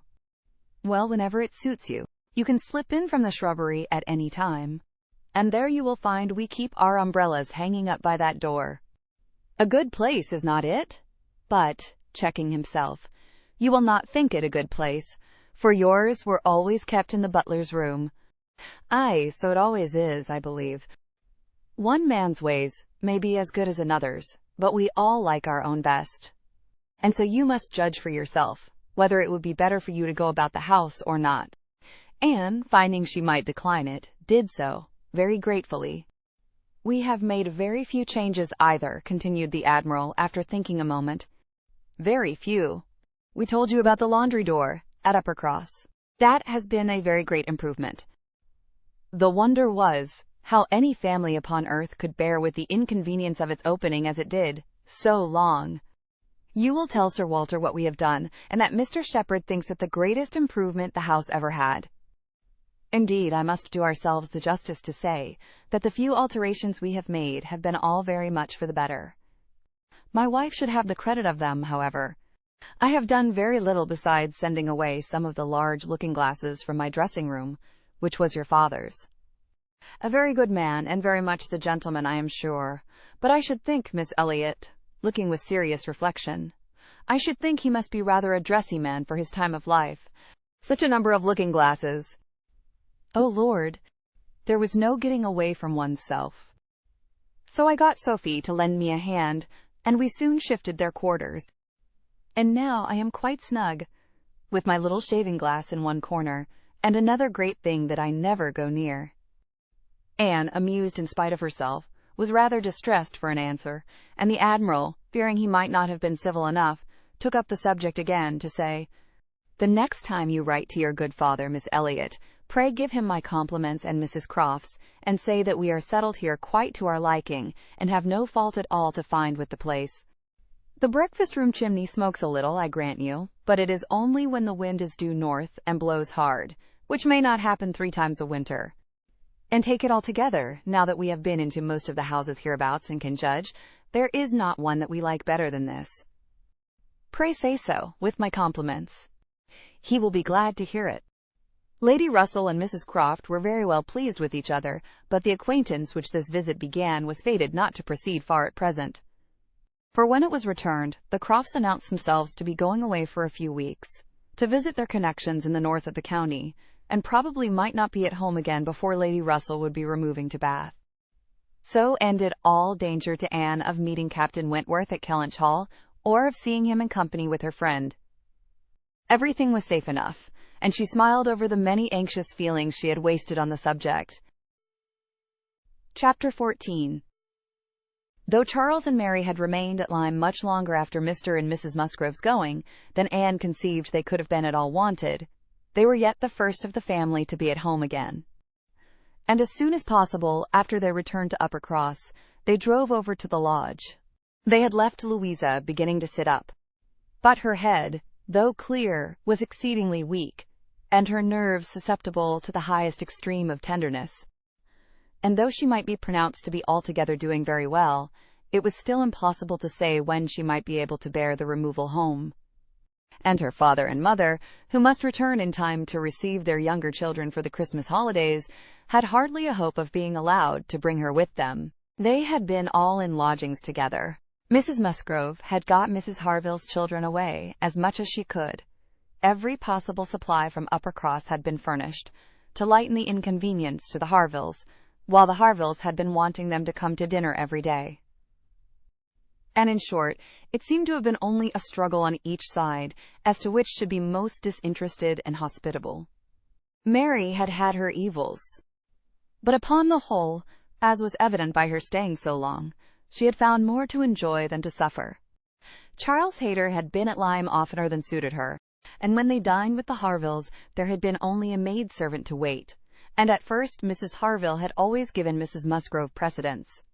But then she had received so very handsome an apology from her on finding out whose daughter she was, and there had been so much going on every day, there had been so many walks between their lodgings and the Harvilles, and she had got books from the library and changed them so often that the balance had certainly been much in favor of Lyme. She had been taken to Charmouth, too, and she had bathed, and she had gone to church, and there were a great many more people to look at in the church at Lyme than at Uppercross. And all this, joined to the sense of being so very useful, had made really an agreeable fortnight. Anne inquired after Captain Benwick. Mary's face was clouded directly. Charles laughed. "Oh, Captain Benwick is very well, I believe, but he is a very odd young man. I do not know what he would be at. We asked him to come home with us for a day or two. Charles undertook to give him some shooting, and he seemed quite delighted, and for my part, I thought it was all settled. When behold, on Tuesday night he made a very awkward sort of excuse. He never shot, and he had been quite misunderstood, and he had promised this, and he had promised that, and the end of it was, I found, that he did not mean to come. I suppose he was afraid of finding it dull. But upon my word, I should have thought we were lively enough at the cottage for such a heartbroken man as Captain Benwick." Charles laughed again and said, "Now, Mary, you know very well how it really was. It was all your doing," turning to Anne. "He fancied that if he went with us, he should find you close by. He fancied everybody to be living in Uppercross. And when he discovered that Lady Russell lived 3 miles off, his heart failed him, and he had not courage to come. That is the fact, upon my honor. Mary knows it is." But Mary did not give in to it very graciously, whether from not considering Captain Benwick entitled by birth and situation to be in love with an Elliot, or from not wanting to believe Anne a greater attraction to Uppercross than herself, must be left to be guessed. Anne's goodwill, however, was not to be lessened by what she heard. She boldly acknowledged herself flattered, and continued her inquiries. "Oh, he talks of you," cried Charles, "in such terms. Mary interrupted him. I declare, Charles, I never heard him mention Anne twice all the time I was there. I declare, Anne, he never talks of you at all. No, admitted Charles, I do not know that he ever does, in a general way. But however, it is a very clear thing that he admires you exceedingly. His head is full of some books that he is reading upon your recommendation, and he wants to talk to you about them. He has found out something or other in one of them which he thinks, oh, I cannot pretend to remember it, but it was something very fine. I overheard him telling Henrietta all about it. And then Miss Elliot was spoken of in the highest terms. Now, Mary, I declare it was so. I heard it myself, and you were in the other room. Elegance, sweetness, beauty, oh! There was no end of Miss Elliot's charms. And I am sure, cried Mary warmly, it was a very little to his credit, if he did. Miss Harville only died last June.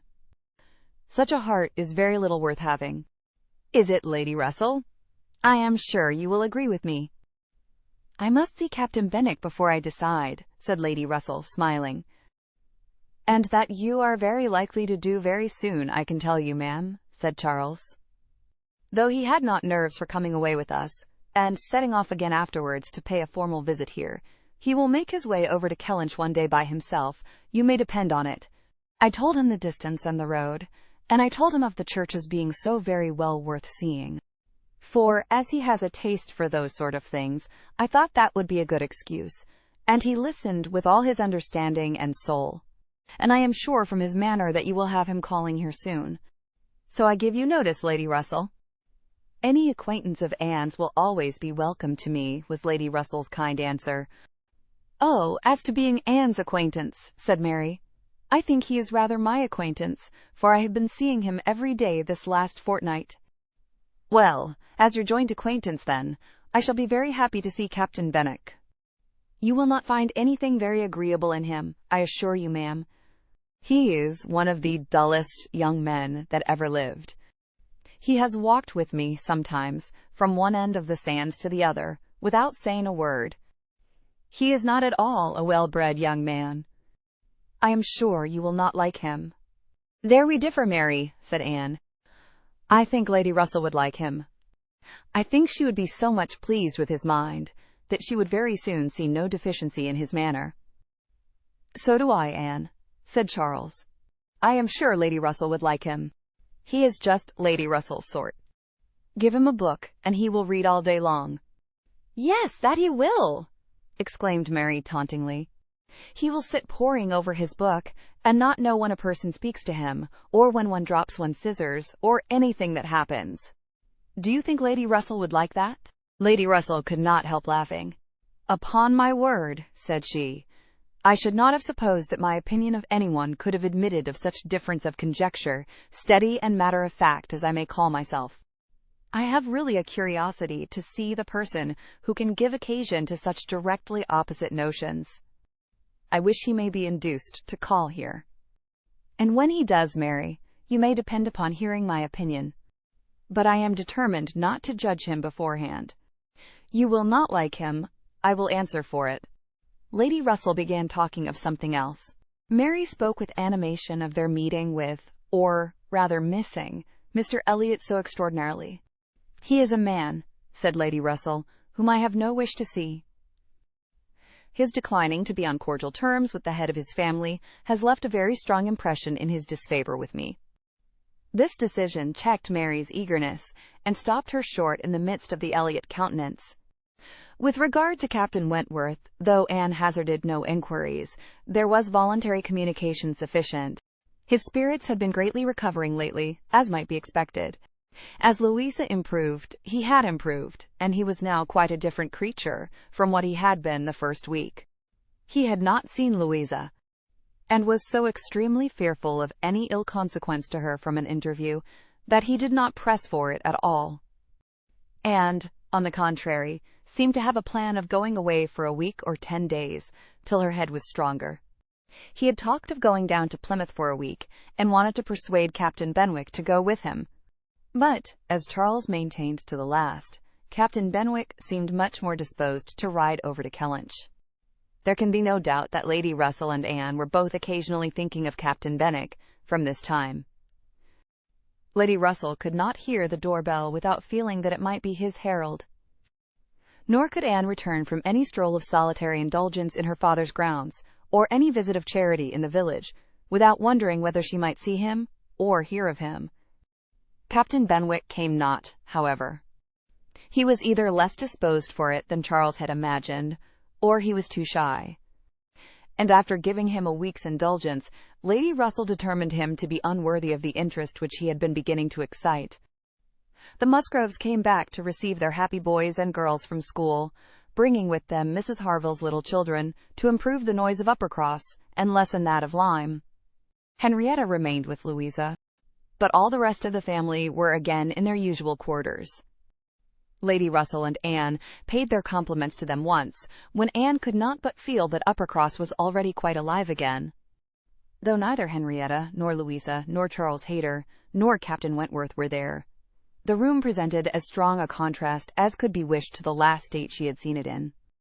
Immediately surrounding Mrs. Musgrove were the little Harvilles, whom she was sedulously guarding from the tyranny of the 2 children from the cottage, expressly arrived to amuse them. On one side was a table occupied by some chattering girls, cutting up silk and gold paper, and on the other were trestles and trays, bending under the weight of brawn and cold pies, where riotous boys were holding high revel, the whole completed by a roaring Christmas fire, which seemed determined to be heard, in spite of all the noise of the others. Charles and Mary also came in, of course, during their visit, and Mr. Musgrove made a point of paying his respects to Lady Russell, and sat down close to her for 10 minutes, talking with a very raised voice, but from the clamour of the children on his knees, generally in vain. It was a fine family peace. Anne, judging from her own temperament, would have deemed such a domestic hurricane a bad restorative of the nerves which Louisa's illness must have so greatly shaken. But Mrs. Musgrove, who got Anne near her on purpose to thank her most cordially, again and again, for all her attentions to them, concluded a short recapitulation of what she had suffered herself by observing, with a happy glance round the room, that after all she had gone through, nothing was so likely to do her good as a little quiet cheerfulness at home. Louisa was now recovering apace. Her mother could even think of her being able to join their party at home before her brothers and sisters went to school again. The Harvilles had promised to come with her and stay at Uppercross whenever she returned. Captain Wentworth was gone, for the present, to see his brother in Shropshire. "I hope I shall remember in future," said Lady Russell, as soon as they were reseated in the carriage, "not to call at Uppercross in the Christmas holidays. Everybody has their taste in noises as well as in other matters, and sounds are quite innoxious, or most distressing, by their sort rather than their quantity." When Lady Russell not long afterwards was entering Bath on a wet afternoon, and driving through the long course of streets from the Old Bridge to Camden Place, amidst the dash of other carriages, the heavy rumble of carts and drays, the bawling of newspapermen, muffin-men and milkmen, and the ceaseless clink of pattens, she made no complaint. No, these were noises which belonged to the winter pleasures. Her spirits rose under their influence. And like Mrs. Musgrove, she was feeling, though not saying, that after being long in the country, nothing could be so good for her as a little quiet cheerfulness. Anne did not share these feelings. She persisted in a very determined, though very silent, disinclination for Bath. Caught the first dim view of the extensive buildings, smoking in rain, without any wish of seeing them better. Felt their progress through the streets to be, however disagreeable, yet too rapid, for who would be glad to see her when she arrived? And looked back, with fond regret, to the bustles of Uppercross and the seclusion of Kellynch. Elizabeth's last letter had communicated a piece of news of some interest. Mr. Elliot was in Bath. He had called in Camden Place, had called a second time, a third, had been pointedly attentive. If Elizabeth and her father did not deceive themselves, had been taking much pains to seek the acquaintance, and proclaim the value of the connection, as he had formerly taken pains to show neglect. This was very wonderful if it were true, and Lady Russell was in a state of very agreeable curiosity and perplexity about Mr. Elliot, already recanting the sentiment she had so lately expressed to Mary, of his being, quote, "a man whom she had no wish to see." She had a great wish to see him. If he really sought to reconcile himself like a dutiful branch, he must be forgiven for having dismembered himself from the paternal tree. Anne was not animated to an equal pitch by the circumstance, but she felt that she would rather see Mr. Elliot again than not, which was more than she could say for many other persons in Bath. She was put down in Camden Place, and Lady Russell then drove to her own lodgings in Rivers Street. Chapter 15. Sir Walter had taken a very good house in Camden Place, a lofty, dignified situation, such as becomes a man of consequence, and both he and Elizabeth were settled there, much to their satisfaction. Anne entered it with a sinking heart, anticipating an imprisonment of many months, and anxiously saying to herself, "Oh, when shall I leave you again?" A degree of unexpected cordiality, however, in the welcome she received, did her good. Her father and sister were glad to see her, for the sake of showing her the house and furniture, and met her with kindness. Her making a fourth, when they sat down to dinner, was noticed as an advantage. Mrs. Clay was very pleasant, and very smiling, but her courtesies and smiles were more a matter of course. Anne had always felt that she would pretend what was proper on her arrival, but the complaisance of the others was unlooked for. They were evidently in excellent spirits, and she was soon to listen to the causes. They had no inclination to listen to her. After laying out for some compliments of being deeply regretted in their old neighborhood, which Anne could not pay, they had only a few faint inquiries to make, before the talk must be all their own. Uppercross excited no interest, Kellynch very little. It was all Bath. They had the pleasure of assuring her that Bath more than answered their expectations in every respect. Their house was undoubtedly the best in Camden Place. Their drawing-rooms had many decided advantages over all the others which they had either seen or heard of, and the superiority was not less in the style of the fitting up or the taste of the furniture. Their acquaintance was exceedingly sought after. Everybody was wanting to visit them. They had drawn back from many introductions, and still were perpetually having cards left by people of whom they knew nothing. Here were funds of enjoyment. Could Anne wonder that her father and sister were happy? She might not wonder, but she must sigh that her father should feel no degradation in his change, should see nothing to regret in the duties and dignity of the resident landholder, should find so much to be vain of in the littlenesses of a town. And she must sigh, and smile, and wonder too, as Elizabeth threw open the folding doors and walked with exultation from one drawing-room to the other, boasting of their space. At the possibility of that woman, who had been mistress of Kellynch Hall, finding extent to be proud of between two walls, perhaps 30 feet asunder. But this was not all which they had to make them happy. They had Mr. Elliot too. Anne had a great deal to hear of Mr. Elliot. He was not only pardoned, they were delighted with him. He had been in Bath about a fortnight. He had passed through Bath in November in his way to London, when the intelligence of Sir Walter's being settled there had of course reached him, though only 24 hours in the place, but he had not been able to avail himself of it, winking face. But he had now been a fortnight in Bath, and his first object on arriving had been to leave his card in Camden Place, following it up by such assiduous endeavours to meet. And when they did meet, by such great openness of conduct, such readiness to apologize for the past, such solicitude to be received as a relation again, that their former good understanding was completely re-established. They had not a fault to find in him. He had explained away all the appearance of neglect on his own side. It had originated in misapprehension entirely.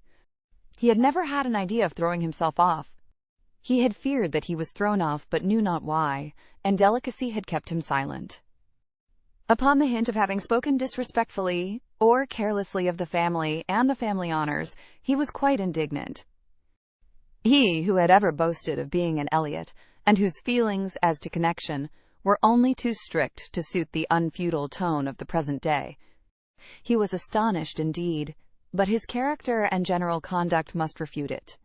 He could refer Sir Walter to all who knew him, and certainly the pains he had been taking on this, the first opportunity of reconciliation, to be restored to the footing of a relation and heir presumptive, was a strong proof of his opinions on the subject. The circumstances of his marriage, too, were found to admit of much extenuation. This was an article not to be entered on by himself, But a very intimate friend of his, a Colonel Wallace, a highly respectable man, perfectly the gentleman, and not an ill-looking man, Sir Walter added, who was living in very good style in Marlborough Buildings, and had, at his own particular request, been admitted to their acquaintance through Mr. Elliot, had mentioned one or two things relative to the marriage, which made a material difference in the discredit of it. Colonel Wallace had known Mr. Elliot long, had been well acquainted also with his wife, had perfectly understood the whole story.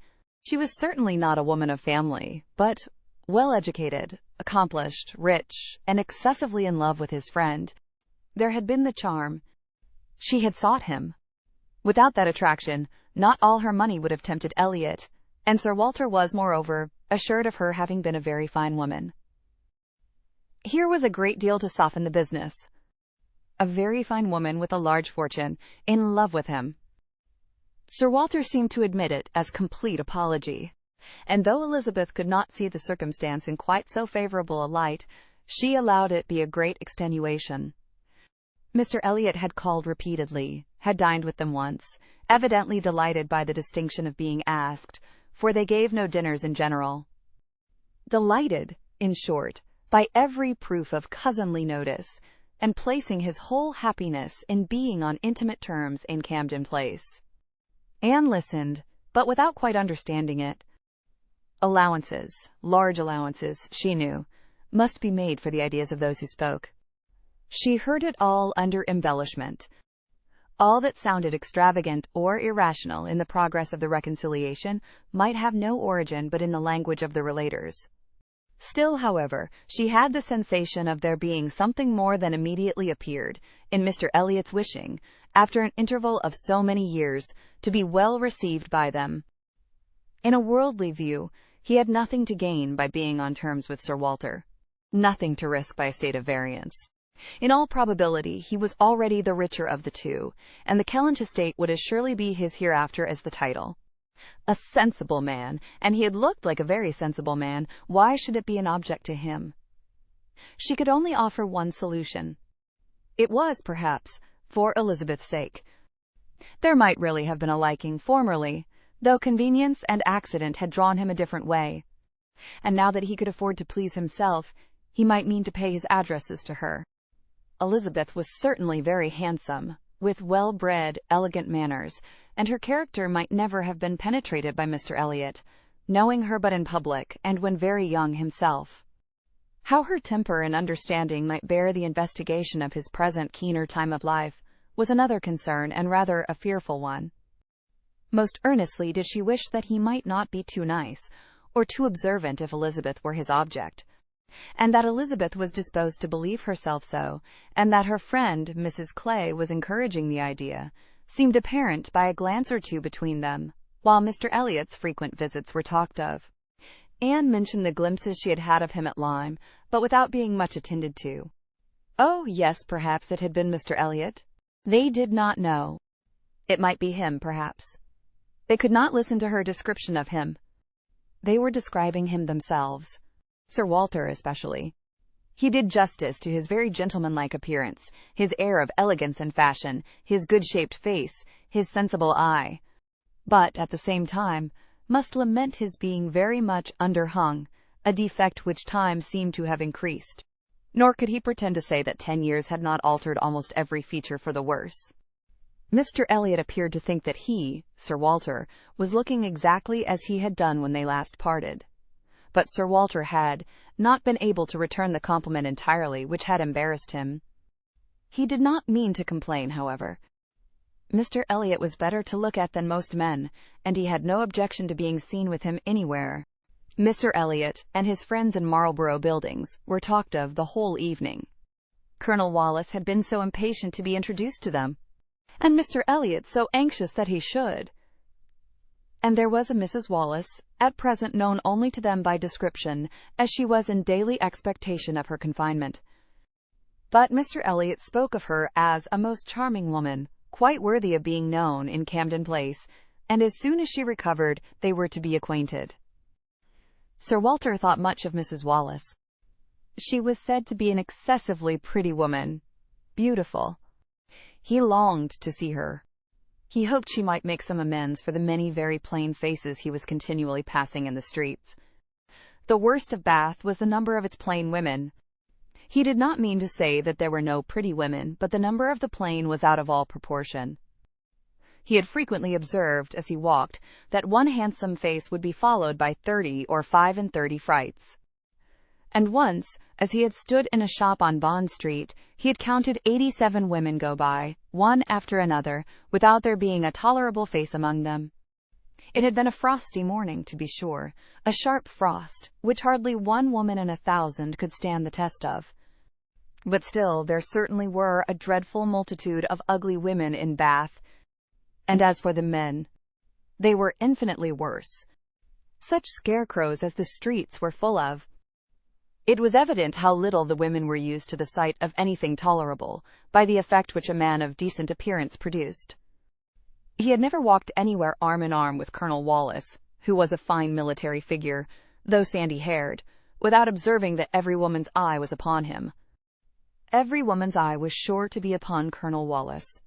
Modest Sir Walter. He was not allowed to escape, however.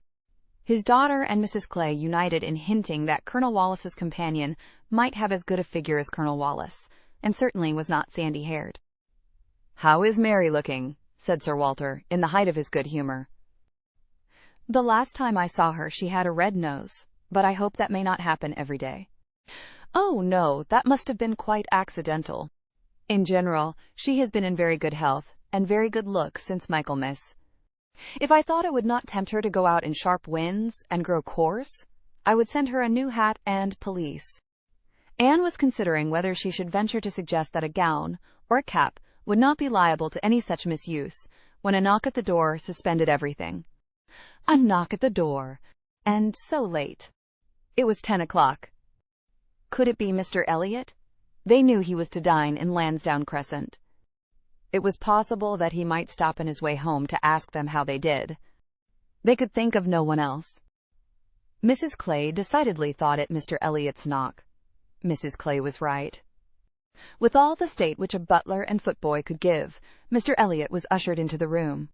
It was the very same man, with no difference but of dress. Anne drew a little back, while the others received his compliments, and her sister his apologies for calling at so unusual an hour, but he could not be so near without wishing to know that neither she nor her friend had taken cold the day before, and see, which was all as politely done, and as politely taken as possible, but her part must follow then. Sir Walter talked of his youngest daughter. Mr. Elliot must give him leave to present him to his youngest daughter. There was no occasion for remembering Mary. Anne, smiling and blushing, very becomingly showed to Mr. Elliot the pretty features which he had by no means forgotten, and instantly saw, with amusement at his little start of surprise, that he had not been at all aware of who she was. He looked completely astonished, but not more astonished than pleased. His eyes brightened, and with the most perfect alacrity he welcomed the relationship, alluded to the past, and entreated to be received as an acquaintance already. He was quite as good-looking as he had appeared at Lyme, his countenance improved by speaking, and his manners were so exactly what they ought to be, so polished, so easy, so particularly agreeable, that she could compare them in excellence to only one person's manners. They were not the same, but they were, perhaps, equally good. He sat down with them, and improved their conversation very much. There could be no doubt of his being a sensible man. 10 minutes were enough to certify that. His tone, his expressions, his choice of subject, his knowing where to stop. It was all the operation of a sensible, discerning mind. As soon as he could, he began to talk to her of Lyme, wanting to compare opinions respecting the place, but especially wanting to speak of the circumstance of their happening to be guests in the same inn at the same time. To give his own route, understand something of hers, and regret that he should have lost such an opportunity of paying his respects to her. She gave him a short account of her party and business at Lyme. His regret increased as he listened. He had spent his whole solitary evening in the room adjoining theirs, had heard voices, mirth continually, thought they must be a most delightful set of people, longed to be with them, but certainly without the smallest suspicion of his possessing the shadow of a right to introduce himself. If he had but asked who the party were, the name of Musgrove would have told him enough. Well, it would serve to cure him of an absurd practice of never asking a question at an inn, which he had adopted, when quite a young man, on the principle of its being very ungenteel to be curious. The notions of a young man of 1 or 2 and 20, said he, as to what is necessary in manners to make him quite the thing, are more absurd, I believe, than those of any other set of beings in the world. The folly of the means they often employ is only to be equalled by the folly of what they have in view. But he must not be addressing his reflections to Anne alone. He knew it.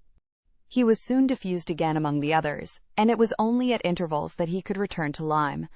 His inquiries, however, produced at length an account of the scene she had been engaged in there, soon after his leaving the place. Having alluded to an accident, he must hear the whole.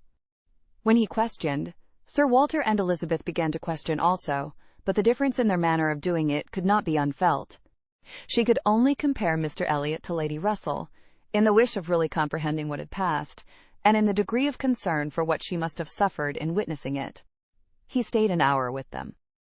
The elegant little clock on the mantelpiece had struck 11 with its silver sounds, and the watchman was beginning to be heard at a distance telling the same tale before Mr. Elliot or any of them seemed to feel that he had been there long. Anne could not have supposed it possible that her first evening in Camden Place could have passed so well.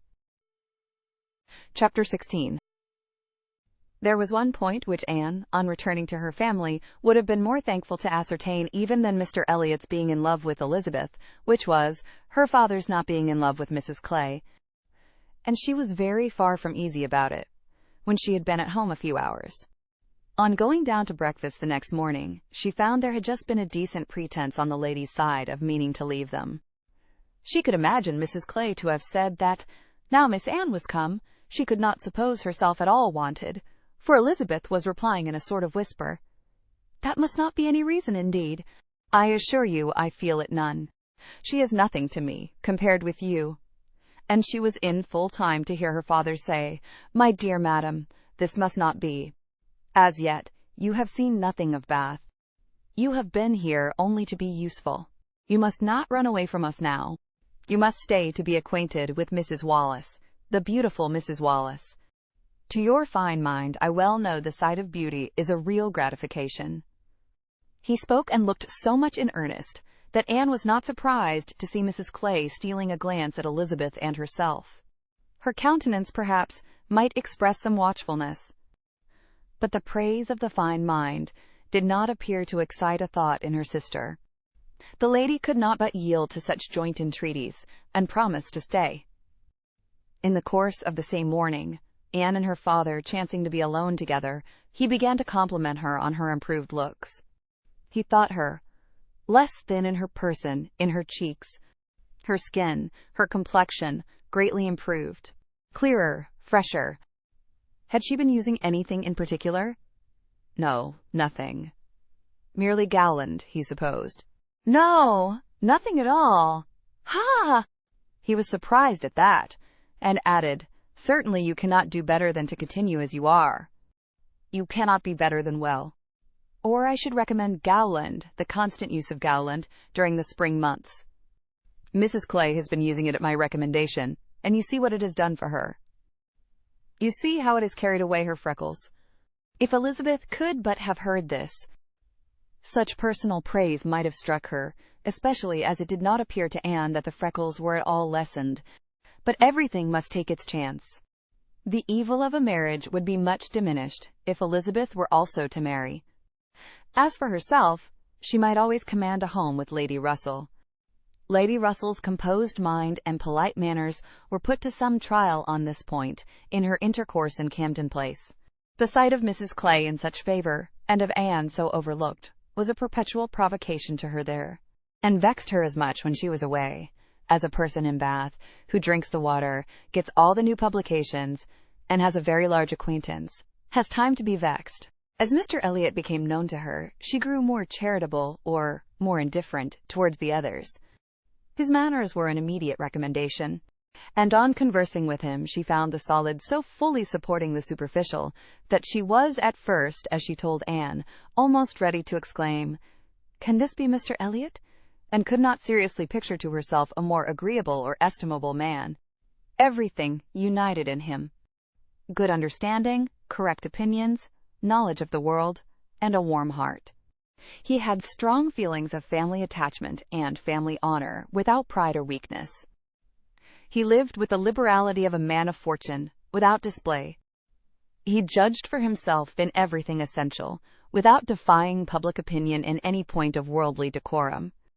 He was steady, observant, moderate, candid, never run away with by spirits or by selfishness, which fancied itself strong feeling, and yet with a sensibility to what was amiable and lovely, and a value for all the felicities of domestic life, which characters of fancied enthusiasm and violent agitation seldom really possess. She was sure that he had not been happy in marriage. Colonel Wallace said it, and Lady Russell saw it. But it had been no unhappiness to sour his mind, nor, she began pretty soon to suspect, to prevent his thinking of a second choice. Her satisfaction in Mr. Elliot outweighed all the plague of Mrs. Clay. It was now some years since Anne had begun to learn that she and her excellent friend could sometimes think differently, and it did not surprise her, therefore, that Lady Russell should see nothing suspicious or inconsistent, nothing to require more motives than appeared, in Mr. Elliot's great desire of a reconciliation. In Lady Russell's view, it was perfectly natural that Mr. Elliot, at a mature time of life, should feel it a most desirable object, and what would very generally recommend him among all sensible people, to be on good terms with the head of his family. The simplest process in the world of time, upon a head naturally clear, and only erring in the heyday of youth. Anne presumed, however, still to smile about it, and at last to mention Elizabeth. Lady Russell listened and looked, and made only this cautious reply: "Elizabeth? Very well. Time will explain." It was a reference to the future, which Anne, after a little observation, felt she must submit to. She could determine nothing at present. In that house, Elizabeth must be first, and she was in the habit of such general observance as Miss Elliot that any particularity of attention seemed almost impossible. Mr. Elliot, too, it must be remembered, had not been a widower 7 months. A little delay on his side might be very excusable. In fact, Anne could never see the crape round his hat without fearing that she was the inexcusable one in attributing to him such imaginations. For though his marriage had not been very happy, still it had existed so many years that she could not comprehend a very rapid recovery from the awful impression of its being dissolved. However it might end, he was without any question their pleasantest acquaintance in Bath. She saw nobody equal to him, and it was a great indulgence now and then to talk to him about Lyme, which he seemed to have as lively a wish to see again, and to see more of, as herself. They went through the particulars of their first meeting a great many times. He gave her to understand that he had looked at her with some earnestness. She knew it well, and she remembered another person's look also. They did not always think alike. His value for rank and connection, she perceived, was greater than hers. It was not merely complacence, it must be a liking to the cause, which made him enter warmly into her father and sister's solicitudes on a subject which she thought unworthy to excite them. The Bath paper one morning announced the arrival of the Dowager Viscountess Dalrymple and her daughter, the Honourable Miss Carteret, and all the comfort of No. Camden Place was swept away for many days. For the Dalrymples, in Anne's opinion, most unfortunately, were cousins of the Elliots, and the agony was how to introduce themselves properly. Anne had never seen her father and sister before in contact with nobility, and she must acknowledge herself disappointed. She had hoped better things from their high ideas of their own situation in life, and was reduced to form a wish which she had never foreseen. A wish that they had more pride.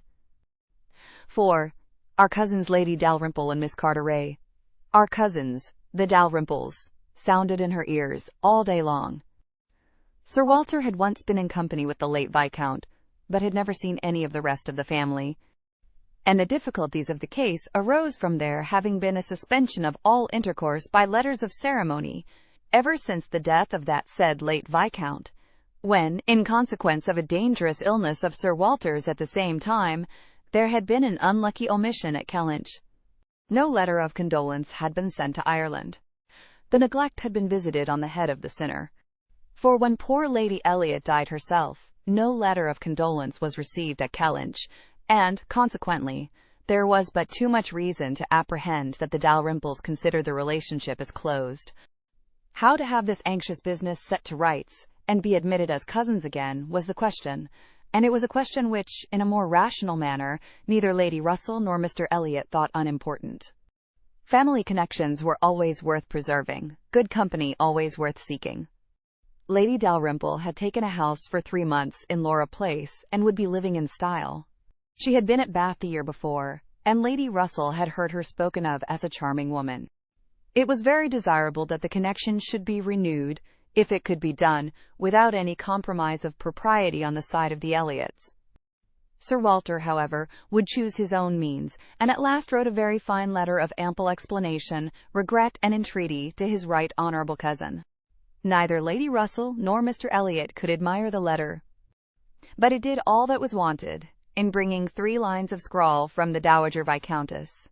She was very much honoured, and should be happy in their acquaintance. The toils of the business were over. The sweets began. They visited in Laura Place. They had the cards of Dowager Viscountess Dalrymple and the Honourable Miss Carteret, to be arranged wherever they might be most visible, and our cousins in Laura Place, our cousin Lady Dalrymple and Miss Carteret, were talked of to everybody. Anne was ashamed.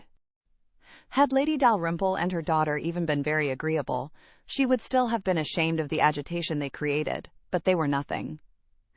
There was no superiority of manner, accomplishment, or understanding. Lady Dalrymple had acquired the name of a charming woman because she had a smile and a civil answer for everybody. Miss Carteret, with still less to say, was so plain and so awkward that she would never have been tolerated in Camden Place but for her birth. Lady Russell confessed she had expected something better. But yet, it was an acquaintance worth having, and when Anne ventured to speak her opinion of them to Mr. Elliot, he agreed to their being nothing in themselves, but still maintained that, as a family connection, as good company, as those who would collect good company around them, they had their value.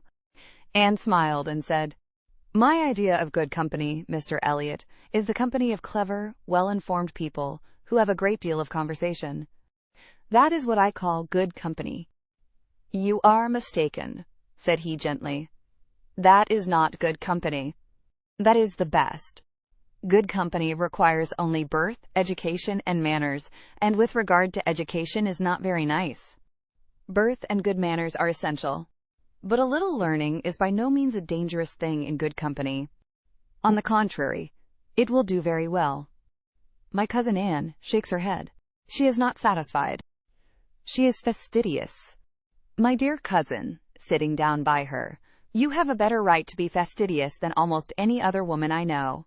But will it answer? Will it make you happy? Will it not be wiser to accept the society of those good ladies in Laura Place, and enjoy all the advantages of the connection as far as possible?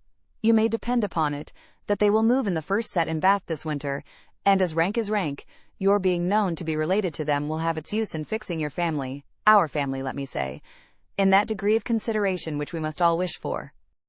"Yes," sighed Anne, "we shall indeed be known to be related to them." Then, recollecting herself, and not wishing to be answered, she added, "I certainly do think there has been by far too much trouble taken to procure the acquaintance. I suppose," smiling, "I have more pride than any of you. But I confess it does vex me, that we should be so solicitous to have the relationship acknowledged, which we may be very sure is a matter of perfect indifference to them. Pardon me, dear cousin, you are unjust in your own claims. In London, perhaps, in your present quiet style of living, it might be as you say, but in Bath, Sir Walter Elliot and his family will always be worth knowing, always acceptable as acquaintance." "Well," said Anne, "I certainly am proud, too proud to enjoy a welcome which depends so entirely upon place." "I love your indignation," said he. "It is very natural. But here you are in Bath, and the object is to be established here with all the credit and dignity which ought to belong to Sir Walter Elliot. You talk of being proud. I am called proud, I know, and I shall not wish to believe myself otherwise.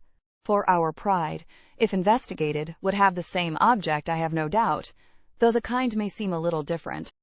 In one point I am sure, my dear cousin, he continued, speaking lower, though there was no one else in the room. In one point I am sure we must feel alike. We must feel that every addition to your father's society, among his equals or superiors, may be of use in diverting his thoughts from those who are beneath him. He looked, as he spoke, to the seat which Mrs. Clay had been lately occupying, a sufficient explanation of what he particularly meant. And though Anne could not believe in their having the same sort of pride, she was pleased with him for not liking Mrs. Clay. And her conscience admitted that his wishing to promote her father's getting great acquaintance was more than excusable in the view of defeating her. Chapter 17. While Sir Walter and Elizabeth were assiduously pushing their good fortune in Laura Place, Anne was renewing an acquaintance of a very different description. She had called on her former governess, and had heard from her of there being an old schoolfellow in Bath, who had the two strong claims on her attention of past kindness and present suffering. Miss Hamilton, now Mrs. Smith, had shown her kindness in one of those periods of her life when it had been most valuable. Anne had gone unhappy to school, grieving for the loss of a mother whom she had dearly loved, feeling her separation from home, and suffering as a girl of 14, of strong sensibility and not high spirits, must suffer at such a time. And Miss Hamilton, 3 years older than herself, but still from the want of near relations and a settled home, remaining another year at school, had been useful and good to her in a way which had considerably lessened her misery, and could never be remembered with indifference. Miss Hamilton had left school, had married not long afterwards, was said to have married a man of fortune, and this was all that Anne had known of her, till now that their governess's account brought her situation forward in a more decided, but very different form. She was a widow and poor. Her husband had been extravagant, and at his death, about 2 years before, had left his affairs dreadfully involved. She had had difficulties of every sort to contend with, and in addition to these distresses had been afflicted with a severe rheumatic fever, which, finally settling in her legs, had made her for the present a cripple. She had come to Bath on that account, and was now in lodgings near the hot baths, living in a very humble way, unable even to afford herself the comfort of a servant, and of course almost excluded from society. Their mutual friend answered for the satisfaction which a visit from Miss Elliot would give Mrs. Smith, and Anne therefore lost no time in going. She mentioned nothing of what she had heard, or what she intended, at home. It would excite no proper interest there. She only consulted Lady Russell, who entered thoroughly into her sentiments, and was most happy to convey her as near to Mrs. Smith's lodgings in Westgate Buildings as Anne chose to be taken. The visit was paid, their acquaintance re-established, their interest in each other more than rekindled. The first 10 minutes had its awkwardness and its emotion. 12 years were gone since they had parted, and each presented a somewhat different person from what the other had imagined.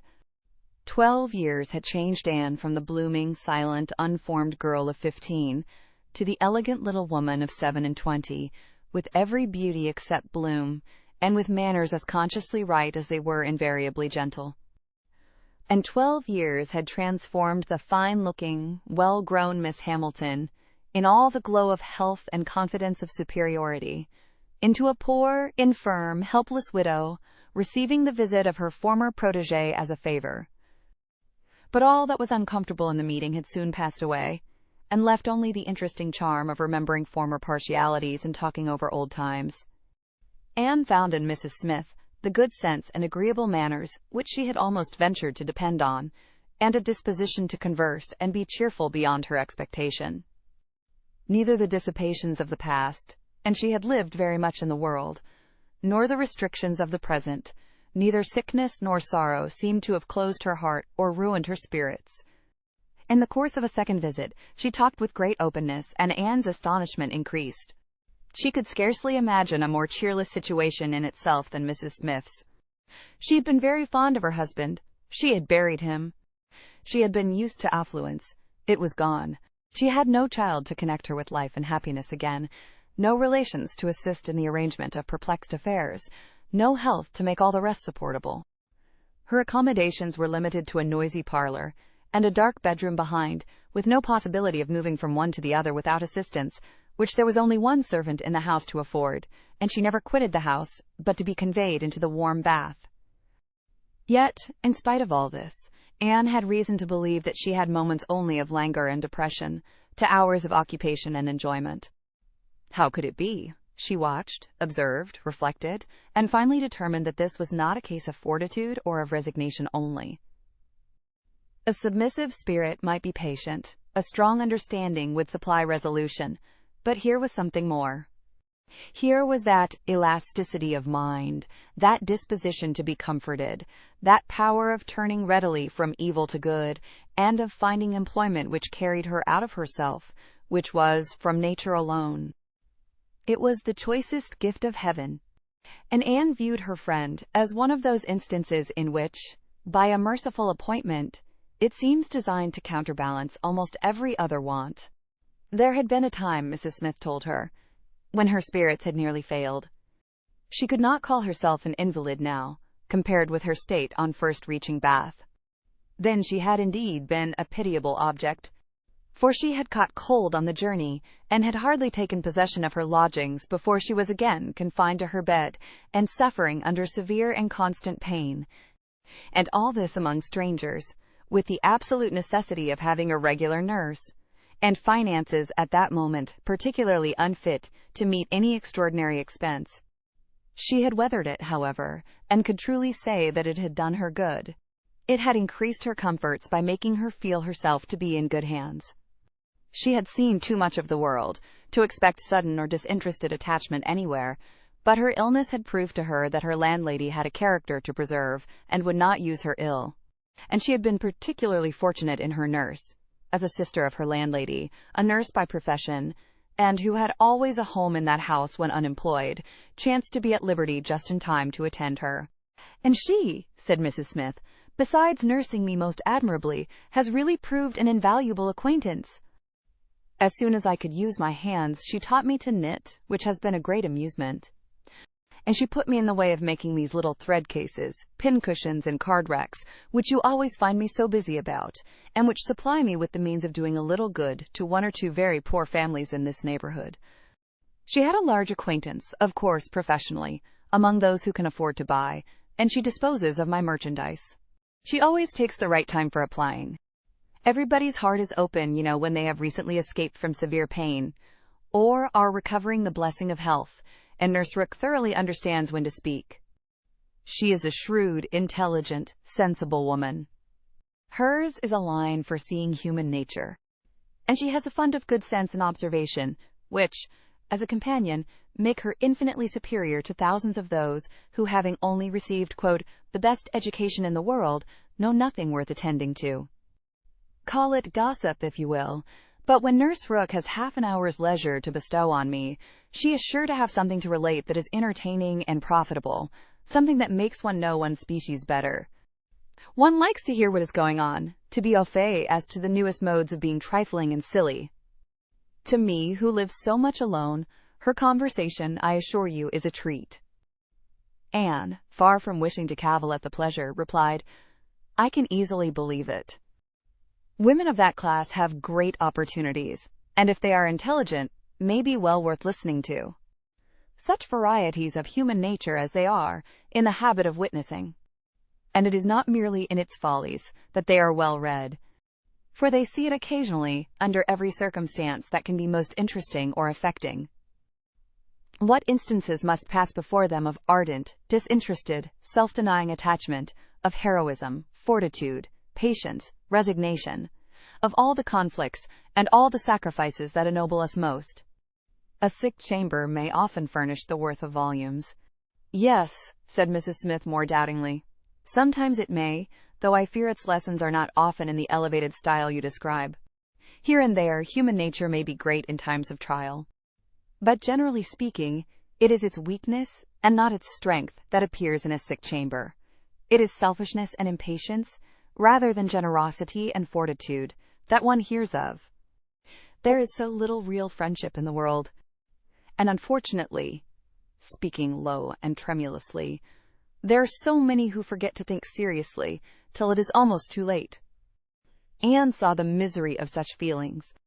The husband had not been what he ought, and the wife had been led among that part of mankind which made her think worse of the world than she hoped it deserved. It was but a passing emotion, however, with Mrs. Smith.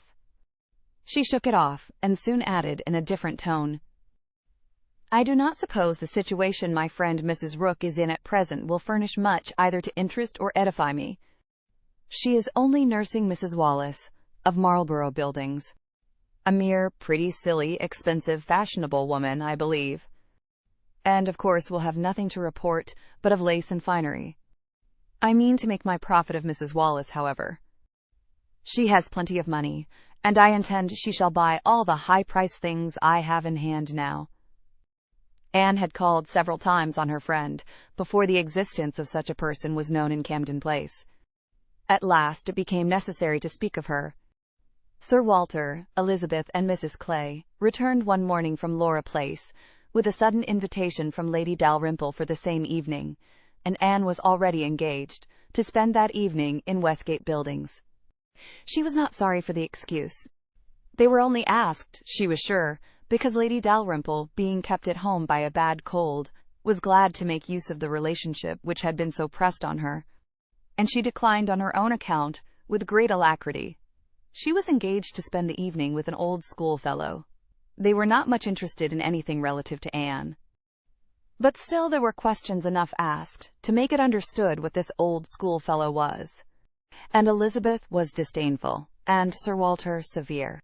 "Westgate Buildings," said he. "And who is Miss Anne Elliot to be visiting in Westgate Buildings? A Mrs. Smith."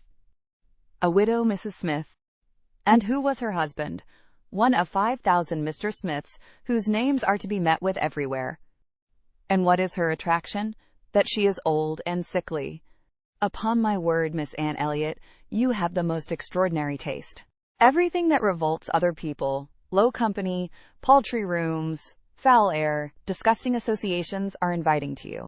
But surely you may put off this old lady till tomorrow. She is not so near her end, I presume, but that she may hope to see another day."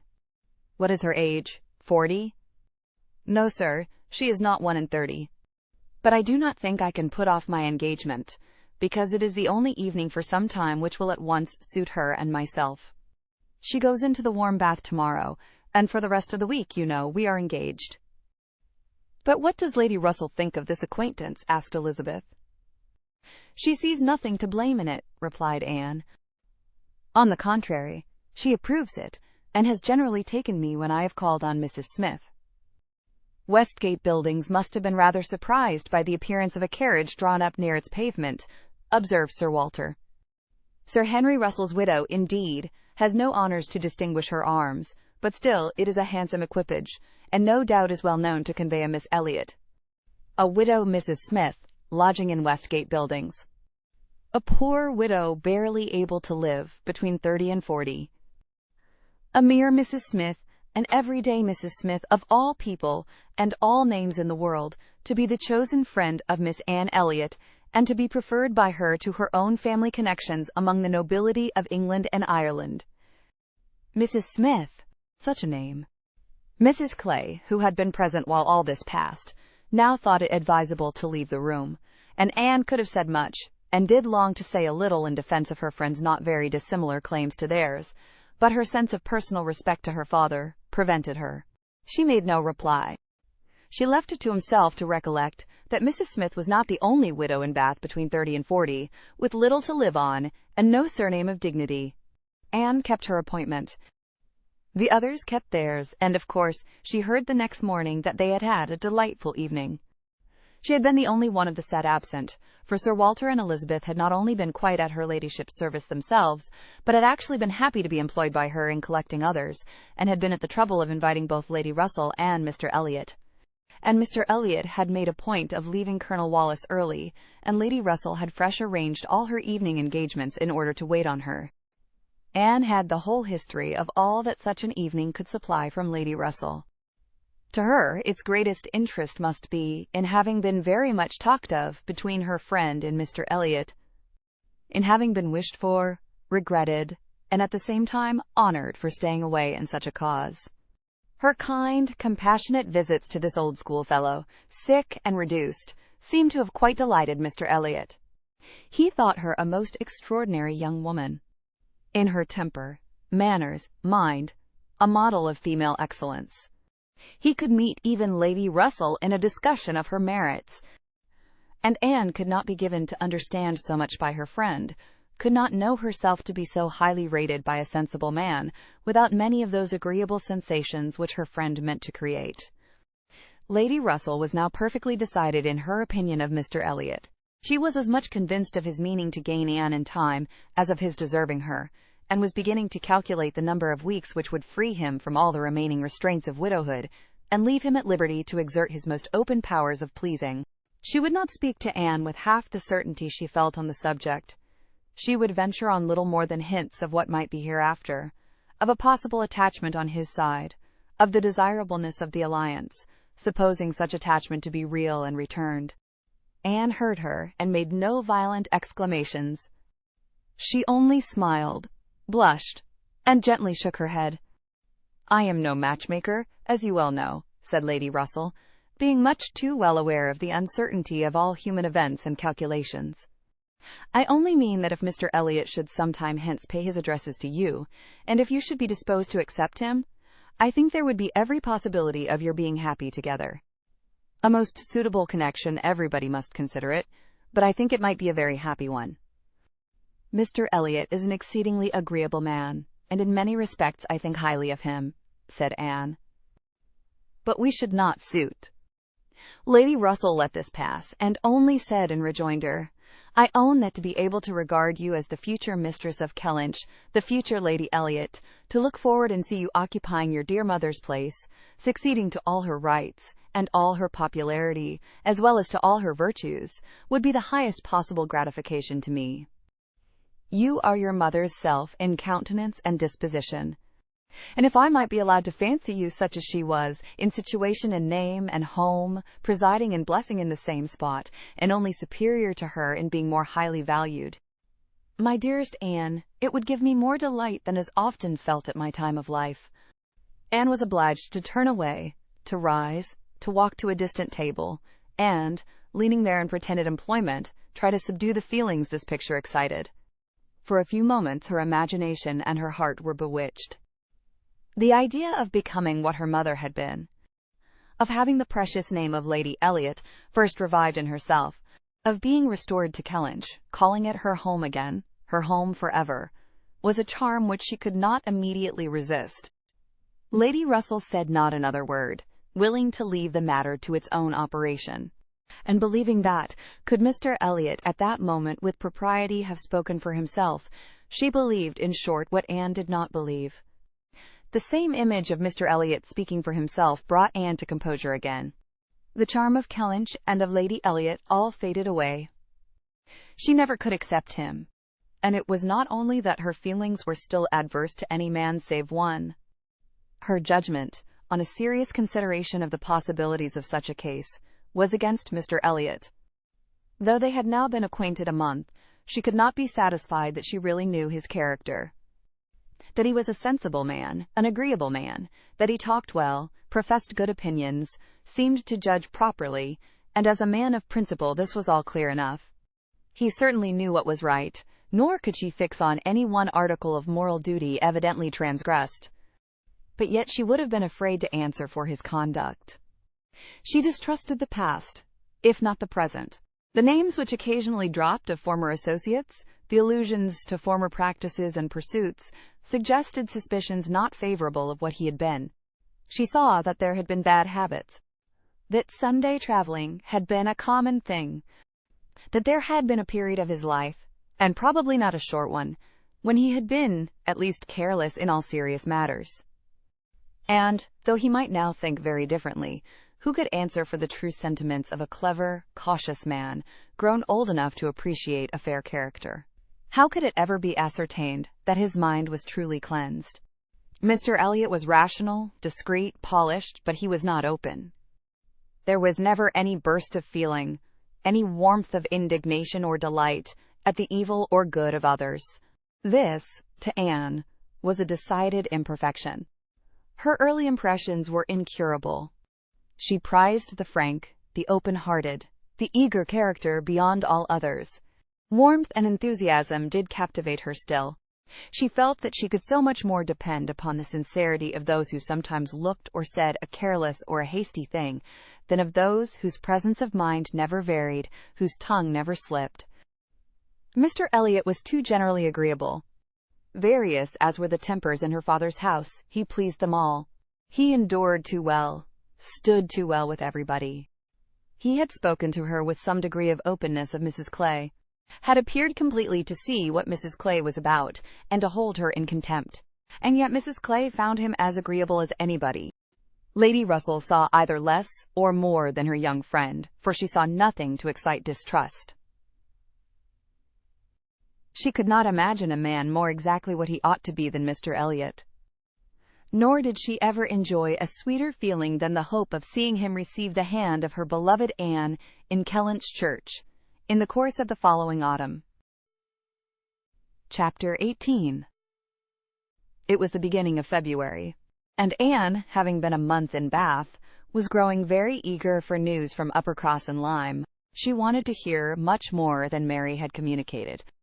It was 3 weeks since she had heard it all. She only knew that Henrietta was at home again, and that Louisa, though considered to be recovering fast, was still in Lyme. And she was thinking of them all very intently one evening, when a thicker letter than usual from Mary was delivered to her. And, to quicken the pleasure and surprise, with Admiral and Mrs. Crofts' compliments. The Crofts must be in Bath. A circumstance to interest her. They were people whom her heart turned to, very naturally. "What is this?" cried Sir Walter. "The Crofts have arrived in Bath? The Crofts who rent Kellynch? What have they brought you?" "A letter from Uppercross Cottage, sir." "Oh, those letters are convenient passports. They secure an introduction. I should have visited Admiral Croft, however, at any rate. I know what is due to my tenant." Anne could listen no longer. She could not even have told how the poor Admiral's complexion escaped. Her letter engrossed her. It had been begun several days back. February 1st. My dear Anne, I make no apology for my silence, because I know how little people think of letters in such a place as Bath. You must be a great deal too happy to care for Uppercross, which, as you well know, affords little to write about.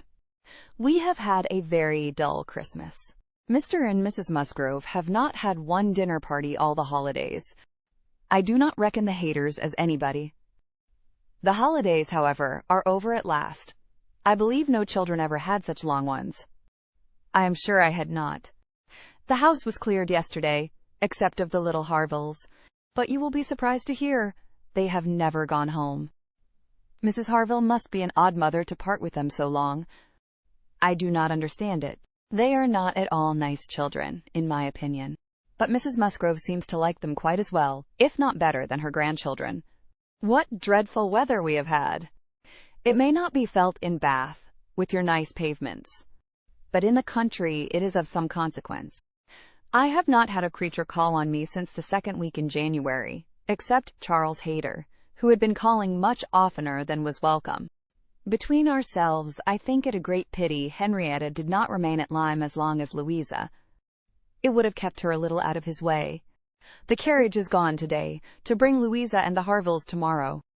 We are not asked to dine with them, however, till the day after. Mrs. Musgrove is so afraid of her being fatigued by the journey, which is not very likely, considering the care that will be taken of her, and it would be much more convenient to me to dine there tomorrow. I am glad you find Mr. Elliot so agreeable, and wish I could be acquainted with him too. But I have my usual luck. I am always out of the way when anything desirable is going on, always the last of my family to be noticed. What an immense time Mrs. Clay has been staying with Elizabeth. Does she never mean to go away? But perhaps if she were to leave the room vacant, we might not be invited. Let me know what you think of this. I do not expect my children to be asked, you know. I can leave them at the great house very well, for a month or 6 weeks. I have this moment heard that the Crofts are going to Bath almost immediately. They think the Admiral gouty. Charles heard it quite by chance. They have not had the civility to give me any notice, or of offering to take anything. I do not think they improve at all as neighbors. We see nothing of them, and this is really an instance of gross inattention. Charles joins me in love and everything proper. Yours affectionately, Mary M. I am sorry to say that I am very far from well, and Jemima has just told me that the butcher says there is a bad sore throat very much about. I dare say I shall catch it. And my sore throats, you know, are always worse than anybody's. So ended the first part, which had been afterwards put into an envelope containing nearly as much more. I kept my letter open, that I might send you word how Louisa bore her journey, and now I am extremely glad I did, having a great deal to add. In the first place, I had a note from Mrs. Croft yesterday, offering to convey anything to you. A very kind, friendly note indeed, addressed to me just as it ought. I shall therefore be able to make my letter as long as I like. The Admiral does not seem very ill, and I sincerely hope Bath will do him all the good he wants. I shall be truly glad to have them back again. Our neighborhood cannot spare such a pleasant family. But now for Louisa. I have something to communicate that will astonish you not a little. She and the Harvilles came on Tuesday very safely, and in the evening we went to ask her how she did, when we were rather surprised not to find Captain Benwick of the party, for he had been invited as well as the Harvilles. And what do you think was the reason? Neither more nor less than his being in love with Louisa, and not choosing to venture to Uppercross till he had had an answer from Mr. Musgrove. For it was all settled between him and her before she came away, and he had written to her father by Captain Harville. True, upon my honor. Are not you astonished? I shall be surprised at least if you ever received a hint of it, for I never did. Mrs. Musgrove protests solemnly that she knew nothing of the matter. We are all very well pleased, however, for though it is not equal to her marrying Captain Wentworth, it is infinitely better than Charles Hayter. And Mr. Musgrove has written his consent, and Captain Benwick is expected today. Mrs. Harville says her husband feels a good deal on his poor sister's account. But, however, Louisa is a great favorite with both. Indeed, Mrs. Harville and I quite agree that we love her the better for having nursed her. Charles wonders what Captain Wentworth will say. But if you remember, I never thought him attached to Louisa. I never could see anything of it. And this is the end, you see, of Captain Benwick's being supposed to be an admirer of yours. How Charles could take such a thing into his head was always incomprehensible to me. I hope he will be more agreeable now. Certainly not a great match for Louisa Musgrove, but 1,000,000 times better than marrying among the Hayters. Mary need not have feared her sister's being in any degree prepared for the news. She had never in her life been more astonished. Captain Benwick and Louisa Musgrove. It was almost too wonderful for belief, and it was with the greatest effort that she could remain in the room, preserve an air of calmness, and answer the common questions of the moment. Happily for her, they were not many. Sir Walter wanted to know whether the Crofts travelled with 4 horses, and whether they were likely to be situated in such a part of Bath as it might suit Miss Elliot and himself to visit in, but had little curiosity beyond. "How is Mary?" said Elizabeth. And without waiting for an answer, "And pray what brings the Crofts to Bath?" "They come on the Admiral's account. He is thought to be gouty." "Gout and decrepitude?" said Sir Walter. "Poor old gentleman. Have they any acquaintance here?" asked Elizabeth. "I do not know, but I can hardly suppose that, at Admiral Croft's time of life and in his profession, he should not have many acquaintance in such a place as this." "I suspect," said Sir Walter coolly, "that Admiral Croft will be best known in Bath as the renter of Kellynch Hall. Elizabeth, may we venture to present him and his wife in Laura Place?" "Oh, no, I think not. Situated as we are with Lady Dalrymple, cousins, we ought to be very careful not to embarrass her with acquaintance she might not approve. If we were not related, it would not signify. But as cousins, she would feel scrupulous as to any proposal of ours. We had better leave the Crofts to find their own level. There are several odd-looking men walking about here, who I am told are sailors. The Crofts will associate with them." This was Sir Walter and Elizabeth's share of interest in the letter. When Mrs. Clay had paid her tribute of more decent attention, in an inquiry after Mrs. Charles Musgrove and her fine little boys, Anne was at liberty. In her own room, she tried to comprehend it.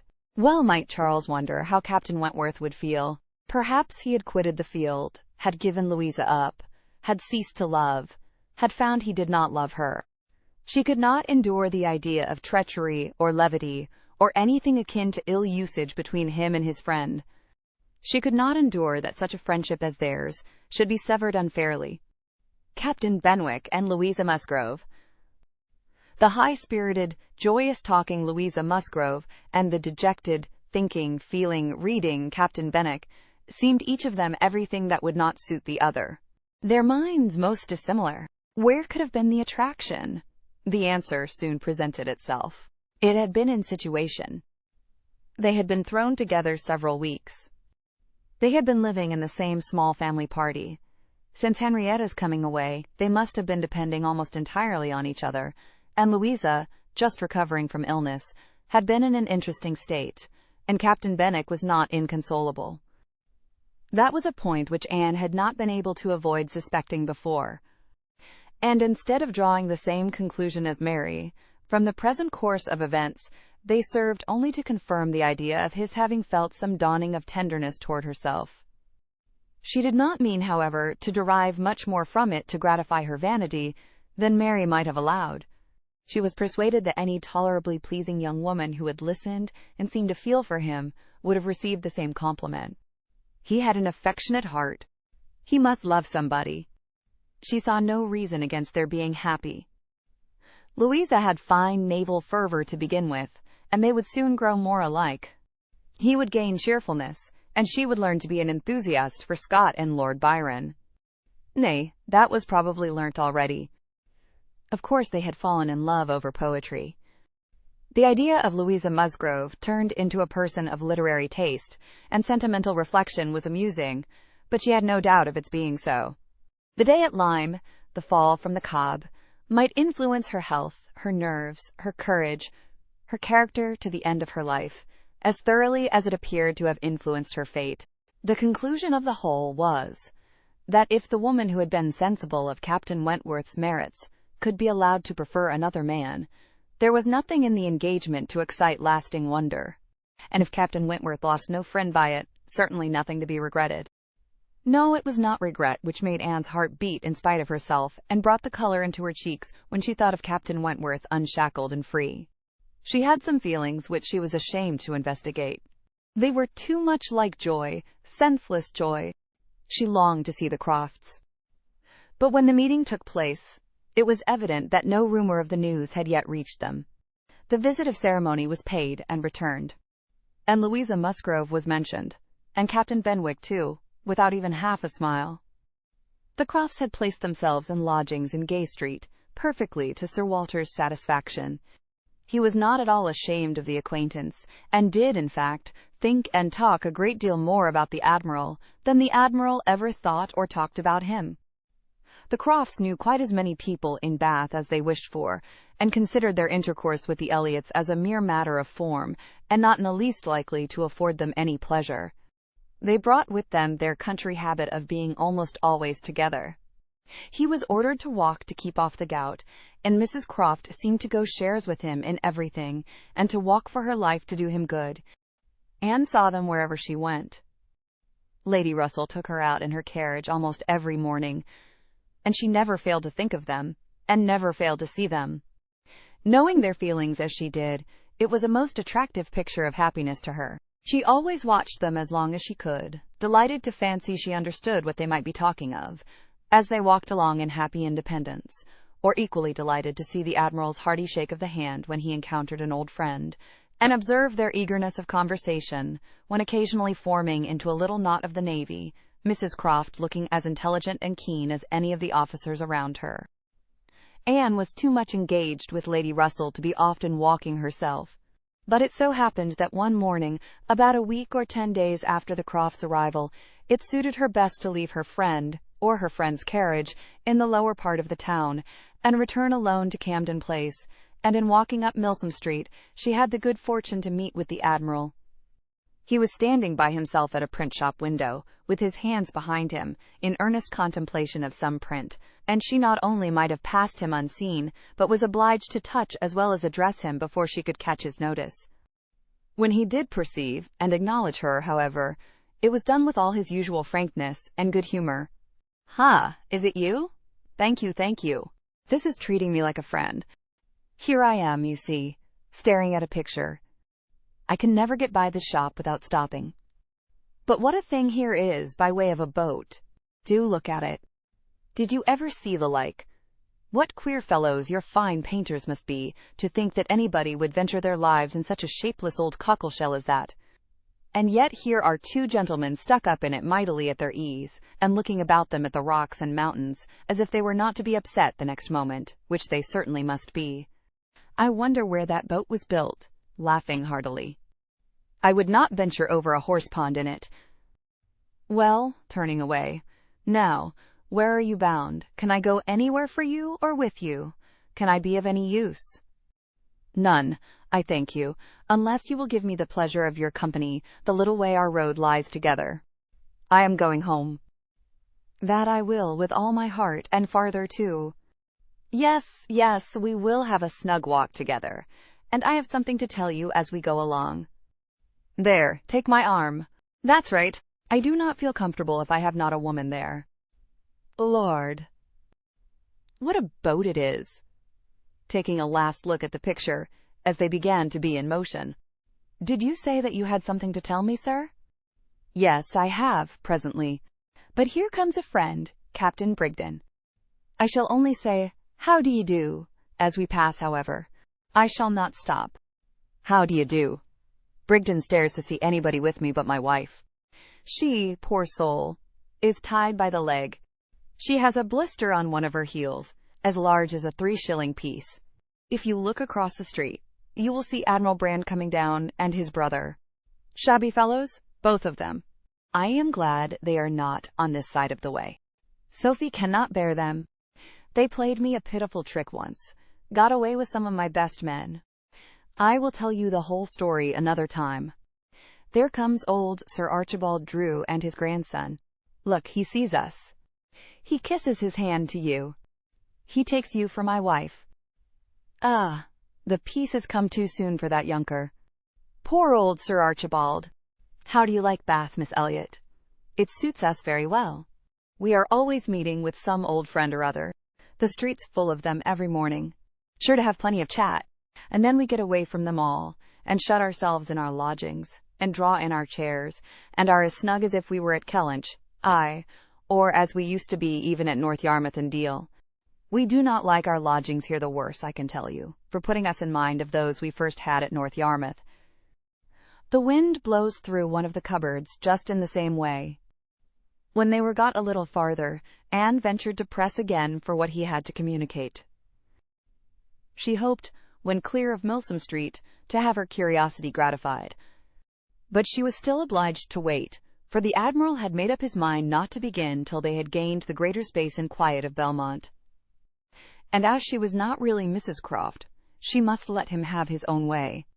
As soon as they were fairly ascending Belmont, he began. "Well, now you shall hear something that will surprise you.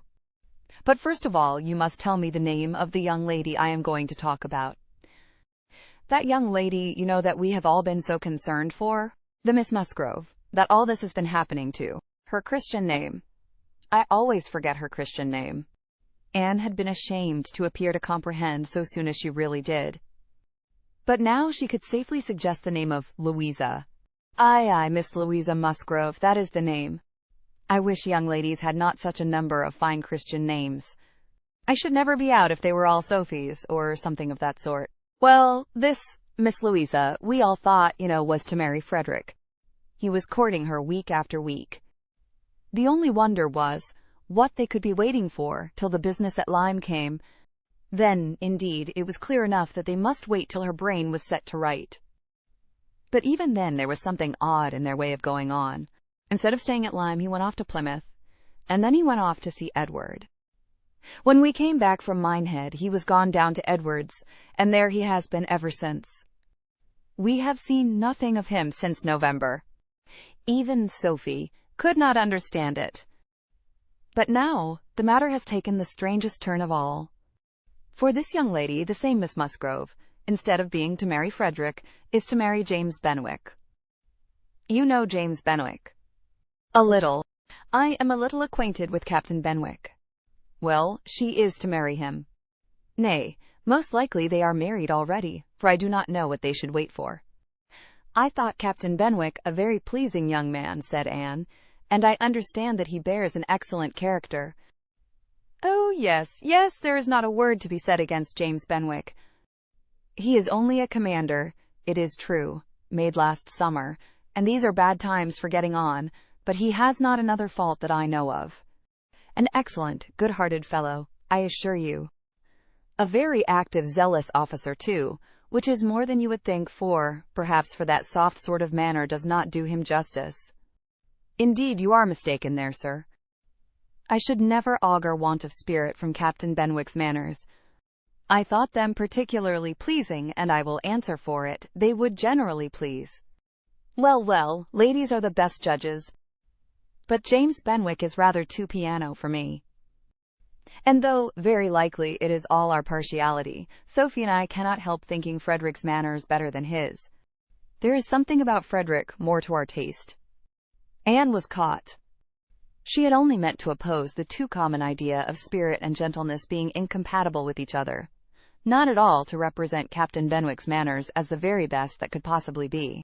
And after a little hesitation, she was beginning to say, I was not entering into any comparison of the two friends, but the Admiral interrupted her with, and the thing is certainly true. It is not a mere bit of gossip. We have it from Frederick himself. His sister had a letter from him yesterday, in which he tells us of it, and he had just had it in a letter from Harville, written upon the spot from Uppercross. I fancy they are all at Uppercross. This was an opportunity which Anne could not resist. She said, therefore, I hope, Admiral, there is nothing in the style of Captain Wentworth's letter to make you and Mrs. Croft particularly uneasy. It did seem, last autumn, as if there were an attachment between him and Louisa Musgrove, but I hope it may be understood to have worn out on each side equally, and without violence. I hope his letter does not breathe the spirit of an ill-used man. Not at all. There is not an oath or a murmur from beginning to end. Anne looked down to hide her smile. No. Frederick is not a man to whine and complain. He has too much spirit for that. If the girl likes another man better, it is very fit she should have him. Certainly. But what I mean is, that I hope there is nothing in Captain Wentworth's manner of writing to make you suppose he thinks himself ill-used by his friend, which might appear, without its being absolutely said. I should be very sorry that such a friendship as has subsisted between him and Captain Benwick should be destroyed or even wounded by a circumstance of this sort. Yes, I understand you. But there is nothing at all of that nature in the letter. He does not give the least fling at Benwick. Does not so much as say, I wonder at it, I have a reason of my own for wondering at it. No, you would not guess, from his way of writing, that he had ever thought of this Miss, what's-her-name, for himself. He very handsomely hopes they will be happy together. And there is nothing very unforgiving in that, I think. Anne did not receive the perfect conviction which the Admiral meant to convey, but it would have been useless to press the inquiry farther. She therefore satisfied herself with commonplace remarks or quiet attention, and the Admiral had it all his own way. Poor Frederick, said he at last. Now he must begin all over again with somebody else. I think we must get him to Bath. Sophie must write, and beg him to come to Bath. Here are pretty girls enough, I am sure. It would be of no use to go to Uppercross again, for that other Miss Musgrove, I find, is bespoke by her cousin, the young parson. Do not you think, Miss Elliot, we had better try to get him to Bath? Chapter 19. While Admiral Croft was taking this walk with Anne, and expressing his wish of getting Captain Wentworth to Bath, Captain Wentworth was already on his way thither. Before Mrs. Croft had written, he was arrived, and the very next time Anne walked out, she saw him. Mr. Elliot was attending his two cousins and Mrs. Clay. They were in Milsom Street. It began to rain, not much, but enough to make shelter desirable for women, and quite enough to make it very desirable for Miss Elliot to have the advantage of being conveyed home in Lady Dalrymple's carriage, which was seen waiting at a little distance. She, Anne, and Mrs. Clay, therefore, turned into Mullins, while Mr. Elliot stepped to Lady Dalrymple to request her assistance. He soon joined them again, successful, of course. Lady Dalrymple would be most happy to take them home and would call for them in a few minutes. Her ladyship's carriage was a barouche and did not hold more than 4 with any comfort. Miss Carteret was with her mother. Consequently, it was not reasonable to expect accommodation for all the 3 Camden Place ladies. There could be no doubt as to Miss Elliot. Whoever suffered inconvenience, she must suffer none. But it occupied a little time to settle the point of civility between the other 2. The rain was a mere trifle, and Anne was most sincere in preferring a walk with Mr. Elliot. But the rain was also a mere trifle to Mrs. Clay. She would hardly allow it even to drop at all, and her boots were so thick, much thicker than Miss Anne's, and in short, her civility rendered her quite as anxious to be left to walk with Mr. Elliot as Anne could be, and it was discussed between them with a generosity so polite and so determined that the others were obliged to settle it for them, Miss Elliot maintaining that Mrs. Clay had a little cold already, and Mr. Elliot deciding on appeal that his cousin Anne's boots were rather the thickest. It was fixed accordingly that Mrs. Clay should be of the party in the carriage, and they had just reached this point when Anne, as she sat near the window, descried, most decidedly and distinctly, Captain Wentworth walking down the street. Her start was perceptible only to herself, but she instantly felt that she was the greatest simpleton in the world, the most unaccountable and absurd. For a few minutes, she saw nothing before her. It was all confusion. She was lost, and when she had scolded back her senses, she found the others still waiting for the carriage, and Mr. Elliot, always obliging, just setting off for Union Street on a commission of Mrs. Clay's. She now felt a great inclination to go to the outer door. She wanted to see if it rained. Why was she to suspect herself of another motive? Captain Wentworth must be out of sight. She left her seat. She would go. One half of her should not be always so much wiser than the other half, or always suspecting the other of being worse than it was. She would see if it rained. She was sent back, however, in a moment by the entrance of Captain Wentworth himself, among a party of gentlemen and ladies, evidently his acquaintance, and whom he must have joined a little below Milsom Street. He was more obviously struck and confused by the sight of her than she had ever observed before. He looked quite red. For the first time, since their renewed acquaintance, she felt that she was betraying the least sensibility of the 2. She had the advantage of him in the preparation of the last few moments. All the overpowering, blinding, bewildering first effects of strong surprise were over with her. Still, however, she had enough to feel. It was agitation, pain, pleasure, a something between delight and misery. He spoke to her, and then turned away. The character of his manner was embarrassment. She could not have called it either cold or friendly, or anything so certainly as embarrassed. After a short interval, however, he came towards her and spoke again. Mutual enquiries on common subjects passed, neither of them, probably, much the wiser for what they heard, and Anne continuing fully sensible of his being less at ease than formerly. They had, by dint of being so very much together, got to speak to each other with a considerable portion of apparent indifference and calmness. But he could not do it now. Time had changed him, or Louisa had changed him. There was consciousness of some sort or other. He looked very well, not as if he had been suffering in health or spirits, and he talked of Uppercross, of the Musgroves, nay, even of Louisa, and had even a momentary look of his own arch significance as he named her. But yet, it was Captain Wentworth, not comfortable, not easy, not able to feign that he was. It did not surprise, but it grieved Anne to observe that Elizabeth would not know him. She saw that he saw Elizabeth, that Elizabeth saw him, that there was complete internal recognition on each side. She was convinced that he was ready to be acknowledged as an acquaintance, expecting it, and she had the pain of seeing her sister turn away with unalterable coldness. Lady Dalrymple's carriage, for which Miss Elliot was growing very impatient, now drew up. The servant came in to announce it. It was beginning to rain again, and altogether there was a delay, and a bustle, and a talking, which must make all the little crowd in the shop understand that Lady Dalrymple was calling to convey Miss Elliot. At last Miss Elliot and her friend, unattended but by the servant, for there was no cousin returned, were walking off, and Captain Wentworth, watching them, turned again to Anne, and by manner, rather than words, was offering his services to her. "I am much obliged to you," was her answer, "but I am not going with them. The carriage would not accommodate so many. I walk. I prefer walking." "But it rains." "Oh, very little. Nothing that I regard." After a moment's pause, he said, "Though I came only yesterday, I have equipped myself properly for Bath already, you see," pointing to a new umbrella. "I wish you would make use of it if you are determined to walk, though I think it would be more prudent to let me get you a chair."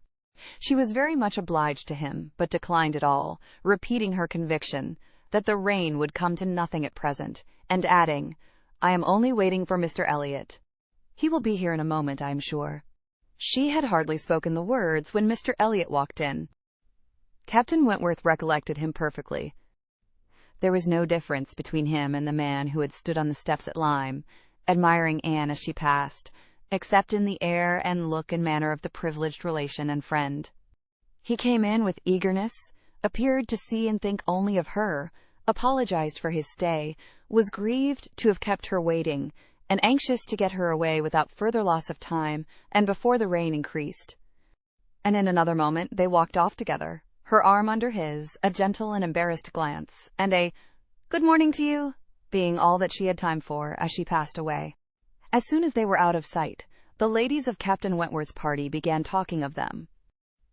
"Mr. Elliot does not dislike his cousin, I fancy." "Oh, no, that is clear enough. One can guess what will happen there. He is always with them, half lives in the family, I believe. What a very good-looking man." "Yes, and Miss Atkinson, who dined with him once at the Wallaces, says he is the most agreeable man she ever was in company with." "She is pretty, I think." "Anne Elliot. Very pretty, when one comes to look at her. It is not the fashion to say so, but I confess I admire her more than her sister." "Oh, so do I." "And so do I." "No comparison. But the men are all wild after Miss Elliot. Anne is too delicate for them." Anne would have been particularly obliged to her cousin if he would have walked by her side all the way to Camden Place, without saying a word. She had never found it so difficult to listen to him, though nothing could exceed his solicitude and care, and though his subjects were principally such as were wont to be always interesting, praise, warm, just, and discriminating, of Lady Russell, and insinuations highly rational against Mrs. Clay. But just now she could think only of Captain Wentworth. She could not understand his present feelings, whether he were really suffering much from disappointment or not. Until that point were settled, she could not be quite herself. She hoped to be wise and reasonable in time. But alas, alas, she must confess to herself that she was not wise yet. Another circumstance very essential for her to know was how long he meant to be in Bath. He had not mentioned it, or she could not recollect it. He might be only passing through, but it was more probable that he should be come to stay. In that case, so liable as everybody was to meet everybody in Bath, Lady Russell would, in all likelihood, see him somewhere.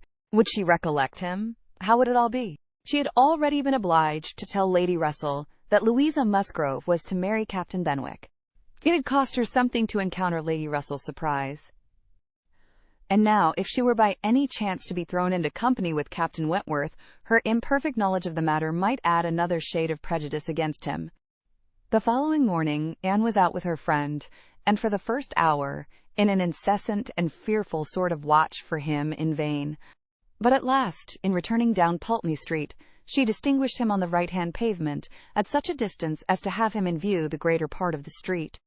There were many other men about him, many groups walking the same way, but there was no mistaking him. She looked instinctively at Lady Russell, but not from any mad idea of her recognizing him so soon as she did herself. No, it was not to be supposed that Lady Russell would perceive him till they were nearly opposite.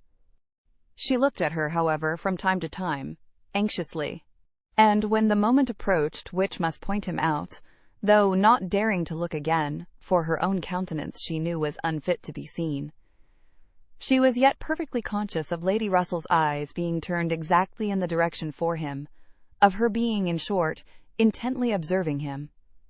She could thoroughly comprehend the sort of fascination he must possess over Lady Russell's mind, the difficulty it must be for her to withdraw her eyes, the astonishment she must be feeling that 8 or 9 years should have passed over him, and in foreign climes and in active service too, without robbing him of one personal grace. At last Lady Russell drew back her head. Now, how would she speak of him?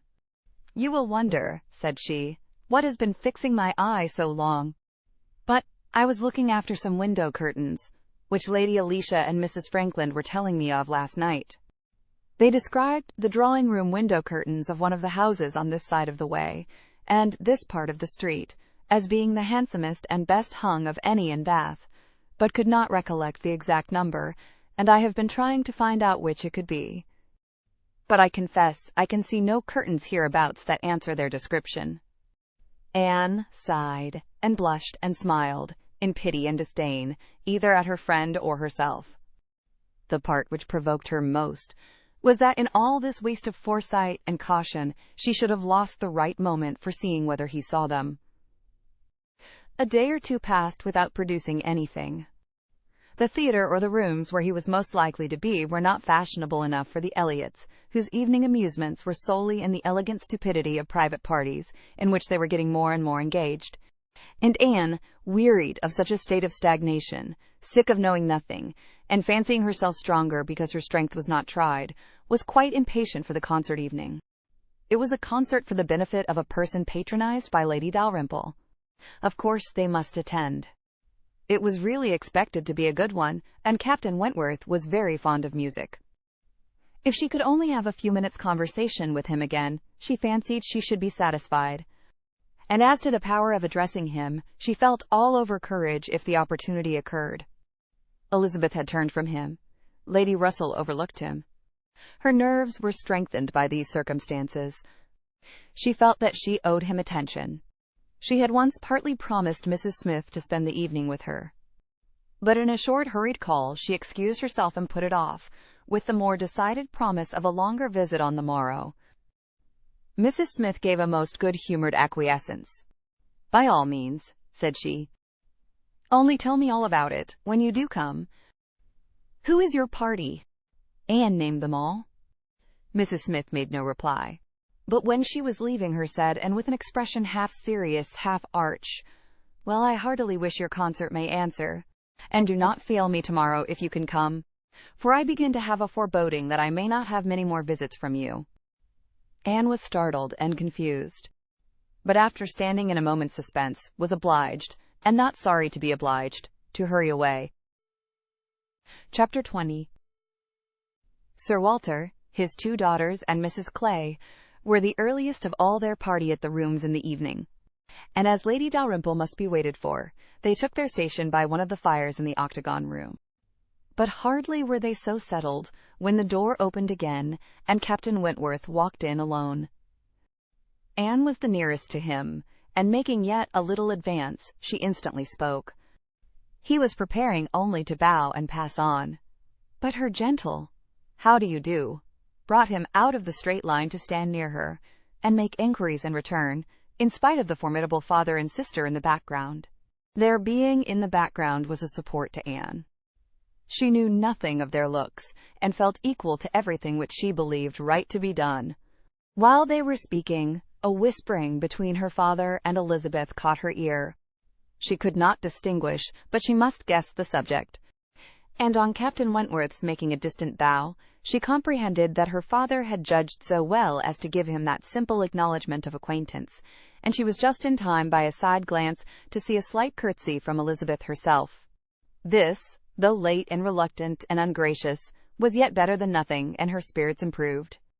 After talking, however, of the weather, and Bath, and the concert, their conversation began to flag, and so little was said at last that she was expecting him to go every moment, but he did not. He seemed in no hurry to leave her, and presently, with renewed spirit, with a little smile, a little glow, he said, "I have hardly seen you since our day at Lyme.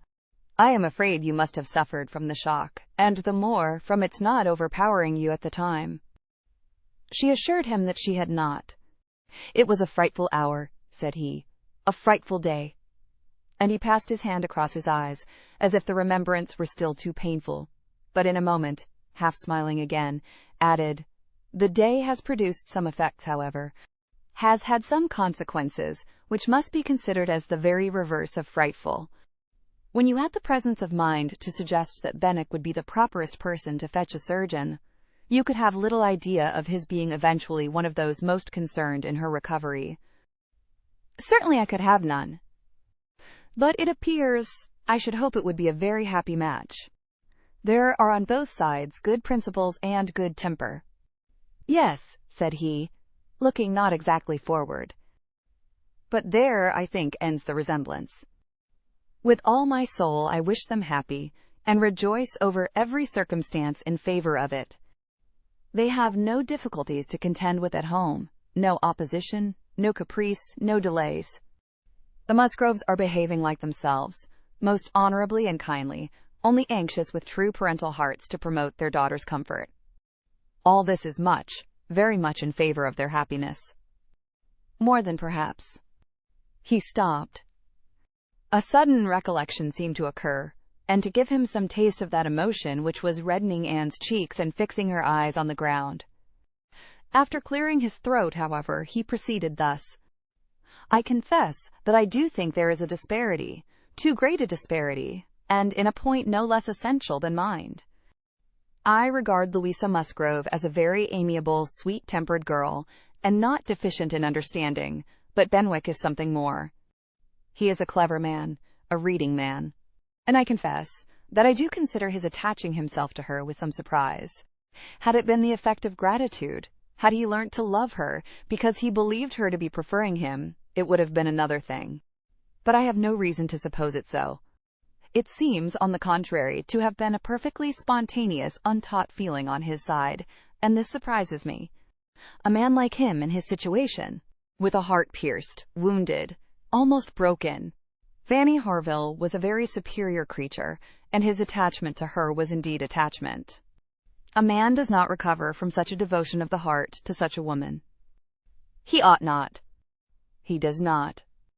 Either from the consciousness, however, that his friend had recovered, or from other consciousness, he went no farther, and Anne, who, in spite of the agitated voice in which the latter part had been uttered, and in spite of all the various noises of the room, the almost ceaseless slam of the door, and ceaseless buzz of persons walking through, had distinguished every word, was struck, gratified, confused, and beginning to breathe very quick, and feel 100 things in a moment. It was impossible for her to enter on such a subject, and yet, after a pause, feeling the necessity of speaking, and having not the smallest wish for a total change, she only deviated so far as to say, "You were a good while at Lyme, I think?" "About a fortnight. I could not leave it till Louisa's doing well was quite ascertained. I had been too deeply concerned in the mischief to be soon at peace. It had been my doing, solely mine. She would not have been obstinate if I had not been weak. The country round Lyme is very fine. I walked and rode a great deal, and the more I saw, the more I found to admire." "I should very much like to see Lyme again," said Anne. "Indeed, I should not have supposed that you could have found anything in Lyme to inspire such a feeling. The horror and distress you were involved in, the stretch of mind, the wear of spirits. I should have thought your last impressions of Lyme must have been strong disgust." "The last hours were certainly very painful," replied Anne. "But when pain is over, the remembrance of it often becomes a pleasure. One does not love a place the less for having suffered in it, unless it has been all suffering, nothing but suffering, which was by no means the case at Lyme. We were only in anxiety and distress during the last 2 hours, and previously there had been a great deal of enjoyment. So much novelty and beauty. I have traveled so little that every fresh place would be interesting to me. But there is real beauty at Lyme. And in short," with a faint blush at some recollections, "altogether my impressions of the place are very agreeable." As she ceased, the entrance door opened again, and the very party appeared for whom they were waiting. "Lady Dalrymple! Lady Dalrymple!" was the rejoicing sound. and with all the eagerness compatible with anxious elegance, Sir Walter and his two ladies stepped forward to meet her. Lady Dalrymple and Miss Carteret, escorted by Mr. Elliot and Colonel Wallis, who had happened to arrive nearly at the same instant, advanced into the room. The others joined them, and it was a group in which Anne found herself also necessarily included. She was divided from Captain Wentworth. Their interesting, almost too interesting conversation must be broken up for a time, but slight was the penance compared with the happiness which brought it on. She had learnt in the last 10 minutes more of his feelings towards Louisa, more of all his feelings than she dared to think of. And she gave herself up to the demands of the party, to the needful civilities of the moment, with exquisite, though agitated sensations. She was in good humour with all. She had received ideas which disposed her to be courteous and kind to all, and to pity everyone, as being less happy than herself. The delightful emotions were a little subdued when, on stepping back from the group to be joined again by Captain Wentworth, she saw that he was gone.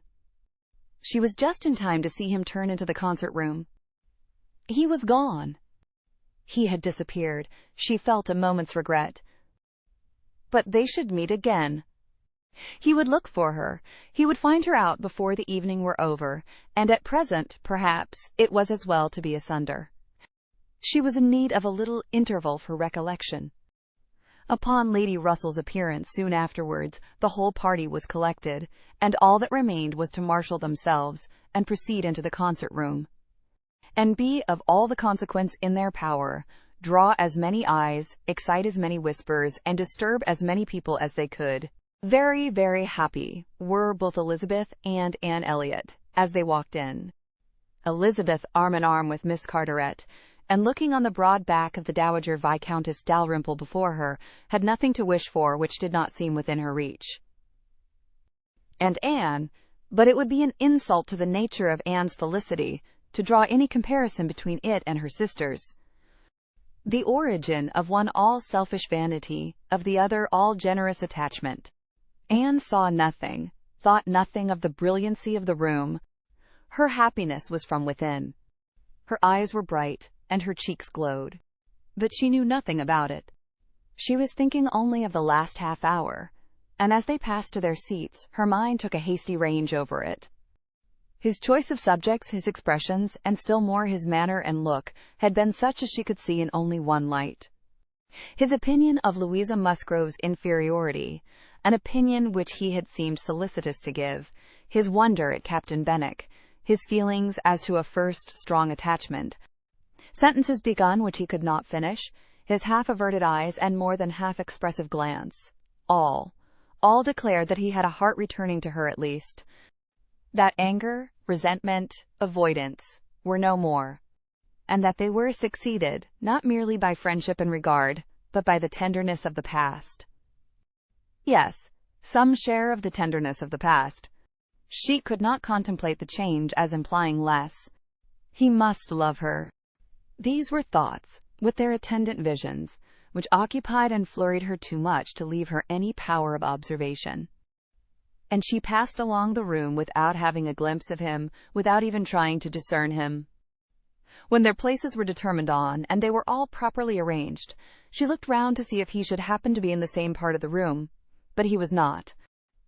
Her eye could not reach him, and the concert being just opening, she must consent for a time to be happy in a humbler way. The party was divided and disposed of on 2 contiguous benches. Anne was among those on the foremost, and Mr. Elliot had maneuvered so well, with the assistance of his friend Colonel Wallis, as to have a seat by her.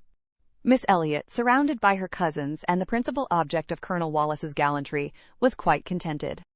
Anne's mind was in a most favourable state for the entertainment of the evening. It was just occupation enough. She had feelings for the tender, spirits for the gay, attention for the scientific, and patience for the wearisome, and had never liked a concert better, at least during the first act. Towards the close of it, in the interval succeeding an Italian song, she explained the words of the song to Mr. Elliot. They had a concert bill between them.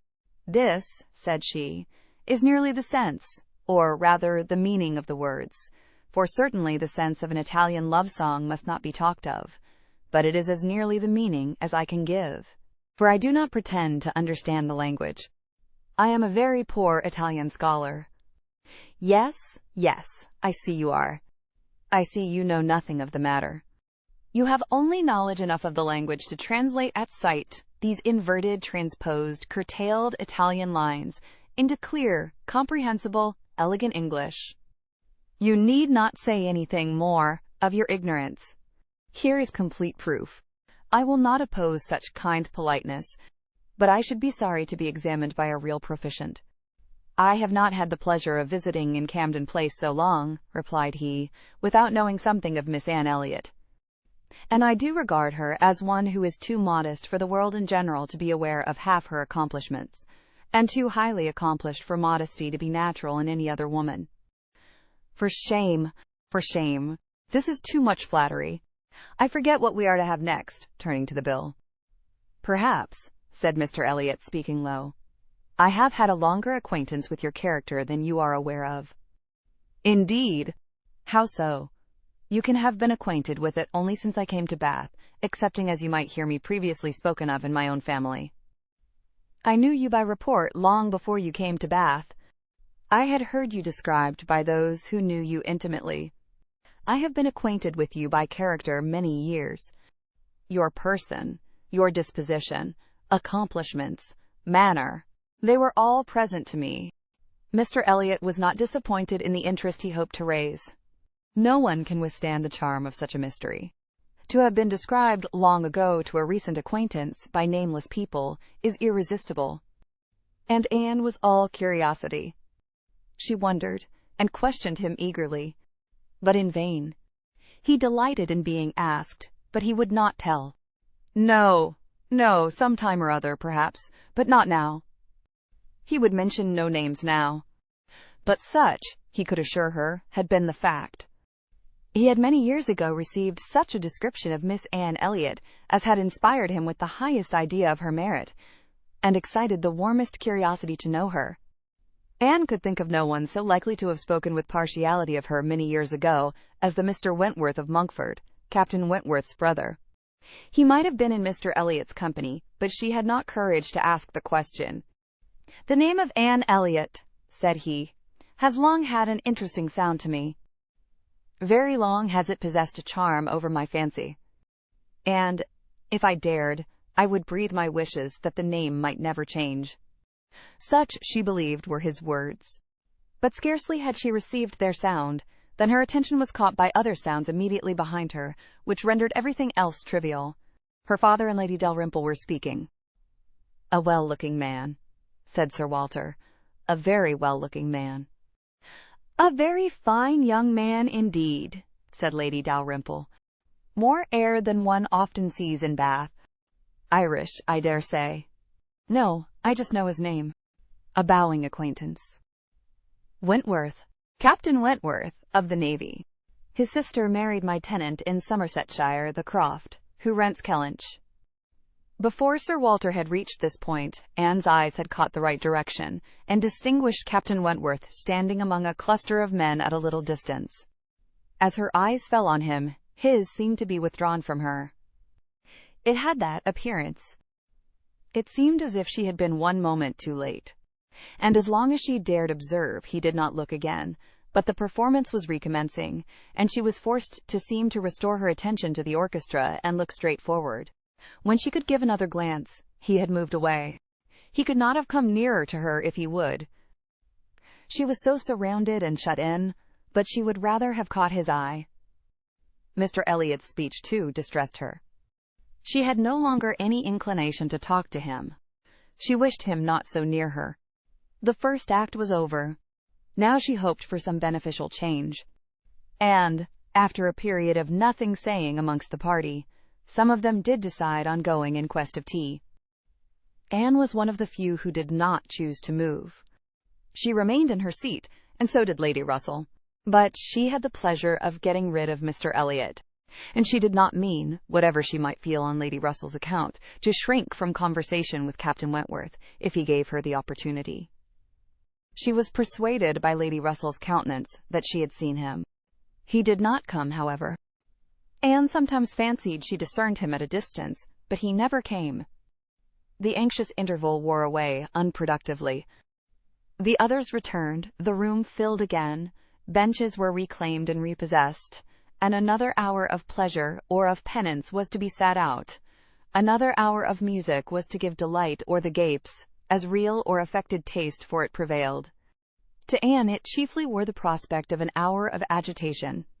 She could not quit that room in peace without seeing Captain Wentworth once more, without the interchange of one friendly look. In resettling themselves, there were now many changes, the result of which was favorable for her. Colonel Wallis declined sitting down again, and Mr. Elliot was invited by Elizabeth and Miss Carteret, in a manner not to be refused, to sit between them. And by some other removals, and a little scheming of her own, Anne was enabled to place herself much nearer the end of the bench than she had been before, much more within reach of a passer-by. She could not do so without comparing herself with Miss Larolles, the inimitable Miss Larolles. But still she did it, and not with much happier effect. Though, by what seemed prosperity, in the shape of an early abdication in her next neighbours, she found herself at the very end of the bench before the concert closed. Such was her situation, with a vacant space at hand, when Captain Wentworth was again in sight. She saw him not far off. He saw her too. Yet he looked grave, and seemed irresolute, and only by very slow degrees came at last near enough to speak to her. She felt that something must be the matter. The change was indubitable. The difference between his present air and what it had been in the octagon room was strikingly great. Why was it, she thought of her father, of Lady Russell? Could there have been any unpleasant glances? He began by speaking of the concert gravely, more like the Captain Wentworth of Uppercross. Owned himself disappointed, had expected singing, and, in short, must confess that he should not be sorry when it was over. Anne replied, and spoke in defense of the performance so well, and yet in allowance for his feelings so pleasantly, that his countenance improved, and he replied again with almost a smile. They talked for a few minutes more. The improvement held. He even looked down towards the bench, as if he saw a place on it well worth occupying, when at that moment a touch on her shoulder obliged Anne to turn round. It came from Mr. Elliot. He begged her pardon, but she must be applied to explain Italian again. Miss Carteret was very anxious to have a general idea of what was next to be sung. Anne could not refuse, but never had she sacrificed to politeness with a more suffering spirit. A few minutes, though as few as possible, were inevitably consumed, and when her own mistress again, when able to turn and look as she had done before, she found herself accosted by Captain Wentworth, in a reserved yet hurried sort of farewell. He must wish her good night. He was going. He should get home as fast as he could. "Is not this song worth staying for?" said Anne, suddenly struck by an idea which made her yet more anxious to be encouraging. "No," he replied impressively, "there is nothing worth my staying for." And he was gone directly. Jealousy of Mr. Elliot. It was the only intelligible motive. Captain Wentworth jealous of her affection. Could she have believed it a week ago? 3 hours ago? For a moment, the gratification was exquisite. But, alas, there were very different thoughts to succeed. How was such jealousy to be quieted? How was the truth to reach him? How, in all the peculiar disadvantages of their respective situations, would he ever learn of her real sentiments? It was misery to think of Mr. Elliot's attentions. Their evil was incalculable.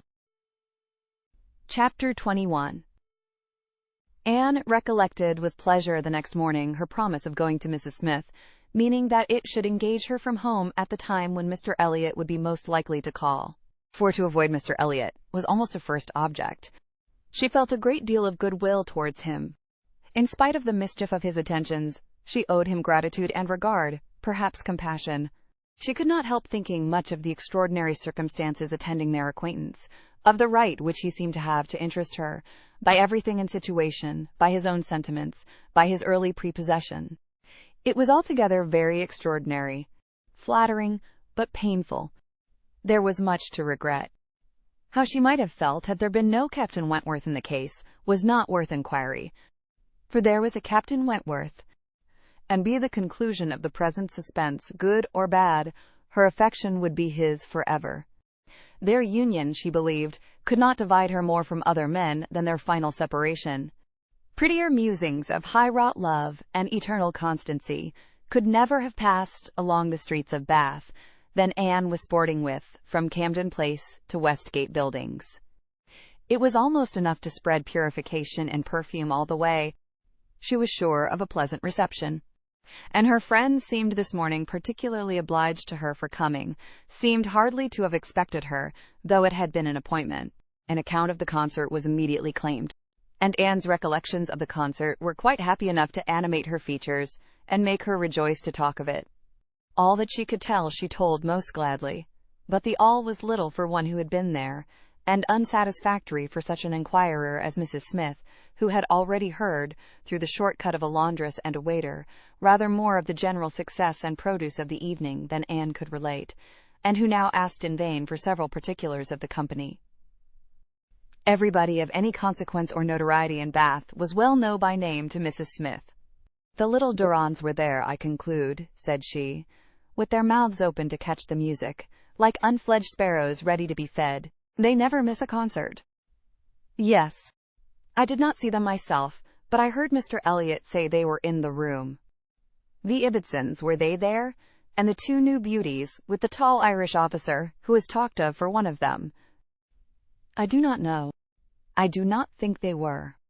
Old Lady Mary MacLean, I need not ask after her. She never misses, I know. And you must have seen her. She must have been in your own circle, for as you went with Lady Dalrymple, you were in the seats of grandeur, round the orchestra, of course." "No, that was what I dreaded. It would have been very unpleasant to me in every respect. But happily, Lady Dalrymple always chooses to be farther off. And we were exceedingly well placed, that is, for hearing. I must not say for seeing, because I appear to have seen very little." "Oh, you saw enough for your own amusement. I can understand. There is a sort of domestic enjoyment to be known even in a crowd, and this you had. You were a large party in yourselves, and you wanted nothing beyond." "But I ought to have looked about me more," said Anne, conscious, while she spoke, that there had in fact been no want of looking about, that the object only had been deficient. "No, no, you were better employed. You need not tell me that you had a pleasant evening. I see it in your eye. I perfectly see how the hours passed, that you had always something agreeable to listen to. In the intervals of the concert it was conversation." Anne half smiled and said, "Do you see that in my eye?" "Yes, I do. Your countenance perfectly informs me that you were in company last night with the person whom you think the most agreeable in the world, the person who interests you at this present time more than all the rest of the world put together." A blush overspread Anne's cheeks.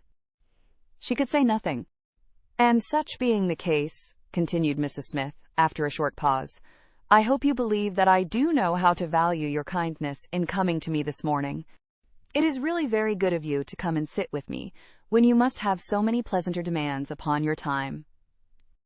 Anne heard nothing of this. She was still in the astonishment and confusion excited by her friend's penetration, unable to imagine how any report of Captain Wentworth could have reached her. After another short silence, "Pray," said Mrs. Smith, "is Mr. Elliot aware of your acquaintance with me? Does he know that I am in Bath?" "Mr. Elliot," repeated Anne, looking up surprised. A moment's reflection showed her the mistake she had been under.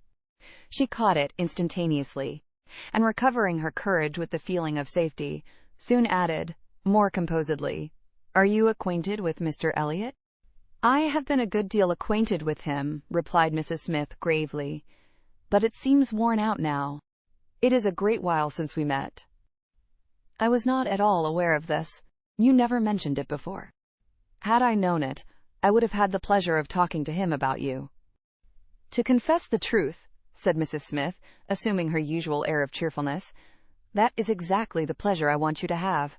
I want you to talk about me to Mr. Elliot. I want your interest with him. He can be of essential service to me. And if you would have the goodness, my dear Miss Elliot, to make it an object to yourself, of course it is done." "I should be extremely happy. I hope you cannot doubt my willingness to be of even the slightest use to you," replied Anne. But I suspect that you are considering me as having a higher claim on Mr. Elliot, a greater right to influence him than is really the case. I am sure you have, somehow or other, imbibed such a notion. You must consider me only as Mr. Elliot's relation. If in that light there is anything which you suppose his cousin might fairly ask of him, I beg you would not hesitate to employ me." Mrs. Smith gave her a penetrating glance, and then, smiling, said, "I have been a little premature, I perceive. I beg your pardon. I ought to have waited for official information. But now, my dear Miss Elliot, as an old friend, do give me a hint as to when I may speak." "Next week? To be sure, by next week I may be allowed to think it all settled, and build my own selfish schemes on Mr. Elliot's good fortune." "No," replied Anne, "nor next week, nor next, nor next. I assure you that nothing of the sort you are thinking of will be settled any week. I am not going to marry Mr. Elliot. I should like to know why you imagine I am." Mrs. Smith looked at her again, looked earnestly, smiled, shook her head, and exclaimed, "Now, how I do wish I understood you! How I do wish I knew what you were at! I have a great idea that you do not design to be cruel when the right moment occurs. Till it does come, you know, we women never mean to have anybody. It is a thing, of course, among us, that every man is refused till he offers. But why should you be cruel? Let me plead for my present friend, I cannot call him, but for my former friend. Where can you look for a more suitable match? Where could you expect a more gentlemanlike, agreeable man? Let me recommend Mr. Elliot. I am sure you hear nothing but good of him from Colonel Wallace, and who can know him better than Colonel Wallace? My dear Mrs. Smith, Mr. Elliot's wife has not been dead much above half a year. He ought not to be supposed to be paying his addresses to anyone." "Oh, if these are your only objections," cried Mrs. Smith archly, "Mr. Elliot is safe, and I shall give myself no more trouble about him. Do not forget me when you are married, that's all. Let him know me to be a friend of yours, and then he will think little of the trouble required, which it is very natural for him now, with so many affairs and engagements of his own, to avoid and get rid of as he can. Very natural, perhaps. 99 out of 100 would do the same. Of course, he cannot be aware of the importance to me. Well, my dear Miss Elliot, I hope and trust you will be very happy. Mr. Elliot has sense to understand the value of such a woman. Your peace will not be shipwrecked as mine has been. You are safe in all worldly matters, and safe in his character. He will not be led astray. He will not be misled by others to his ruin." "No," said Anne, "I can readily believe all that of my cousin. He seems to have a calm, decided temper, not at all open to dangerous impressions. I consider him with great respect. I have no reason, from anything that has fallen within my observation, to do otherwise. But I have not known him long, and he is not a man, I think, to be known intimately soon. Will not this manner of speaking of him, Mrs. Smith, convince you that he is nothing to me? Surely this must be calm enough. And, upon my word, he is nothing to me. Should he ever propose to me, which I have very little reason to imagine he has any thought of doing, I shall not accept him. I assure you I shall not. I assure you Mr. Elliot had not the share which you have been supposing in whatever pleasure the concert of last night might afford, not Mr. Elliot. It is not Mr. Elliot that—" She stopped, regretting with a deep blush that she had implied so much. But less would hardly have been sufficient. Mrs. Smith would hardly have believed so soon in Mr. Elliot's failure, but from the perception of there being a somebody else. As it was, she instantly submitted, and with all the semblance of seeing nothing beyond. And Anne, eager to escape farther notice, was impatient to know why Mrs. Smith should have fancied she was to marry Mr. Elliot, where she could have received the idea, or from whom she could have heard it. "Do tell me how it first came into your head." "It first came into my head," replied Mrs. Smith, "upon finding how much you were together, and feeling it to be the most probable thing in the world to be wished for by everybody belonging to either of you. And you may depend upon it that all your acquaintance have disposed of you in the same way. But I never heard it spoken of till 2 days ago." "And has it indeed been spoken of? Did you observe the woman who opened the door to you when you called yesterday?" "No." "Was not it Mrs. Speed, as usual, or the maid?" I observed no one in particular. It was my friend Mrs. Rook, Nurse Rook, who, by the by, had a great curiosity to see you, and was delighted to be in the way to let you in. She came away from Marlborough Buildings only on Sunday, and she it was who told me you were to marry Mr. Elliot. She had had it from Mrs. Wallace herself, which did not seem bad authority. She sat an hour with me on Monday evening, and gave me the whole history. The whole history, repeated Anne, laughing. She could not make a very long history, I think, of one such little article of unfounded news.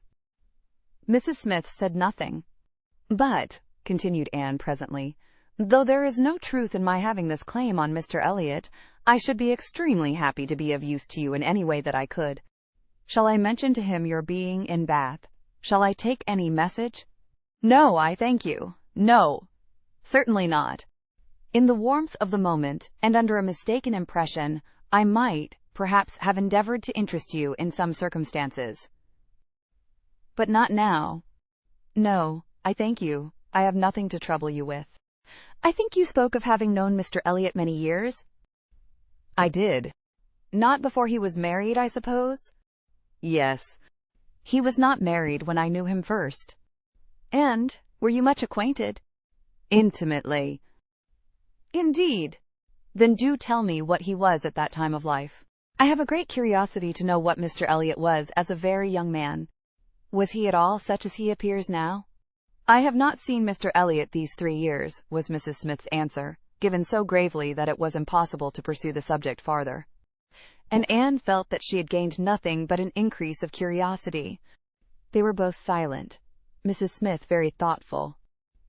At last, I beg your pardon, my dear Miss Elliot, she cried in her natural tone of cordiality. I beg your pardon for the short answers I have been giving you, but I have been uncertain what I ought to do. I have been doubting and considering as to what I ought to tell you. There were many things to be taken into the account. One hates to be officious, to be giving bad impressions, making mischief. Even the smooth surface of family union seems worth preserving, though there may be nothing durable beneath. However, I have determined. I think I am right. I think you ought to be made acquainted with Mr. Elliot's real character. Though I fully believe that, at present, you have not the smallest intention of accepting him, there is no saying what may happen. You might some time or other be differently affected towards him. Hear the truth, therefore, now, while you are unprejudiced. Mr. Elliot is a man without heart or conscience. A designing, wary, cold-blooded being, who thinks only of himself, whom for his own interest or ease would be guilty of any cruelty or any treachery that could be perpetrated without risk of his general character. He has no feeling for others. Those whom he has been the chief cause of leading into ruin, he can neglect and desert without the smallest compunction. He is totally beyond the reach of any sentiment of justice or compassion. Oh, he is black at heart, hollow and black. Anne's astonished air, an exclamation of wonder, made her pause, and in a calmer manner she added, My expressions startle you. You must allow for an injured, angry woman. But I will try to command myself. I will not abuse him. I will only tell you what I have found him. Facts shall speak. He was the intimate friend of my dear husband, who trusted and loved him, and thought him as good as himself. The intimacy had been formed before our marriage. I found them most intimate friends, and I, too, became excessively pleased with Mr. Elliot, and entertained the highest opinion of him. At 19, you know, one does not think very seriously. But Mr. Elliot appeared to me quite as good as others, and much more agreeable than most others, and we were almost always together. We were principally in town, living in very good style. He was then the inferior in circumstances. He was then the poor one. He had chambers in the Temple, and it was as much as he could do to support the appearance of a gentleman. He had always a home with us whenever he chose it. He was always welcome. He was like a brother. My poor Charles, who had the finest, most generous spirit in the world, would have divided his last farthing with him. And I know that his purse was open to him. I know that he often assisted him. This must have been about that very period of Mr. Elliot's life, said Anne, which has always excited my particular curiosity. It must have been about the same time that he became known to my father and sister. I never knew him myself. I only heard of him. But there was a something in his conduct then, with regard to my father and sister, and afterwards in the circumstances of his marriage, which I never could quite reconcile with present times. It seemed to announce a different sort of man. "I know it all, I know it all," cried Mrs. Smith. "He had been introduced to Sir Walter and your sister before I was acquainted with him, but I heard him speak of them forever. I know he was invited and encouraged, and I know he did not choose to go. I can satisfy you, perhaps, on points which you would little expect, and as to his marriage, I knew all about it at the time. I was privy to all the fors and againsts. I was the friend to whom he confided his hopes and plans. And though I did not know his wife previously, her inferior situation in society, indeed, rendered that impossible, yet I knew her all her life afterwards, or at least till within the last 2 years of her life, and can answer any question you may wish to put." "Nay," said Anne, "I have no particular inquiry to make about her. I have always understood they were not a happy couple. But I should like to know why, at that time of his life, he should slight my father's acquaintance as he did. My father was certainly disposed to take very kind and proper notice of him. Why did Mr. Elliot draw back?" "Mr. Elliot," replied Mrs. Smith, "at that period of his life, had one object in view, to make his fortune, and by a rather quicker process than the law. He was determined to make it by marriage. He was determined, at least, not to mar it by an imprudent marriage.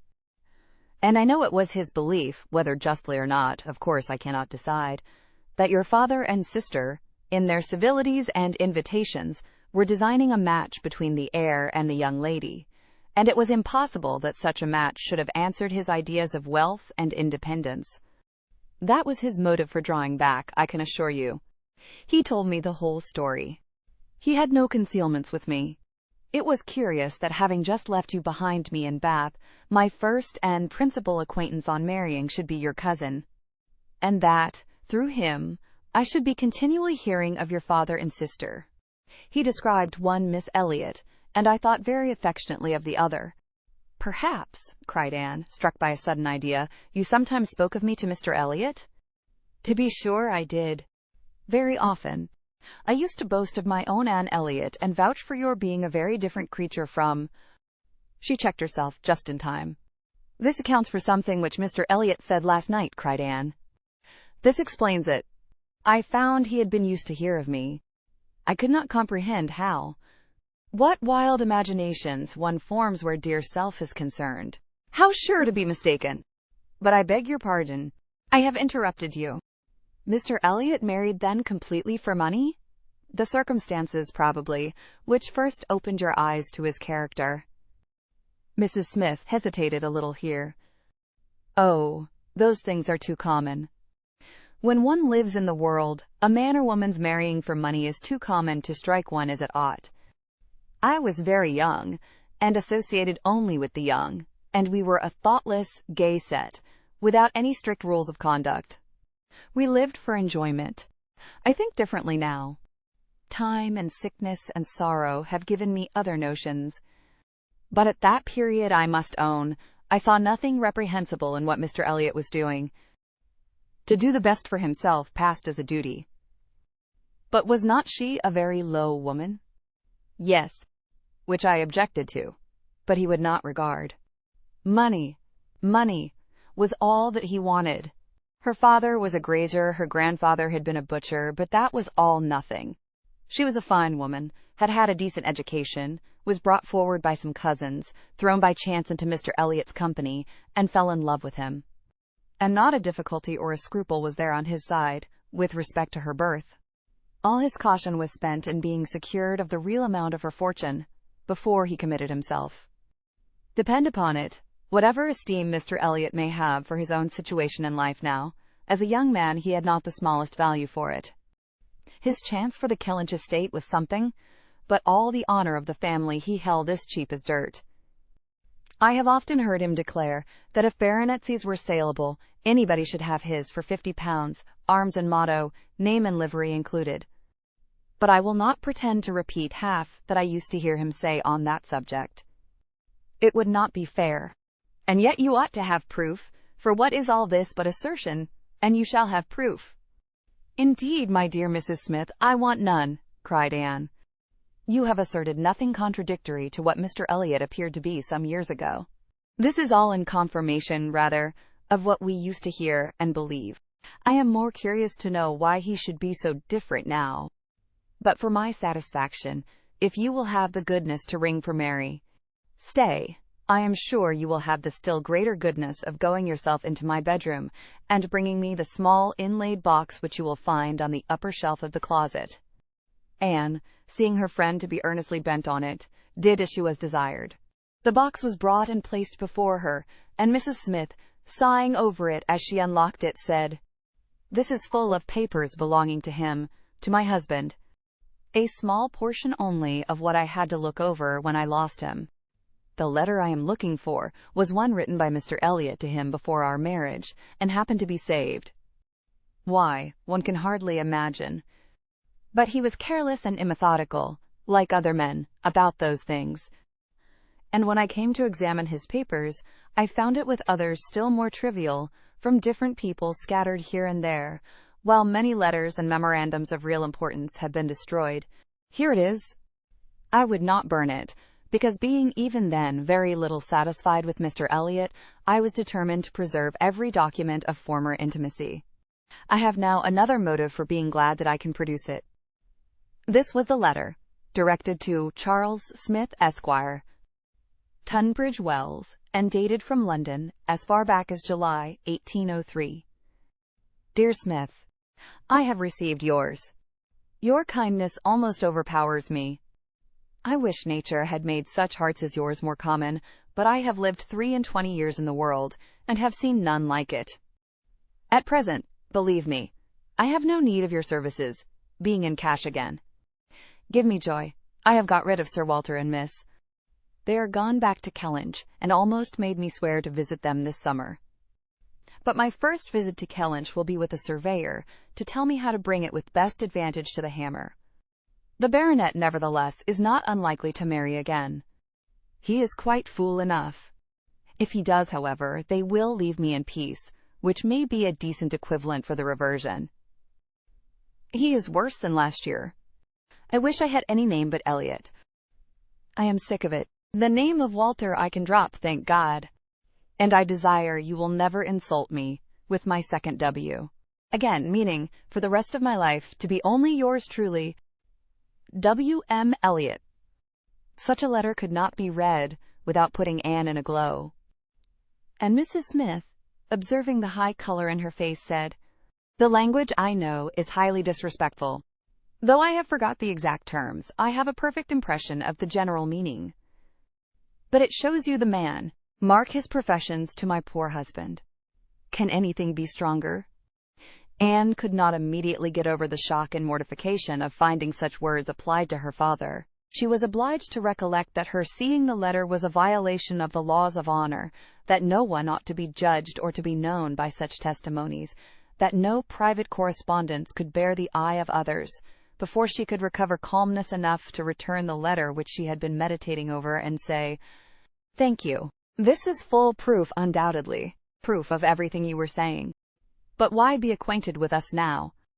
"I can explain this too," cried Mrs. Smith, smiling. "Can you really?" "Yes. I have shown you Mr. Elliot as he was a dozen years ago, and I will show him as he is now.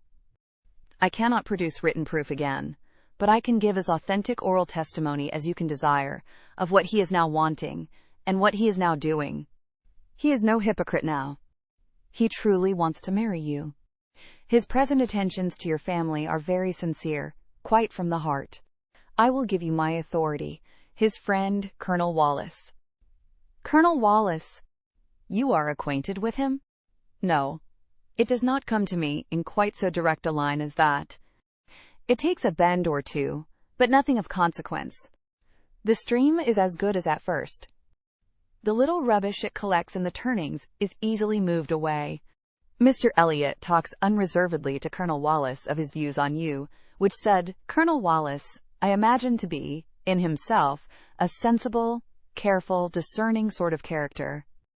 But Colonel Wallace has a very pretty silly wife, to whom he tells things which he had better not, and he repeats it all to her. She, in the overflowing spirits of her recovery, repeats it all to her nurse. And the nurse, knowing my acquaintance with you, very naturally brings it all to me. On Monday evening my good friend Mrs. Rook let me thus much into the secrets of marble buildings. When I talked of a whole history, therefore, you see, I was not romancing so much as you supposed. My dear Mrs. Smith, your authority is deficient. This will not do. Mr. Elliot's having any views on me will not in the least account for the efforts he made towards a reconciliation with my father. That was all prior to my coming to Bath. I found them on the most friendly terms when I arrived. I know you did. I know it all perfectly, but... Indeed, Mrs. Smith, we must not expect to get real information in such a line. Facts or opinions which are to pass through the hands of so many, to be misconceived by folly in one, and ignorance in another, can hardly have much truth left. Only give me a hearing. You will soon be able to judge of the general credit due, by listening to some particulars which you can yourself immediately contradict or confirm. Nobody supposes that you were his first inducement. He had seen you indeed before he came to Bath, and admired you, but without knowing it to be you. So says my historian, at least. Is this true? Did he see you last summer or autumn, somewhere down in the West, to use her own words, without knowing it to be you? He certainly did. So far it is very true. At Lyme. I happened to be at Lyme. Well, continued Mrs. Smith triumphantly, grant my friend the credit due to the establishment of the first point asserted. He saw you then at Lyme, and liked you so well as to be exceedingly pleased to meet with you again in Camden Place, as Miss Anne Elliot, and from that moment, I have no doubt, had a double motive in his visits there. But there was another, and an earlier, which I will now explain. If there is anything in my story which you know to be either false or improbable, stop me. My account states that your sister's friend, the lady now staying with you, whom I have heard you mention, came to Bath with Miss Elliot and Sir Walter as long ago as September, in short when they first came themselves, and has been staying there ever since. That she is a clever, insinuating, handsome woman, poor and plausible, and altogether such in situation and manner, as to give a general idea among Sir Walter's acquaintance of her meaning to be Lady Elliot, and as general a surprise that Miss Elliot should be, apparently, blind to the danger. Here Mrs. Smith paused a moment, but Anne had not a word to say, and she continued. This was the light in which it appeared to those who knew the family, long before you returned to it. And Colonel Wallace had his eye upon your father enough to be sensible of it, though he did not then visit in Camden Place. But his regard for Mr. Elliot gave him an interest in watching all that was going on there, and when Mr. Elliot came to Bath for a day or two, as he happened to do a little before Christmas, Colonel Wallace made him acquainted with the appearance of things, and the reports beginning to prevail. Now you are to understand that time had worked a very material change in Mr. Elliot's opinions as to the value of a baronetcy. Upon all points of blood and connection, he is a completely altered man. Having long had as much money as he could spend, nothing to wish for on the side of avarice or indulgence, he has been gradually learning to pin his happiness upon the consequence he is heir to. I thought it coming on before our acquaintance ceased, but it is now a confirmed feeling. He cannot bear the idea of not being Sir William. You may guess, therefore, that the news he heard from his friend could not be very agreeable, and you may guess what it produced. The resolution of coming back to Bath as soon as possible, and of fixing himself here for a time, with the view of renewing his former acquaintance, and recovering such a footing in the family as might give him the means of ascertaining the degree of his danger, and of circumventing the lady if he found it material. This was agreed upon between the two friends as the only thing to be done, and Colonel Wallace was to assist in every way that he could. He was to be introduced, and Mrs. Wallace was to be introduced, and everybody was to be introduced. Mr. Elliot came back accordingly, and on application was forgiven, as you know, and readmitted into the family. And there it was his constant object, and his only object, till your arrival added another motive, to watch Sir Walter and Mrs. Clay. He omitted no opportunity of being with them, threw himself in their way, called at all hours. But I need not be particular on this subject. You can imagine what an artful man would do, and with this guide, perhaps, may recollect what you have seen him do. Yes, said Anne. You tell me nothing which does not accord with what I have known, or could imagine.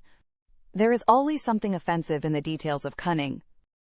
The maneuvers of selfishness and duplicity must ever be revolting, but I have heard nothing which really surprises me. I know those who would be shocked by such a representation of Mr. Elliot, who would have difficulty in believing it. But I have never been satisfied. I have always wanted some other motive for his conduct than appeared. I should like to know his present opinion as to the probability of the event he has been in dread of. Whether he considers the danger to be lessening or not. Lessening, I understand, replied Mrs. Smith. He thinks Mrs. Clay afraid of him, aware that he sees through her, and not daring to proceed as she might do in his absence. But since he must be absent some time or other, I do not perceive how he can ever be secure while she holds her present influence. Mrs. Wallace has an amusing idea, as nurse tells me, that it is to be put into the marriage articles when you and Mr. Elliot marry, that your father is not to marry Mrs. Clay. A scheme worthy of Mrs. Wallace's understanding by all accounts. But my sensible nurse Rook sees the absurdity of it. Why, to be sure, ma'am, said she, it would not prevent his marrying anybody else, and indeed, to own the truth, I do not think nurse, in her heart, is a very strenuous opposer of Sir Walter's making a second match. She must be allowed to be a favourer of matrimony, you know. And, since self will intrude, who can say that she may not have some flying visions of attending the next Lady Elliot through Mrs. Wallace's recommendation? I am very glad to know all this, said Anne, after a little thoughtfulness. It will be more painful to me, in some respects, to be in company with him, but I shall know better what to do. My line of conduct will be more direct. Mr. Elliot is evidently a disingenuous, artificial, worldly man who has never had any better principle to guide him than selfishness. But Mr. Elliot was not done with. Mrs. Smith had been carried away from her first direction, and Anne had forgotten, in the interest of her own family concerns, how much had been originally implied against him. But her attention was now called to the explanation of those first hints, and she listened to a recital which, if it did not perfectly justify the unqualified bitterness of Mrs. Smith, proved him to have been very unfeeling in his conduct towards her, very deficient both in justice and compassion. She learned that, the intimacy between them continuing unimpaired by Mr. Elliot's marriage, they had been, as before, always together, and Mr. Elliot had led his friend into expenses much beyond his fortune. Mrs. Smith did not want to take blame to herself, and was most tender of throwing any on her husband. But Anne could collect that their income had never been equal to their style of living, and that from the first there had been a great deal of general and joint extravagance. From his wife's account of him, she could discern Mr. Smith to have been a man of warm feelings, easy temper, careless habits, and not strong understanding, much more amiable than his friend, and very unlike him, led by him, and probably despised by him.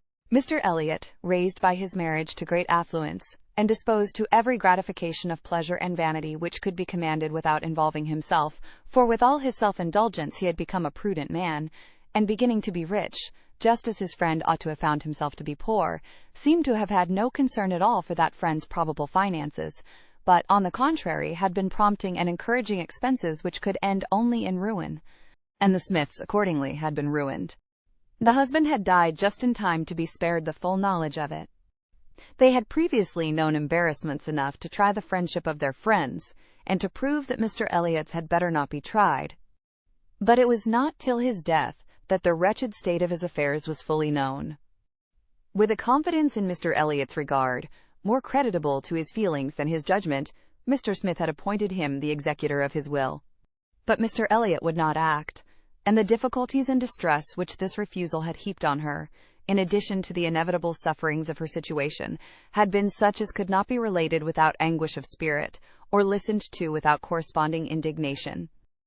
Anne was shown some letters of his on the occasion, answers to urgent applications from Mrs. Smith, which all breathed the same stern resolution of not engaging in a fruitless trouble, and, under a cold civility, the same hard-hearted indifference to any of the evils it might bring on her.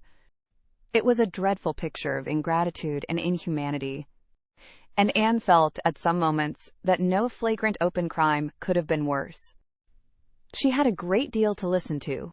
All the particulars of past sad scenes, all the minutiae of distress upon distress, which in former conversations had been merely hinted at, were dwelt on now with a natural indulgence. Anne could perfectly comprehend the exquisite relief, and was only the more inclined to wonder at the composure of her friend's usual state of mind. There was one circumstance in the history of her grievances of particular irritation. She had good reason to believe that some property of her husband in the West Indies, which had been for many years under a sort of sequestration for the payment of its own encumbrances, might be recoverable by proper measures. And this property, though not large, would be enough to make her comparatively rich. But there was nobody to stir in it. Mr. Elliot would do nothing, and she could do nothing herself, equally disabled from personal exertion by her state of bodily weakness, and from employing others by her want of money. She had no natural connections to assist her even with their counsel, and she could not afford to purchase the assistance of the law. This was a cruel aggravation of actually straitened means. To feel that she ought to be in better circumstances, that a little trouble in the right place might do it, and to fear that delay might be even weakening her claims, was hard to bear. It was on this point that she had hoped to engage Anne's good offices with Mr. Elliot. She had previously, in the anticipation of their marriage, been very apprehensive of losing her friend by it. But on being assured that he could have made no attempt of that nature, since he did not even know her to be in Bath, it immediately occurred that something might be done in her favor by the influence of the woman he loved, and she had been hastily preparing to interest Anne's feelings, as far as the observances due to Mr. Elliot's character would allow, when Anne's refutation of the supposed engagement changed the face of everything. And while it took from her the new-formed hope of succeeding in the object of her first anxiety, left her at least the comfort of telling the whole story her own way.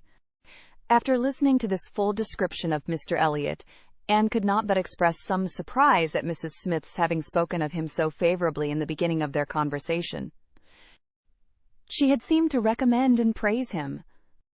"My dear," was Mrs. Smith's reply, "there was nothing else to be done. I considered your marrying him as certain, though he might not yet have made the offer, and I could no more speak the truth of him than if he had been your husband. My heart bled for you as I talked of happiness. And yet he is sensible, he is agreeable, and with such a woman as you, it was not absolutely hopeless. He was very unkind to his first wife. They were wretched together. But she was too ignorant and giddy for respect, and he had never loved her. I was willing to hope that you must fare better." Anne could just acknowledge within herself such a possibility of having been induced to marry him, as made her shudder at the idea of the misery which must have followed. It was just possible that she might have been persuaded by Lady Russell. And under such a supposition, which would have been most miserable, when time had disclosed all, too late, it was very desirable that Lady Russell should be no longer deceived.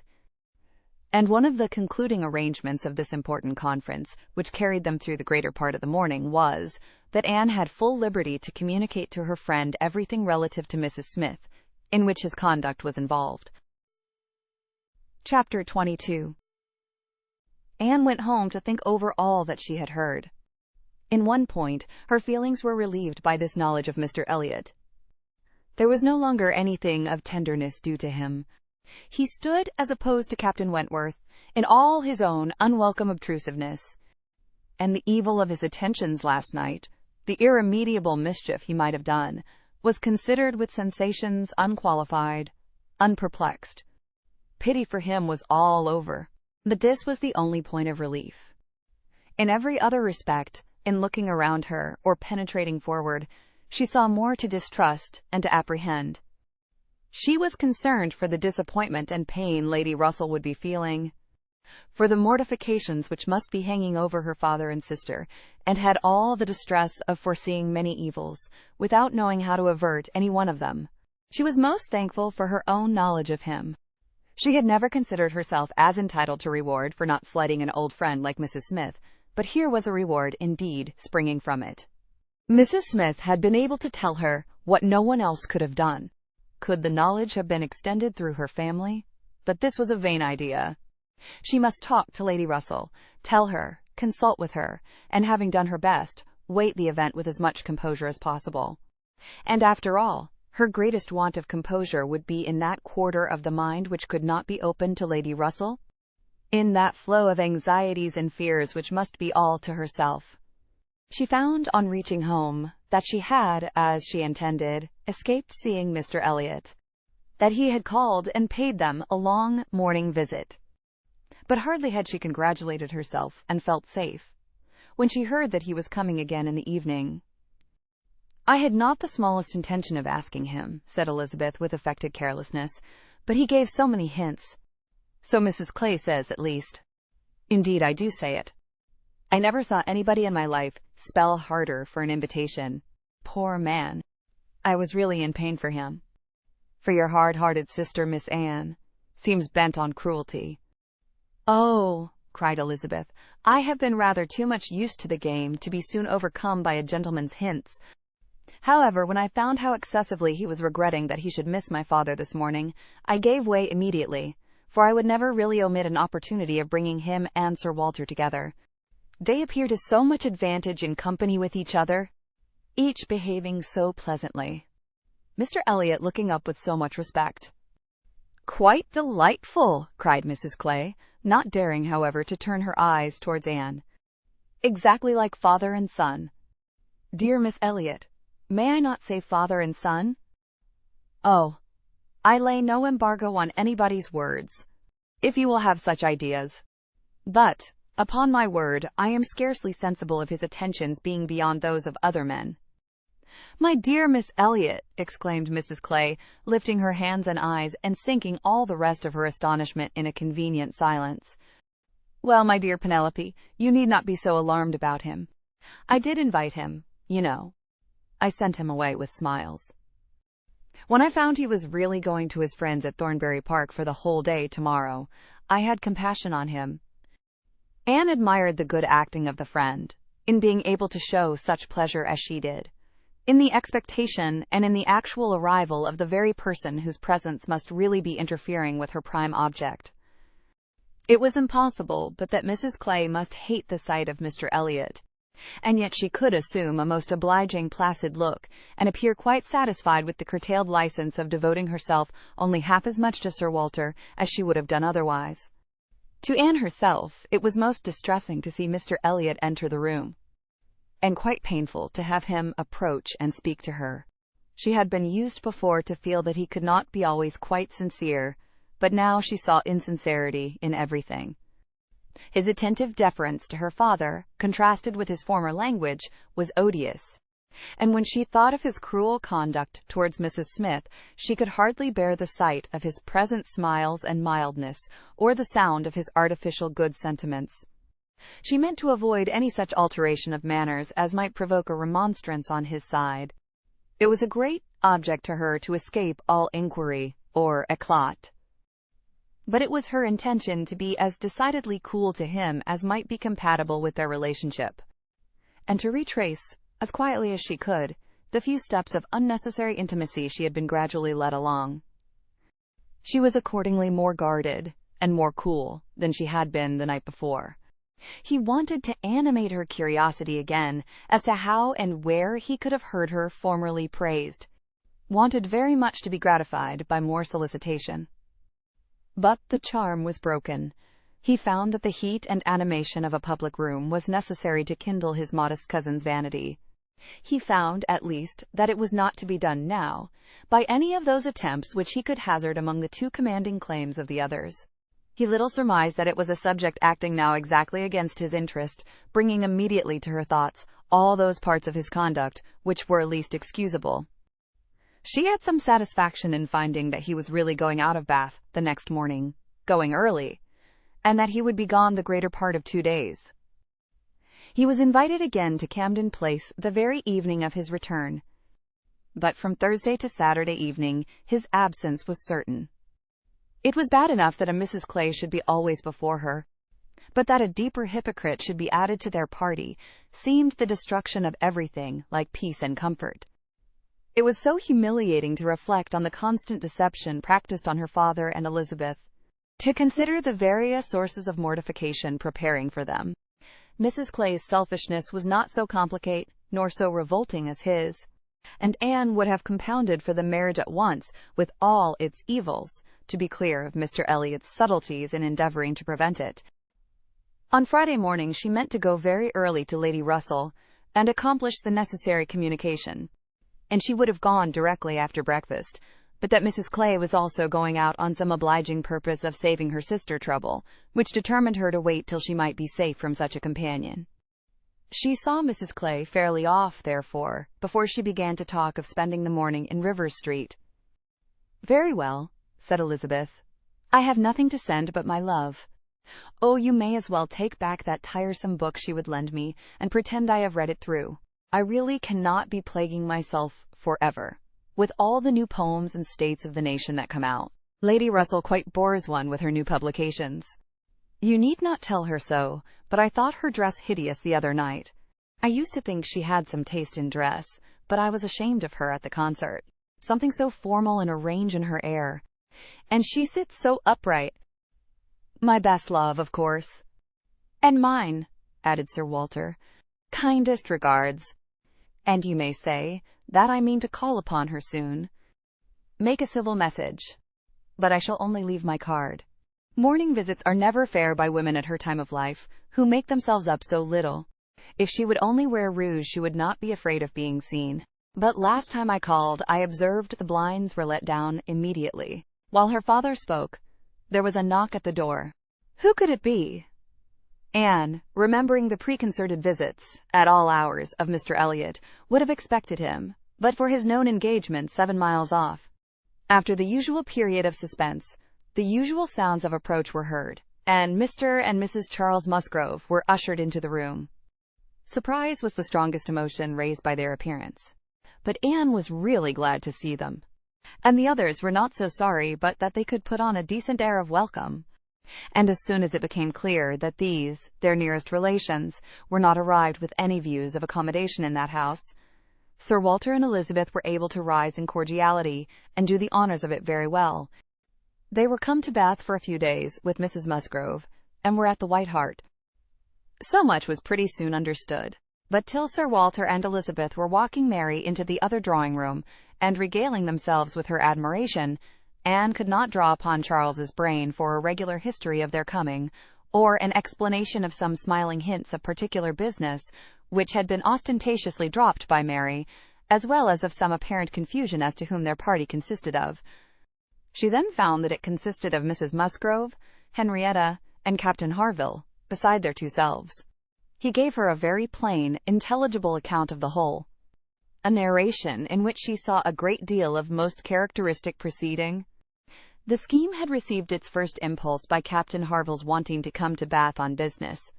He had begun to talk of it a week ago, and by way of doing something, as shooting was over, Charles had proposed coming with him, and Mrs. Harville had seemed to like the idea of it very much, as an advantage to her husband. But Mary could not bear to be left, and had made herself so unhappy about it that for a day or two everything seemed to be in suspense, or at an end. But then it had been taken up by his father and mother. His mother had some old friends in Bath whom she wanted to see. It was thought a good opportunity for Henrietta to come and buy wedding clothes for herself and her sister. And, in short, it ended in being his mother's party, that everything might be comfortable and easy to Captain Harville. And he and Mary were included in it by way of general convenience. They had arrived late the night before. Mrs. Harville, her children, and Captain Benwick remained with Mr. Musgrove and Louisa at Uppercross. Anne's only surprise was that affairs should be in forwardness enough for Henrietta's wedding clothes to be talked of. She had imagined such difficulties of fortune to exist there as must prevent the marriage from being near at hand. But she learned from Charles that very recently, since Mary's last letter to herself, Charles Hayter had been applied to by a friend to hold a living for a youth who could not possibly claim it under many years, and that on the strength of his present income, with almost a certainty of something more permanent long before the term in question. The two families had consented to the young people's wishes, and that their marriage was likely to take place in a few months, quite as soon as Louisa's. And a very good living it was, Charles added. Only 25 miles from Uppercross, and in a very fine country. Fine part of Dorsetshire. In the centre of some of the best preserves in the kingdom, surrounded by 3 great proprietors, each more careful and jealous than the other, and to 2 of the 3 at least, Charles Hayter might get a special recommendation. Not that he will value it as he ought, he observed. Charles is too cool about sporting.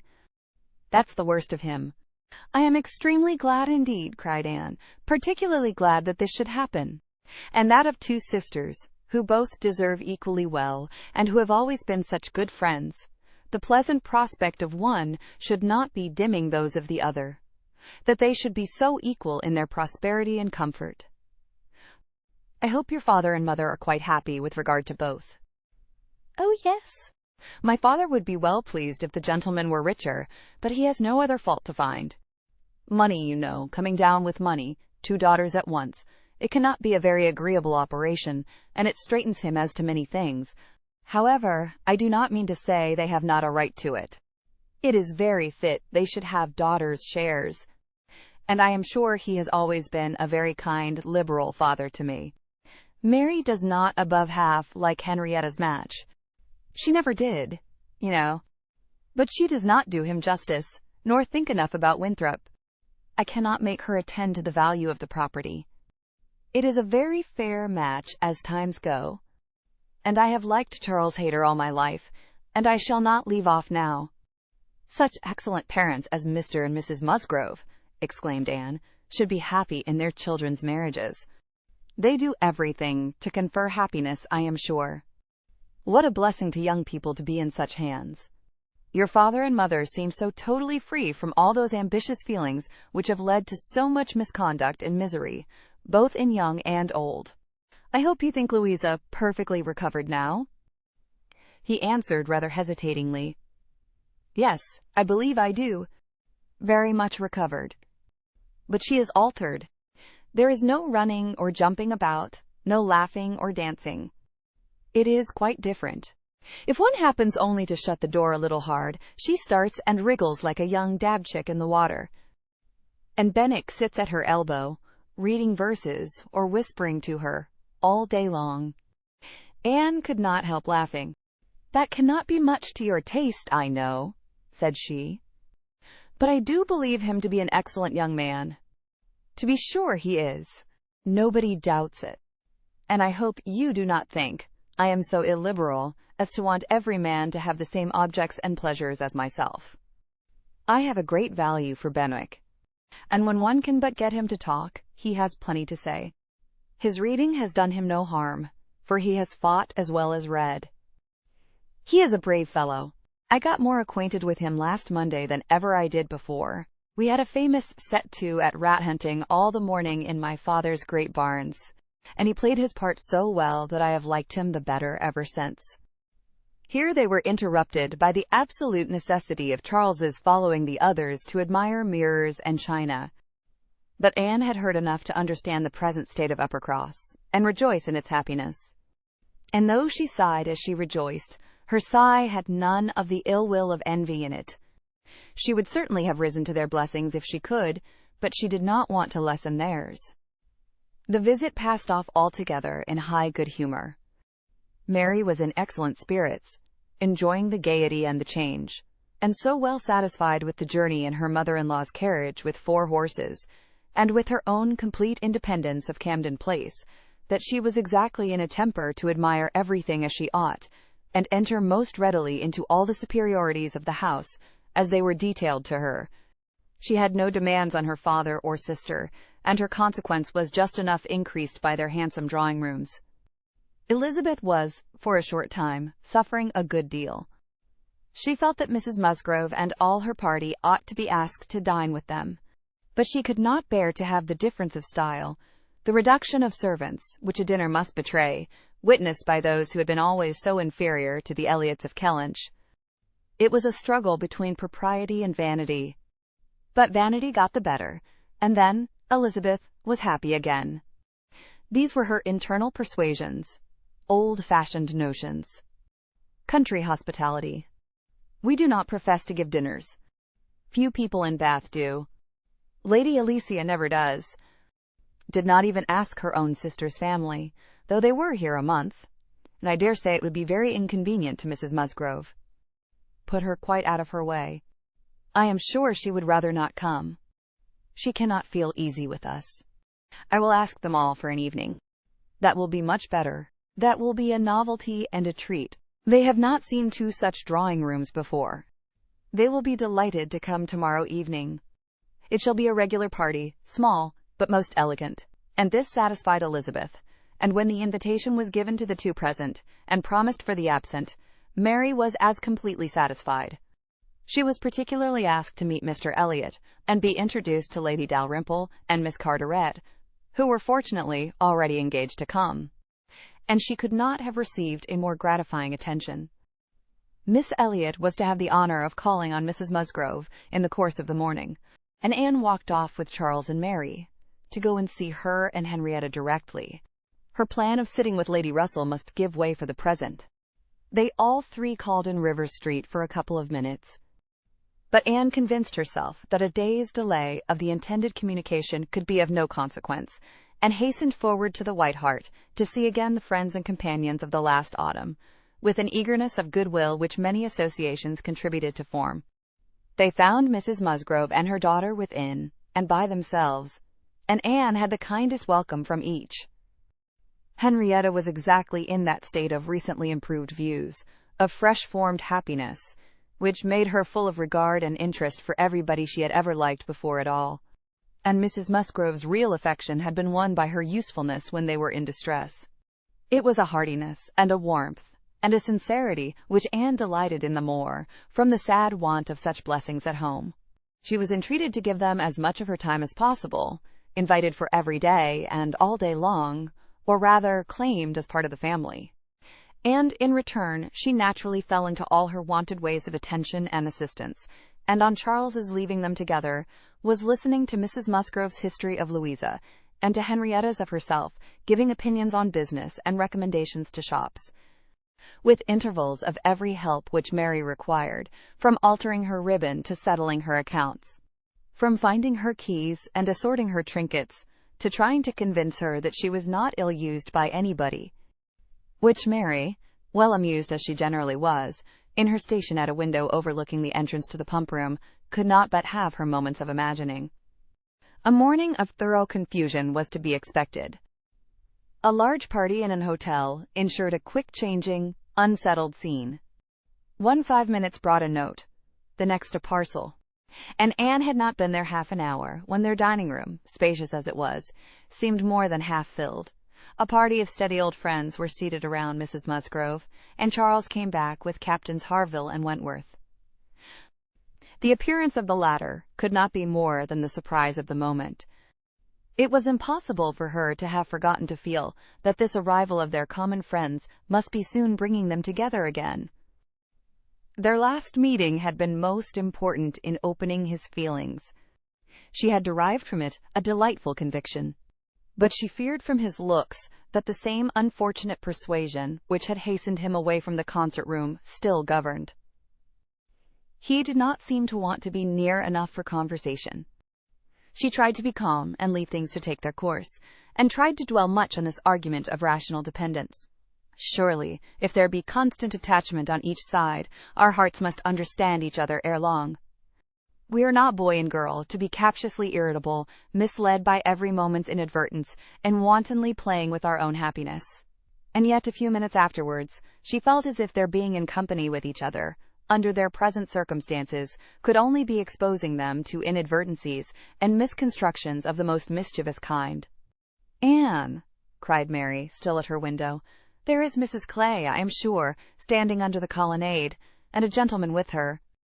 I saw them turn the corner from Bath Street just now. They seemed deep in talk. Who is it? Come and tell me." "Good heavens! I recollect. It is Mr. Elliot himself." "No," cried Anne quickly, "it cannot be Mr. Elliot, I assure you.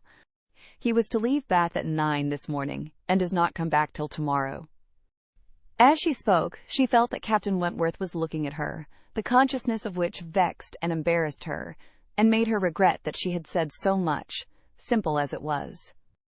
Mary, resenting that she should be supposed not to know her own cousin, began talking very warmly about the family features, and protesting still more positively that it was Mr. Elliot, calling again upon Anne to come and look for herself, but Anne did not mean to stir, and tried to be cool and unconcerned. Her distress returned, however, on perceiving smiles and intelligent glances pass between 2 or 3 of the lady visitors, as if they believed themselves quite in the secret. It was evident that the report concerning her had spread, and a short pause succeeded, which seemed to ensure that it would now spread farther. "Do come, Anne," cried Mary. "Come and look yourself. You will be too late if you do not make haste. They are parting. They are shaking hands. He is turning away. Not know Mr. Elliot, indeed. You seem to have forgot all about Lyme." To pacify Mary, and perhaps screen her own embarrassment, Anne did move quietly to the window. She was just in time to ascertain that it really was Mr. Elliot, which she had never believed, before he disappeared on one side, as Mrs. Clay walked quickly off on the other. And checking the surprise which she could not but feel at such an appearance of friendly conference between 2 persons of totally opposite interest, she calmly said, "Yes, it is Mr. Elliot, certainly. He has changed his hour of going, I suppose, that is all, or I may be mistaken, I might not attend," and walked back to her chair, recomposed, and with the comfortable hope of having acquitted herself well. The visitors took their leave, and Charles, having civilly seen them off, and then made a face at them, and abused them for coming, began with, "Well, mother, I have done something for you that you will like. I have been to the theatre, and secured a box for tomorrow night. Ain't I a good boy? I know you love a play, and there is room for us all. It holds 9. I have engaged Captain Wentworth. Anne will not be sorry to join us, I am sure. We all like a play. Have not I done well, mother?" Mrs. Musgrove was good-humouredly beginning to express her perfect readiness for the play, if Henrietta and all the others liked it, when Mary eagerly interrupted her by exclaiming, "Good heavens, Charles! How can you think of such a thing? Take a box for tomorrow night. Have you forgot that we are engaged to Camden Place tomorrow night, and that we were most particularly asked to meet Lady Dalrymple and her daughter, and Mr. Elliot, and all the principal family connections, on purpose to be introduced to them? How can you be so forgetful?" "Phoo, phoo," replied Charles. "What's an evening party? Never worth remembering. Your father might have asked us to dinner, I think, if he had wanted to see us." "You may do as you like, but I shall go to the play." "Oh, Charles, I declare it will be too abominable if you do, when you promised to go." "No, I did not promise.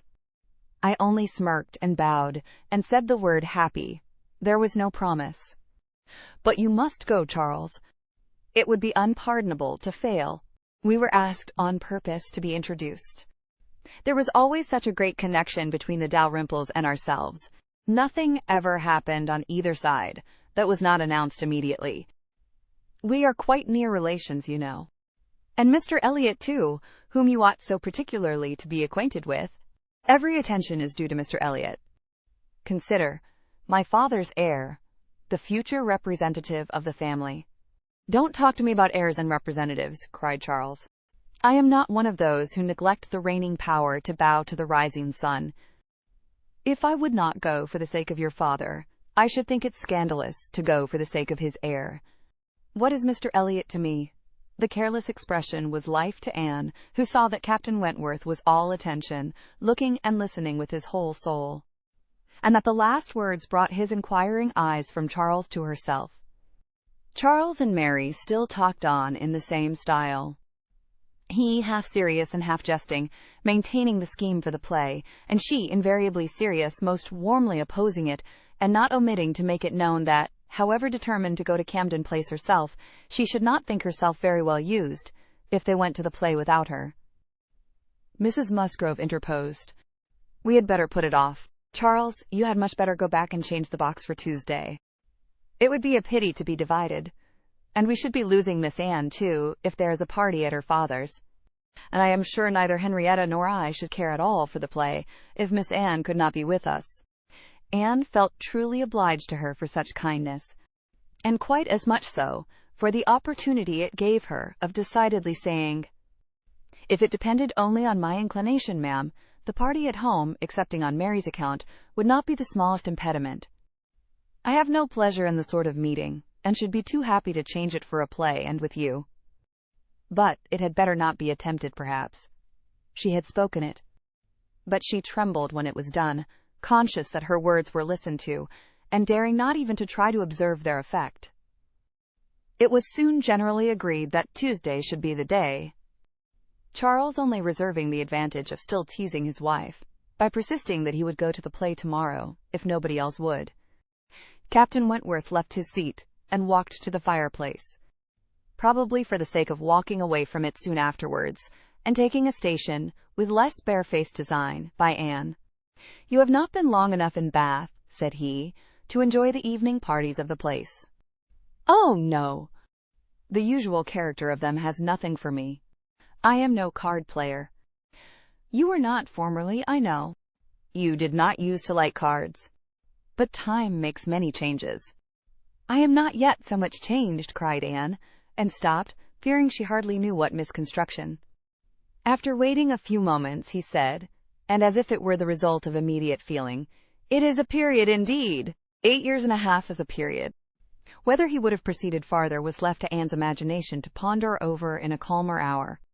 For while still hearing the sounds he had uttered, she was startled to other subjects by Henrietta, eager to make use of the present leisure for getting out, and calling on her companions to lose no time, lest somebody else should come in. They were obliged to move. Anne talked of being perfectly ready and tried to look it. But she felt that could Henrietta have known the regret and reluctance of her heart in quitting that chair, in preparing to quit the room, she would have found in all her own sensations for her cousin, in the very security of his affection, wherewith to pity her. Their preparations, however, were stopped short. Alarming sounds were heard. Other visitors approached, and the door was thrown open for Sir Walter and Miss Elliot, whose entrance seemed to give a general chill. Anne felt an instant oppression, and wherever she looked saw symptoms of the same. The comfort, the freedom, the gaiety of the room was over, hushed into cold composure, determined silence, or insipid talk, to meet the heartless elegance of her father and sister. How mortifying to feel that it was so! Her jealous eye was satisfied in one particular. Captain Wentworth was acknowledged again by each, by Elizabeth more graciously than before. She even addressed him once, and looked at him more than once. Elizabeth was, in fact, revolving a great measure. The sequel explained it. After the waste of a few minutes, in saying the proper nothings, she began to give the invitation which was to comprise all the remaining dues of the Musgroves. Tomorrow evening, to meet a few friends. No formal party. It was all said very gracefully, and the cards with which she had provided herself, the Miss Elliot at home, were laid on the table, with a courteous, comprehensive smile to all, and one smile, and one card more decidedly for Captain Wentworth. The truth was, that Elizabeth had been long enough in Bath to understand the importance of a man of such an air and appearance as his. The past was nothing. The present was that Captain Wentworth would move about well in her drawing-room. The card was pointedly given, and Sir Walter and Elizabeth arose and disappeared. The interruption had been short, though severe, and ease and animation returned to most of those they left as the door shut them out, but not to Anne. She could think only of the invitation she had with such astonishment witnessed, and of the manner in which it had been received. A manner of doubtful meaning, of surprise rather than gratification, of polite acknowledgment rather than acceptance. She knew him. She saw disdain in his eye, and could not venture to believe that he had determined to accept such an offering, as an atonement for all the insolence of the past. Her spirits sank. He held the card in his hand after they were gone, as if deeply considering it. "Only think of Elizabeth's including everybody," whispered Mary very audibly. "I do not wonder Captain Wentworth is delighted. You see, he cannot put the card out of his hand." Anne caught his eye, saw his cheeks glow, and his mouth form itself into a momentary expression of contempt, and turned away, that she might neither see nor hear more to vex her. The party separated. The gentlemen had their own pursuits, the ladies proceeded on their own business, and they met no more while Anne belonged to them. She was earnestly begged to return and dine, and give them all the rest of the day, but her spirits had been so long exerted that at present she felt unequal to more, and fit only for home, where she might be sure of being as silent as she chose. Promising to be with them the whole of the following morning, therefore, she closed the fatigues of the present by a toilsome walk to Camden Place, there to spend the evening chiefly in listening to the busy arrangements of Elizabeth and Mrs. Clay for the morrow's party, the frequent enumeration of the persons invited, and the continually improving detail of all the embellishments which were to make it the most completely elegant of its kind in Bath, while harassing herself with the never-ending question of whether Captain Wentworth would come or not. They were reckoning him as certain, but with her it was a gnawing solicitude, never appeased for 5 minutes together. She generally thought he would come, because she generally thought he ought. But it was a case which she could not so shape into any positive act of duty or discretion, as inevitably to defy the suggestions of very opposite feelings. She only roused herself from the broodings of this restless agitation, to let Mrs. Clay know that she had been seen with Mr. Elliot, 3 hours after his being supposed to be out of Bath, for having watched in vain for some intimation of the interview from the lady herself.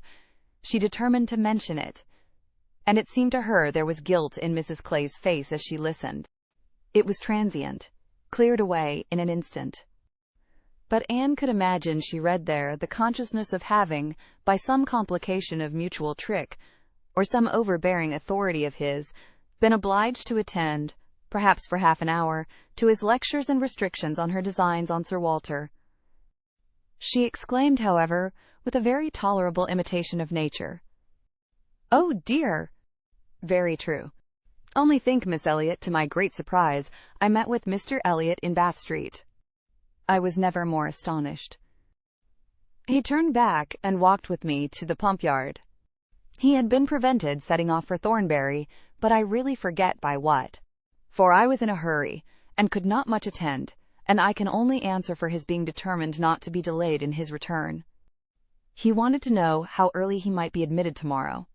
He was full of tomorrow, and it is very evident that I have been full of it too, ever since I entered the house, and learnt the extension of your plan, and all that had happened, or my seeing him could never have gone so entirely out of my head. Chapter 23. One day only had passed since Anne's conversation with Mrs. Smith, but a keener interest had succeeded, and she was now so little touched by Mr. Elliot's conduct, except by its effects in one quarter, that it became a matter of course the next morning, still to defer her explanatory visit in Rivers Street. She had promised to be with the Musgroves from breakfast to dinner. Her faith was plighted, and Mr. Elliot's character, like the Sultaness Scheherazade's head, must live another day. She could not keep her appointment punctually, however. The weather was unfavorable, and she had grieved over the rain on her friend's account, and felt it very much on her own, before she was able to attempt the walk. When she reached the White Hart, and made her way to the proper apartment, she found herself neither arriving quite in time, nor the first to arrive. The party before her were Mrs. Musgrove talking to Mrs. Croft, and Captain Harville to Captain Wentworth, and she immediately heard that Mary and Henrietta, too impatient to wait, had gone out the moment it had cleared, but would be back again soon, and that the strictest injunctions had been left with Mrs. Musgrove to keep her there till they returned. She had only to submit, sit down, be outwardly composed, and feel herself plunged at once in all the agitations which she had merely laid her account of tasting a little before the morning closed. There was no delay, no waste of time. She was deep in the happiness of such misery, or the misery of such happiness, instantly. 2 minutes after her entering the room, Captain Wentworth said, "We will write the letter we were talking of, Harville. Now, if you will give me materials." Materials were at hand on a separate table. He went to it, and nearly turning his back to them all, was engrossed by writing. Mrs. Musgrove was giving Mrs. Croft the history of her eldest daughter's engagement, and just in that inconvenient tone of voice which was perfectly audible while it pretended to be a whisper. Anne felt that she did not belong to the conversation, and yet, as Captain Harville seemed thoughtful and not disposed to talk, she could not avoid hearing many undesirable particulars, such as how Mr. Musgrove and my brother Hayter had met again and again to talk it over, what my brother Hayter had said one day, and what Mr. Musgrove had proposed the next, and what had occurred to my sister Hayter, and what the young people had wished, and what I said at first I never could consent to, but was afterwards persuaded to think might do very well, and a great deal in the same style of open-hearted communication, minutiae which, even with every advantage of taste and delicacy, which good Mrs. Musgrove could not give, could be properly interesting only to the principals. Mrs. Croft was attending with great good humour, and whenever she spoke at all, it was very sensibly. Anne hoped the gentlemen might each be too much self-occupied to hear. "And so, ma'am, all these things considered," said Mrs. Musgrove in her powerful whisper, "though we could have wished it different, yet altogether we did not think it fair to stand out any longer, for Charles Hayter was quite wild about it, and Henrietta was pretty near as bad. And so we thought they had better marry at once, and make the best of it, as many others have done before them." "At any rate," said I, "it will be better than a long engagement." "That is precisely what I was going to observe," cried Mrs. Croft. "I would rather have young people settle on a small income at once, and have to struggle with a few difficulties together, than be involved in a long engagement. I always think that no mutual—" "Oh, dear Mrs. Croft," cried Mrs. Musgrove, unable to let her finish her speech, "there is nothing I so abominate for young people as a long engagement. It is what I always protested against for my children. It is all very well, I used to say, for young people to be engaged, if there is a certainty of their being able to marry in 6 months, or even in 12. But a long engagement—" "Yes, dear ma'am," said Mrs. Croft. "Or an uncertain engagement, an engagement which may be long. To begin without knowing that at such a time there will be the means of marrying, I hold to be very unsafe and unwise, and what I think all parents should prevent as far as they can." Anne found an unexpected interest here. She felt its application to herself, felt it in a nervous thrill all over her, and at the same moment that her eyes instinctively glanced towards the distant table, Captain Wentworth's pen ceased to move, his head was raised, pausing, listening, and he turned round the next instant to give a look, one quick, conscious look at her. The two ladies continued to talk, to re-urge the same admitted truths, and enforce them with such examples of the ill effect of a contrary practice as had fallen within their observation, but Anne heard nothing distinctly. It was only a buzz of words in her ear, her mind was in confusion. Captain Harville, who had in truth been hearing none of it, now left his seat and moved to a window, and Anne, seeming to watch him, though it was from thorough absence of mind, became gradually sensible that he was inviting her to join him where he stood. He looked at her with a smile, and a little motion of the head, which expressed, "Come to me, I have something to say," and the unaffected easy kindness of manner, which denoted the feelings of an older acquaintance than he really was, strongly enforced the invitation. She roused herself and went to him.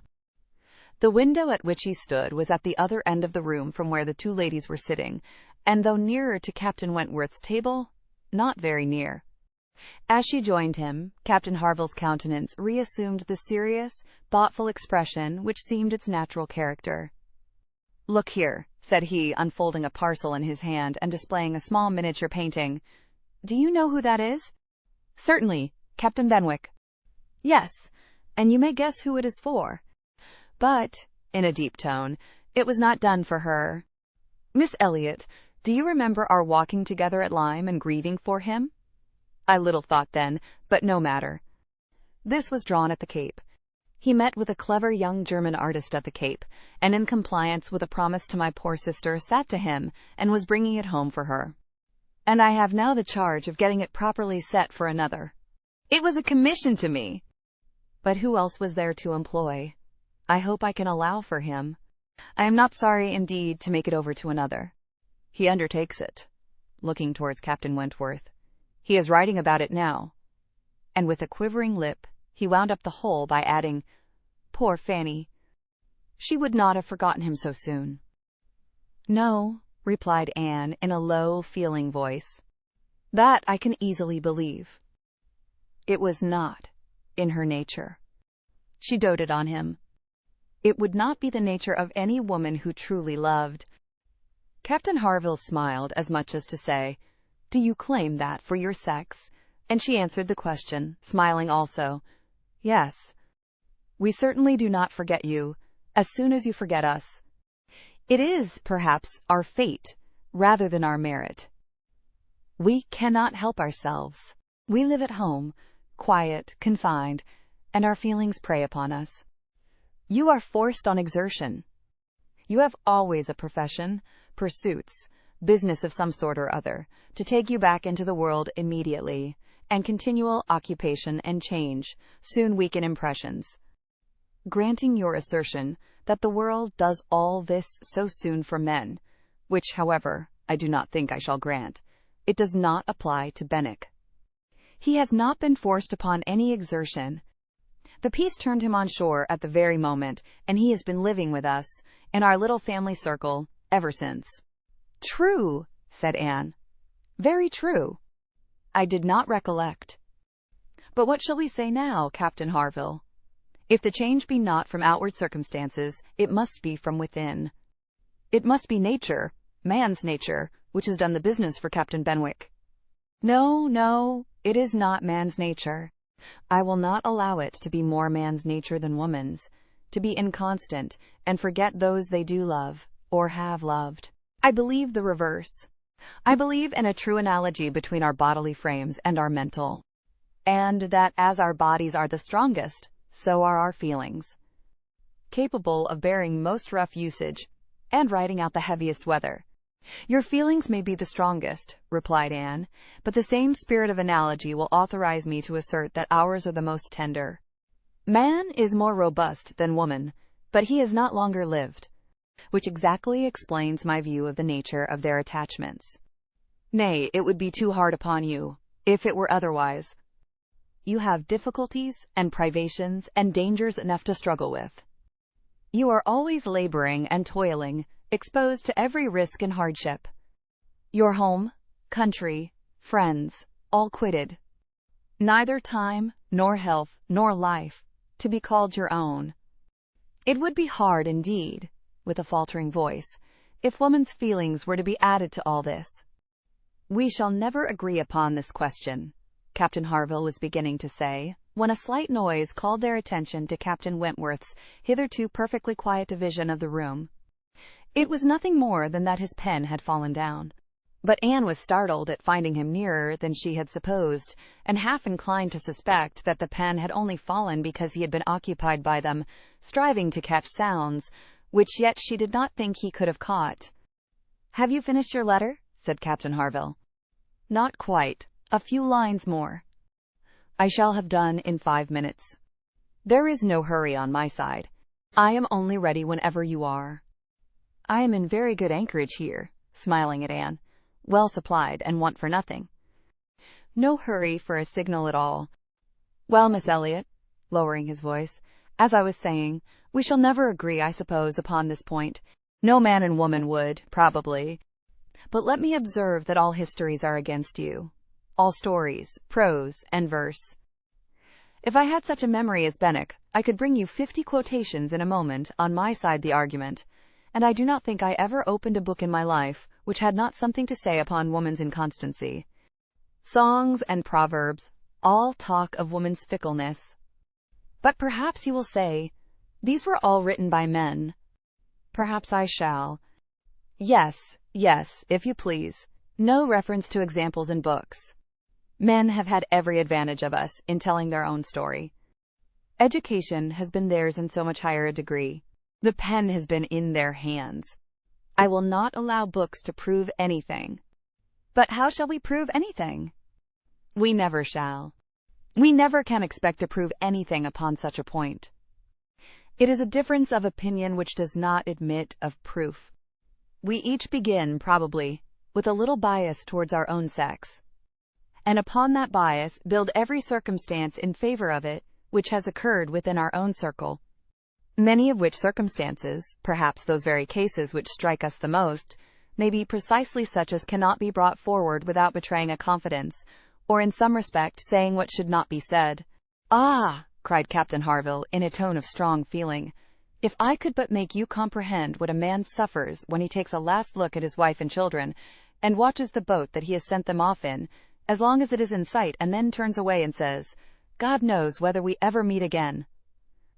And then, if I could convey to you the glow of his soul when he does see them again, when, coming back after a 12 months' absence perhaps, and obliged to put into another port, he calculates how soon it be possible to get them there, pretending to deceive himself, and saying, they cannot be here till such a day, but all the while hoping for them 12 hours sooner, and seeing them arrive at last, as if heaven had given them wings by many hours sooner still. If I could explain to you all this, and all that a man can bear and do, and glories to do for the sake of these treasures of his existence. I speak, you know, only of such men as have hearts, pressing his own with emotion. Oh, cried Anne eagerly, I hope I do justice to all that is felt by you, and by those who resemble you. God forbid that I should undervalue the warm and faithful feelings of any of my fellow creatures. I should deserve utter contempt if I dared to suppose that true attachment and constancy were known only by woman. No, I believe you capable of everything great and good in your married lives. I believe you equal to every important exertion, and to every domestic forbearance, so long as, if I may be allowed the expression, so long as you have an object. I mean, while the woman you love lives, and lives for you. All the privilege I claim for my own sex, it is not a very enviable one. You need not covet it, is that of loving longest, when existence or when hope is gone. She could not immediately have uttered another sentence. Her heart was too full, her breath too much oppressed. You are a good soul, cried Captain Harville, putting his hand on her arm, quite affectionately. There is no quarrelling with you. And when I think of Benwick, my tongue is tied. Their attention was called towards the others. Mrs. Croft was taking leave. Here, Frederick, you and I part company, I believe, said she. I am going home, and you have an engagement with your friend. Tonight we may have the pleasure of all meeting again at your party, turning to Anne. We had your sister's card yesterday, and I understood Frederick had a card too, though I did not see it. And you are disengaged, Frederick, are you not, as well as ourselves? Captain Wentworth was folding up a letter in great haste, and either could not or would not answer fully. Yes, said he, very true. Here we separate, but Harville and I shall soon be after you. That is, Harville, if you are ready, I am in half a minute. I know you will not be sorry to be off. I shall be at your service in half a minute. Mrs. Croft left them, and Captain Wentworth, having sealed his letter with great rapidity, was indeed ready, and had even a hurried, agitated air, which showed impatience to be gone. Anne knew not how to understand it. She had the kindest, "Good morning, God bless you," from Captain Harville, but from him not a word nor a look. He had passed out of the room without a look. She had only time, however, to move closer to the table where he had been writing, when footsteps were heard returning. The door opened. It was himself. He begged their pardon, but he had forgotten his gloves, and instantly crossing the room to the writing-table, he drew out a letter from under the scattered paper, placed it before Anne with eyes of glowing entreaty fixed on her for a time, and hastily collecting his gloves, was again out of the room almost before Mrs. Musgrove was aware of his being in it. The work of an instant. The revolution which one instant had made in Anne was almost beyond expression. The letter, with a direction hardly legible, to Miss A. E., was evidently the one which he had been folding so hastily. While supposed to be writing only to Captain Benwick, he had been also addressing her. On the contents of that letter depended all which this world could do for her. Anything was possible. Anything might be defied rather than suspense. Mrs. Musgrove had little arrangements of her own at her own table. To their protection she must trust, and sinking into the chair which he had occupied, succeeding to the very spot where he had leaned and written, her eyes devoured the following words. I can listen no longer in silence. I must speak to you by such means as are within my reach. You pierce my soul. I am half agony, half hope. Tell me not that I am too late, that such precious feelings are gone forever. I offer myself to you again, with a heart even more your own than when you almost broke it 8 years and a half ago. Dare not say that man forgets sooner than woman, that his love has an earlier death. I have loved none but you. Unjust I may have been, weak and resentful I have been, but never inconstant. You alone have brought me to Bath. For you alone I think and plan. Have you not seen this? Can you fail to have understood my wishes? I had not waited even these 10 days could I have read your feelings, as I think you must have penetrated mine. I can hardly write. I am every instant hearing something which overpowers me. You sink your voice, but I can distinguish the tones of that voice when they would be lost on others. Too good, too excellent creature. You do us justice indeed. You do believe that there is true attachment and constancy among men. Believe it to be most fervent, most undeviating. In F.W. I must go, uncertain of my fate, but I shall return hither, or follow your party, as soon as possible. A word, a look, will be enough to decide whether I enter your father's house this evening, or never. Such a letter was not to be soon recovered from. Half an hour's solitude and reflection might have tranquilized her. But the 10 minutes only which now passed before she was interrupted, with all the restraints of her situation, could do nothing towards tranquillity. Every moment rather brought fresh agitation. It was overpowering happiness. And before she was beyond the first stage of full sensation, Charles, Mary, and Henrietta all came in. The absolute necessity of seeming like herself produced then an immediate struggle. But after a while, she could do no more. She began not to understand a word they said, and was obliged to plead indisposition and excuse herself. They could then see that she looked very ill, were shocked and concerned, and would not stir without her for the world. This was dreadful.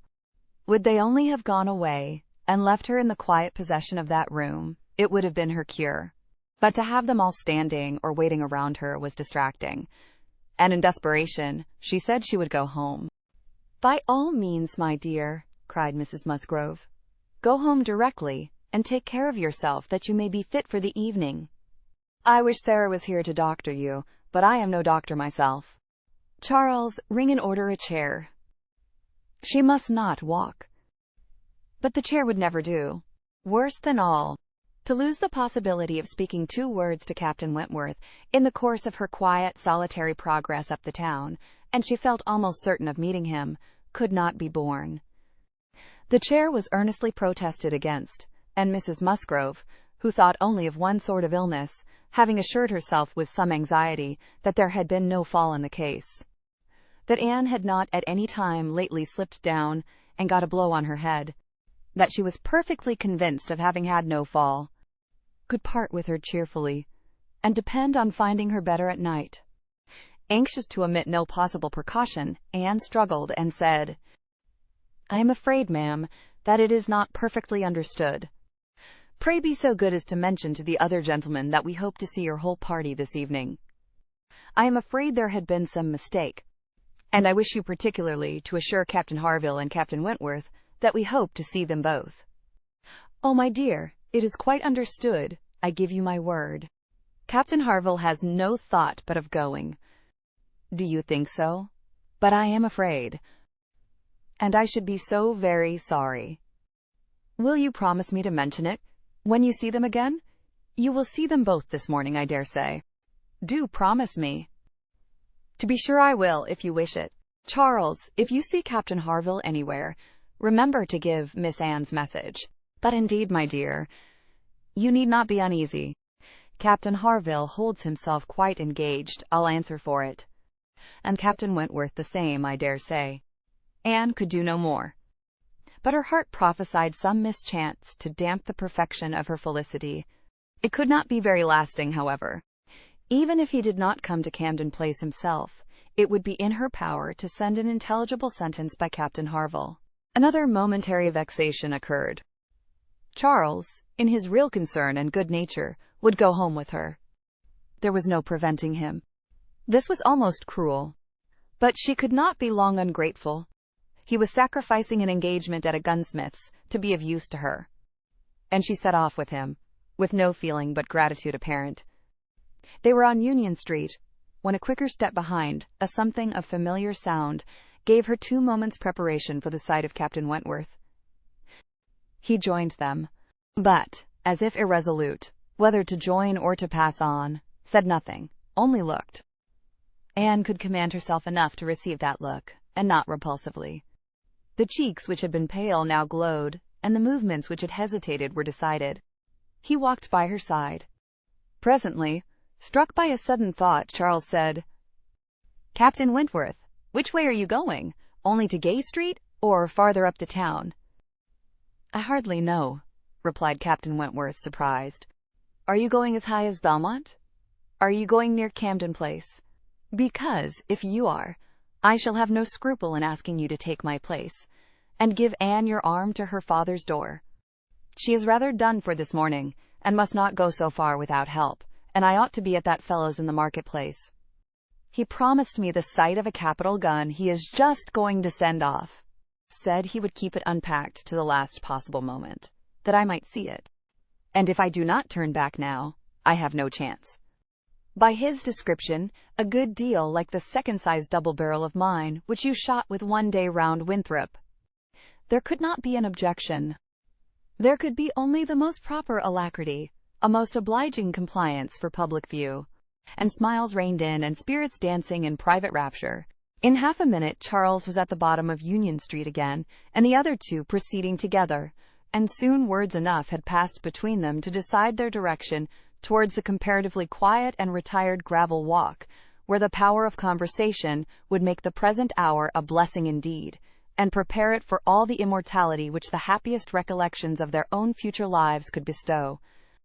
There they exchanged again those feelings and those promises, which had once before seemed to secure everything, but which had been followed by so many, many years of division and estrangement.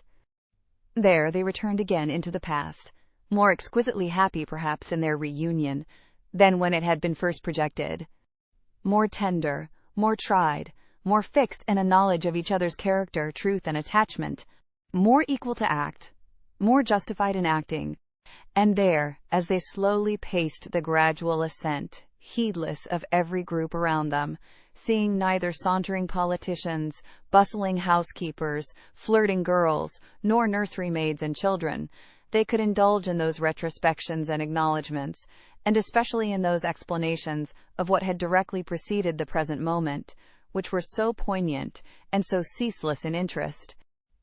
All the little variations of the last week were gone through, and of yesterday and today there could scarcely be an end. She had not mistaken him. Jealousy of Mr. Elliot had been the retarding weight, the doubt, the torment.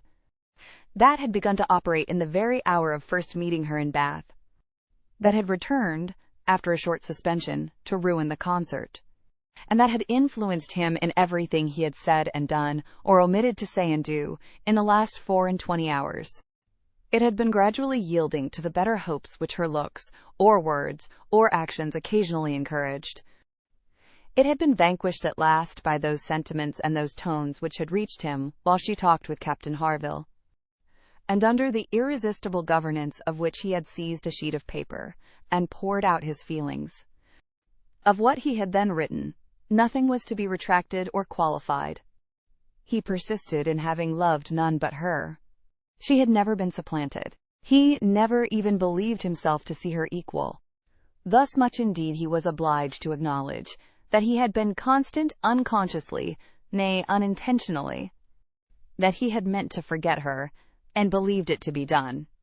He had imagined himself indifferent when he had only been angry, and he had been unjust to her merits, because he had been a sufferer from them.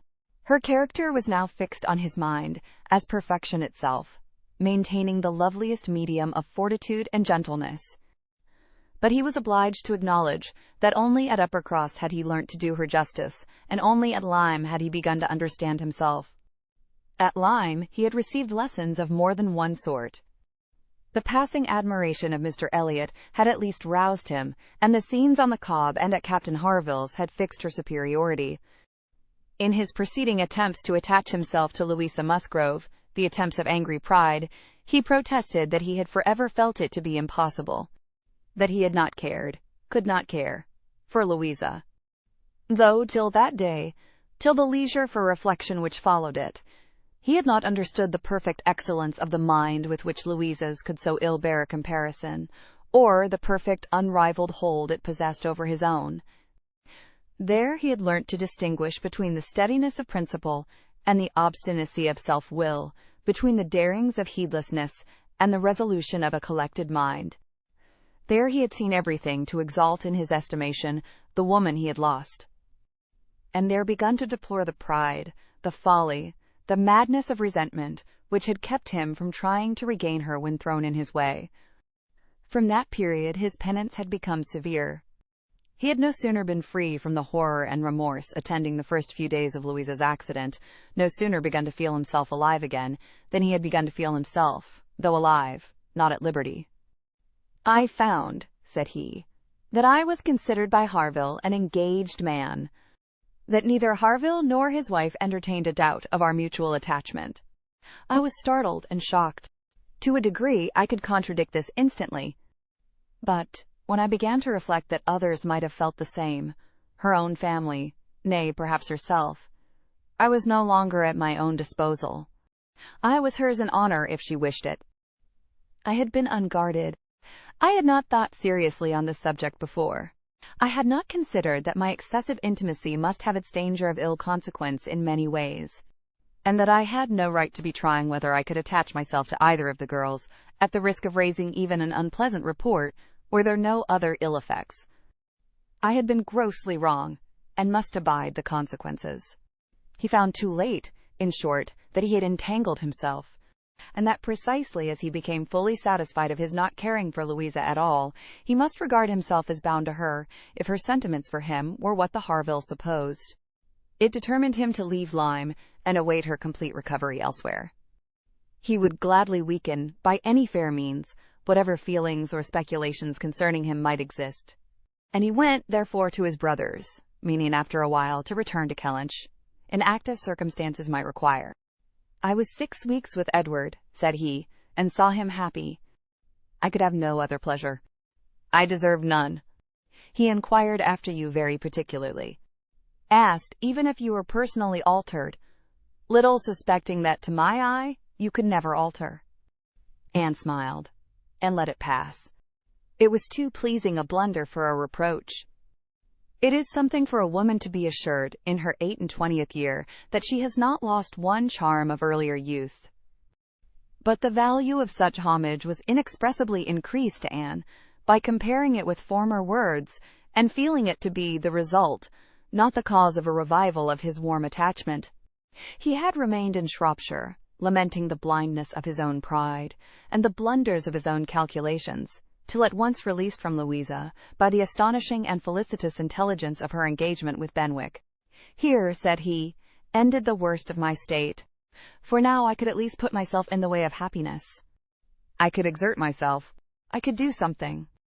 But to be waiting so long in inaction, and waiting only for evil, had been dreadful. Within the first 5 minutes I said, 'I will be at Bath on Wednesday,' and I was. Was it unpardonable to think it worth my while to come, and to arrive with some degree of hope? You were single. It was possible that you might retain the feelings of the past, as I did, and one encouragement happened to be mine. I could never doubt that you would be loved and sought by others, but I knew to a certainty that you had refused one man at least, of better pretensions than myself, and I could not help often saying, 'Was this for me?'" Their first meeting in Milsom Street afforded much to be said, but the concert still more. That evening seemed to be made up of exquisite moments. The moment of her stepping forward in the octagon room to speak to him, the moment of Mr. Elliot's appearing and tearing her away, and 1 or 2 subsequent moments, marked by returning hope or increasing despondency, were dwelt on with energy. "To see you," cried he, "in the midst of those who could not be my well-wishers, to see your cousin close by you, conversing and smiling, and feel all the horrible eligibilities and proprieties of the match. To consider it as the certain wish of every being who could hope to influence you, even if your own feelings were reluctant or indifferent, to consider what powerful supports would be his. Was it not enough to make the fool of me which I appeared? How could I look on without agony? Was not the very sight of the friend who sat behind you, was not the recollection of what had been, the knowledge of her influence, the indelible, immovable impression of what Persuasion had once done? Was it not all against me? "You should have distinguished," replied Anne. "You should not have suspected me now. The case is so different, and my age is so different. If I was wrong in yielding to Persuasion once, remember that it was to persuasion exerted on the side of safety, not of risk. When I yielded, I thought it was to duty, but no duty could be called an aid here.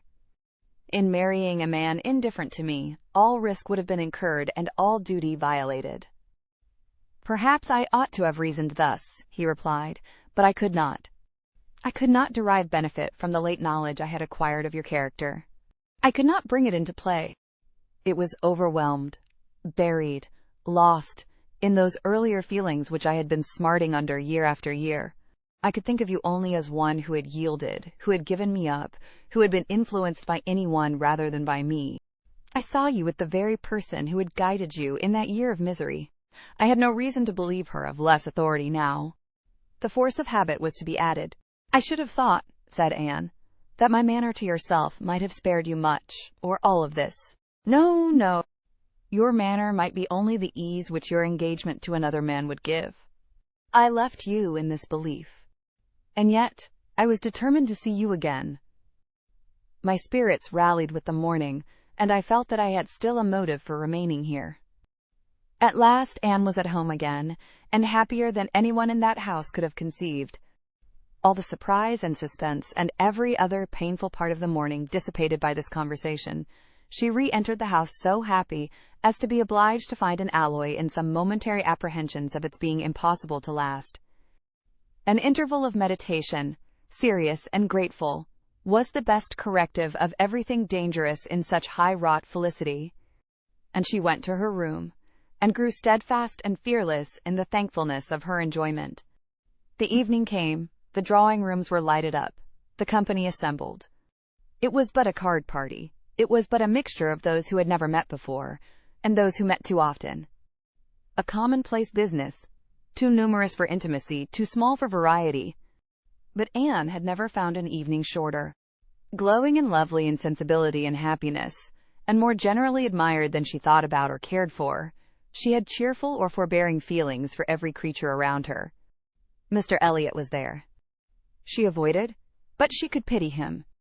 The Wallaces, she had amusement in understanding them. Lady Dalrymple and Miss Carteret, they would soon be innoxious cousins to her. She cared not for Mrs. Clay, and had nothing to blush for in the public manners of her father and sister. With the Musgroves, there was the happy chat of perfect ease. With Captain Harville, the kind-hearted intercourse of brother and sister. With Lady Russell, attempts at conversation, which a delicious consciousness cut short.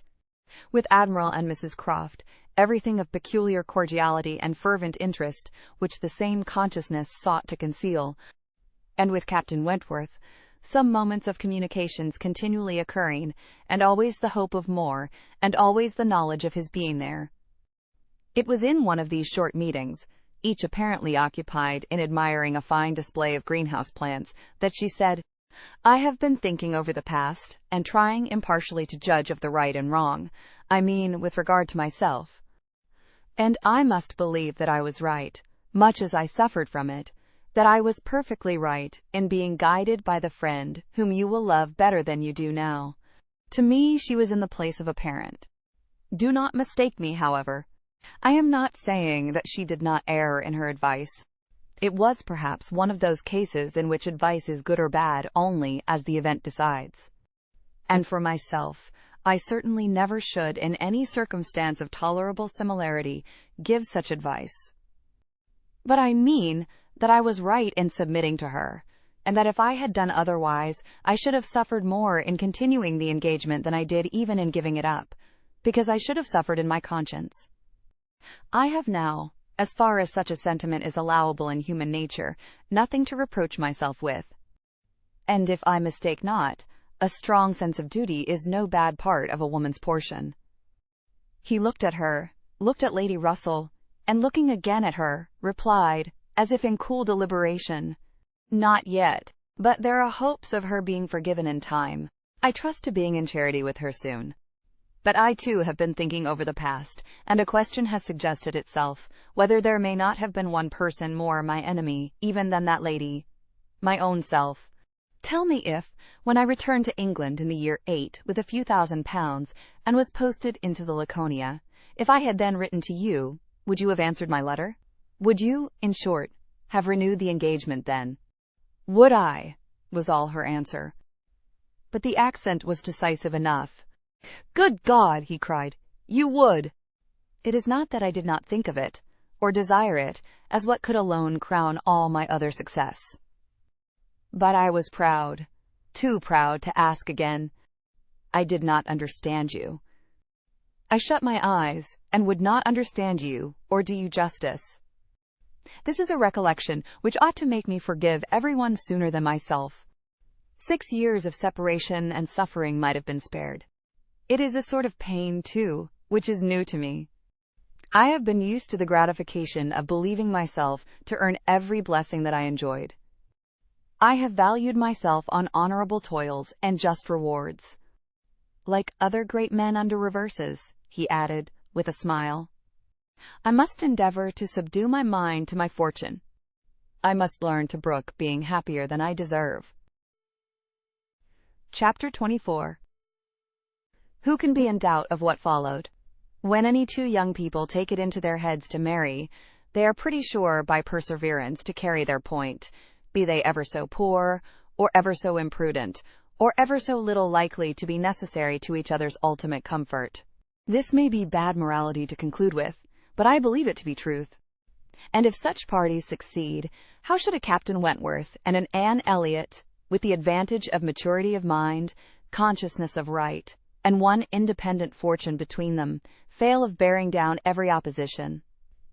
They might, in fact, have borne down a great deal more than they met with, for there was little to distress them beyond the want of graciousness and warmth. Sir Walter made no objection, and Elizabeth did nothing worse than look cold and unconcerned. Captain Wentworth, with £25,000, and as high in his profession as merit and activity could place him, was no longer nobody. He was now esteemed quite worthy to address the daughter of a foolish, spendthrift baronet, who had not had principle or sense enough to maintain himself in the situation in which Providence had placed him, and who could give his daughter at present but a small part of the share of £10,000 which must be hers hereafter. Sir Walter, indeed, though he had no affection for Anne, and no vanity flattered, to make him really happy on the occasion, was very far from thinking it a bad match for her. On the contrary, when he saw more of Captain Wentworth, saw him repeatedly by daylight, and eyed him well, he was very much struck by his personal claims, and felt that his superiority of appearance might be not unfairly balanced against her superiority of rank. And all this, assisted by his well-sounding name, enabled Sir Walter at last to prepare his pen with a very good grace for the insertion of the marriage in the volume of honour. The only one among them whose opposition of feeling could excite any serious anxiety was Lady Russell.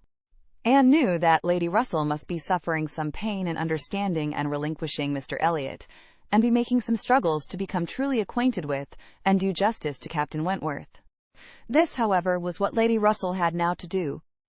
She must learn to feel that she had been mistaken with regard to both, that she had been unfairly influenced by appearances in each, that because Captain Wentworth's manners had not suited her own ideas, she had been too quick in suspecting them to indicate a character of dangerous impetuosity, and that because Mr. Elliot's manners had precisely pleased her in their propriety and correctness, their general politeness and suavity, she had been too quick in receiving them as the certain result of the most correct opinions and well-regulated mind. There was nothing less for Lady Russell to do than to admit that she had been pretty completely wrong, and to take up a new set of opinions and of hopes. There is a quickness of perception in some, a nicety in the discernment of character, a natural penetration, in short, which no experience in others can equal, and Lady Russell had been less gifted in this part of understanding than her young friend. But she was a very good woman, and if her second object was to be sensible and well-judging, her first was to see Anne happy. She loved Anne better than she loved her own abilities, and when the awkwardness of the beginning was over, found little hardship in attaching herself as a mother to the man who was securing the happiness of her other child. Of all the family, Mary was probably the one most immediately gratified by the circumstance. It was creditable to have a sister married, and she might flatter herself with having been greatly instrumental to the connection by keeping Anne with her in the autumn. And as her own sister must be better than her husband's sisters, it was very agreeable that Captain Wentworth should be a richer man than either Captain Benwick or Charles Hayter. She had something to suffer, perhaps, when they came into contact again, in seeing Anne restored to the rights of seniority and the mistress of a very pretty landaulette. But she had a future to look forward to, of powerful consolation. Anne had no Uppercross Hall before her, no landed estate, no headship of a family. And if they could but keep Captain Wentworth from being made a baronet, she would not change situations with Anne. It would be well for the eldest sister if she were equally satisfied with her situation, for a change is not very probable there. She had soon the mortification of seeing Mr. Elliot withdraw, and no one of proper condition has since presented himself to raise even the unfounded hopes which sunk with him. The news of his cousin Anne's engagement burst on Mr. Elliot most unexpectedly. It deranged his best plan of domestic happiness, his best hope of keeping Sir Walter single by the watchfulness which a son-in-law's rights would have given. But, though discomfited and disappointed, he could still do something for his own interest and his own enjoyment. He soon quitted Bath, and on Mrs. Clay's quitting it soon afterwards, and being next heard of as established under his protection in London, it was evident how double a game he had been playing, and how determined he was to save himself from being cut out by one artful woman at least. Mrs. Clay's affections had overpowered her interest, and she had sacrificed, for the young man's sake, the possibility of scheming longer for Sir Walter. She has abilities, however, as well as affections, and it is now a doubtful point whether his cunning, or hers, may finally carry the day. Whether, after preventing her from being the wife of Sir Walter, he may not be wheedled and caressed at last into making her the wife of Sir William. It cannot be doubted that Sir Walter and Elizabeth were shocked and mortified by the loss of their companion, and the discovery of their deception in her. They had their great cousins, to be sure, to resort to for comfort, but they must long feel that to flatter and follow others, without being flattered and followed in turn, is but a state of half-enjoyment. Anne, satisfied at a very early period of Lady Russell's meaning to love Captain Wentworth as she ought, had no other alloy to the happiness of her prospects than what arose from the consciousness of having no relations to bestow on him which a man of sense could value. There she felt her own inferiority very keenly. The disproportion in their fortune was nothing. It did not give her a moment's regret, but to have no family to receive and estimate him properly, nothing of respectability, of harmony, of goodwill to offer in return for all the worth and all the prompt welcome which met her and his brothers and sisters, was a source of as lively pain as her mind could well be sensible of, under circumstances of otherwise strong felicity. She had but two friends in the world, to add to his list, Lady Russell and Mrs. Smith. To those, however, he was very well disposed to attach himself. Lady Russell, in spite of all her former transgressions, he could now value from his heart. While he was not obliged to say that he believed her to have been right in originally dividing them, he was ready to say almost everything else in her favor, and as for Mrs. Smith, she had claims of various kinds to recommend her quickly and permanently. Her recent good offices by Anne had been enough in themselves, and their marriage, instead of depriving her of one friend, secured her two. She was their earliest visitor in their settled life. And Captain Wentworth, by putting her in the way of recovering her husband's property in the West Indies, by writing for her, acting for her, and seeing her through all the petty difficulties of the case, with the activity and exertion of a fearless man and a determined friend, fully requited the services which she had rendered, or ever meant to render, to his wife. Thank you for tuning in to vibeBooks. We hope you enjoyed this journey. Please consider liking, commenting, and subscribing to our channel. Check out our playlist or explore vibeBooks for more classic stories. Until next time, happy listening!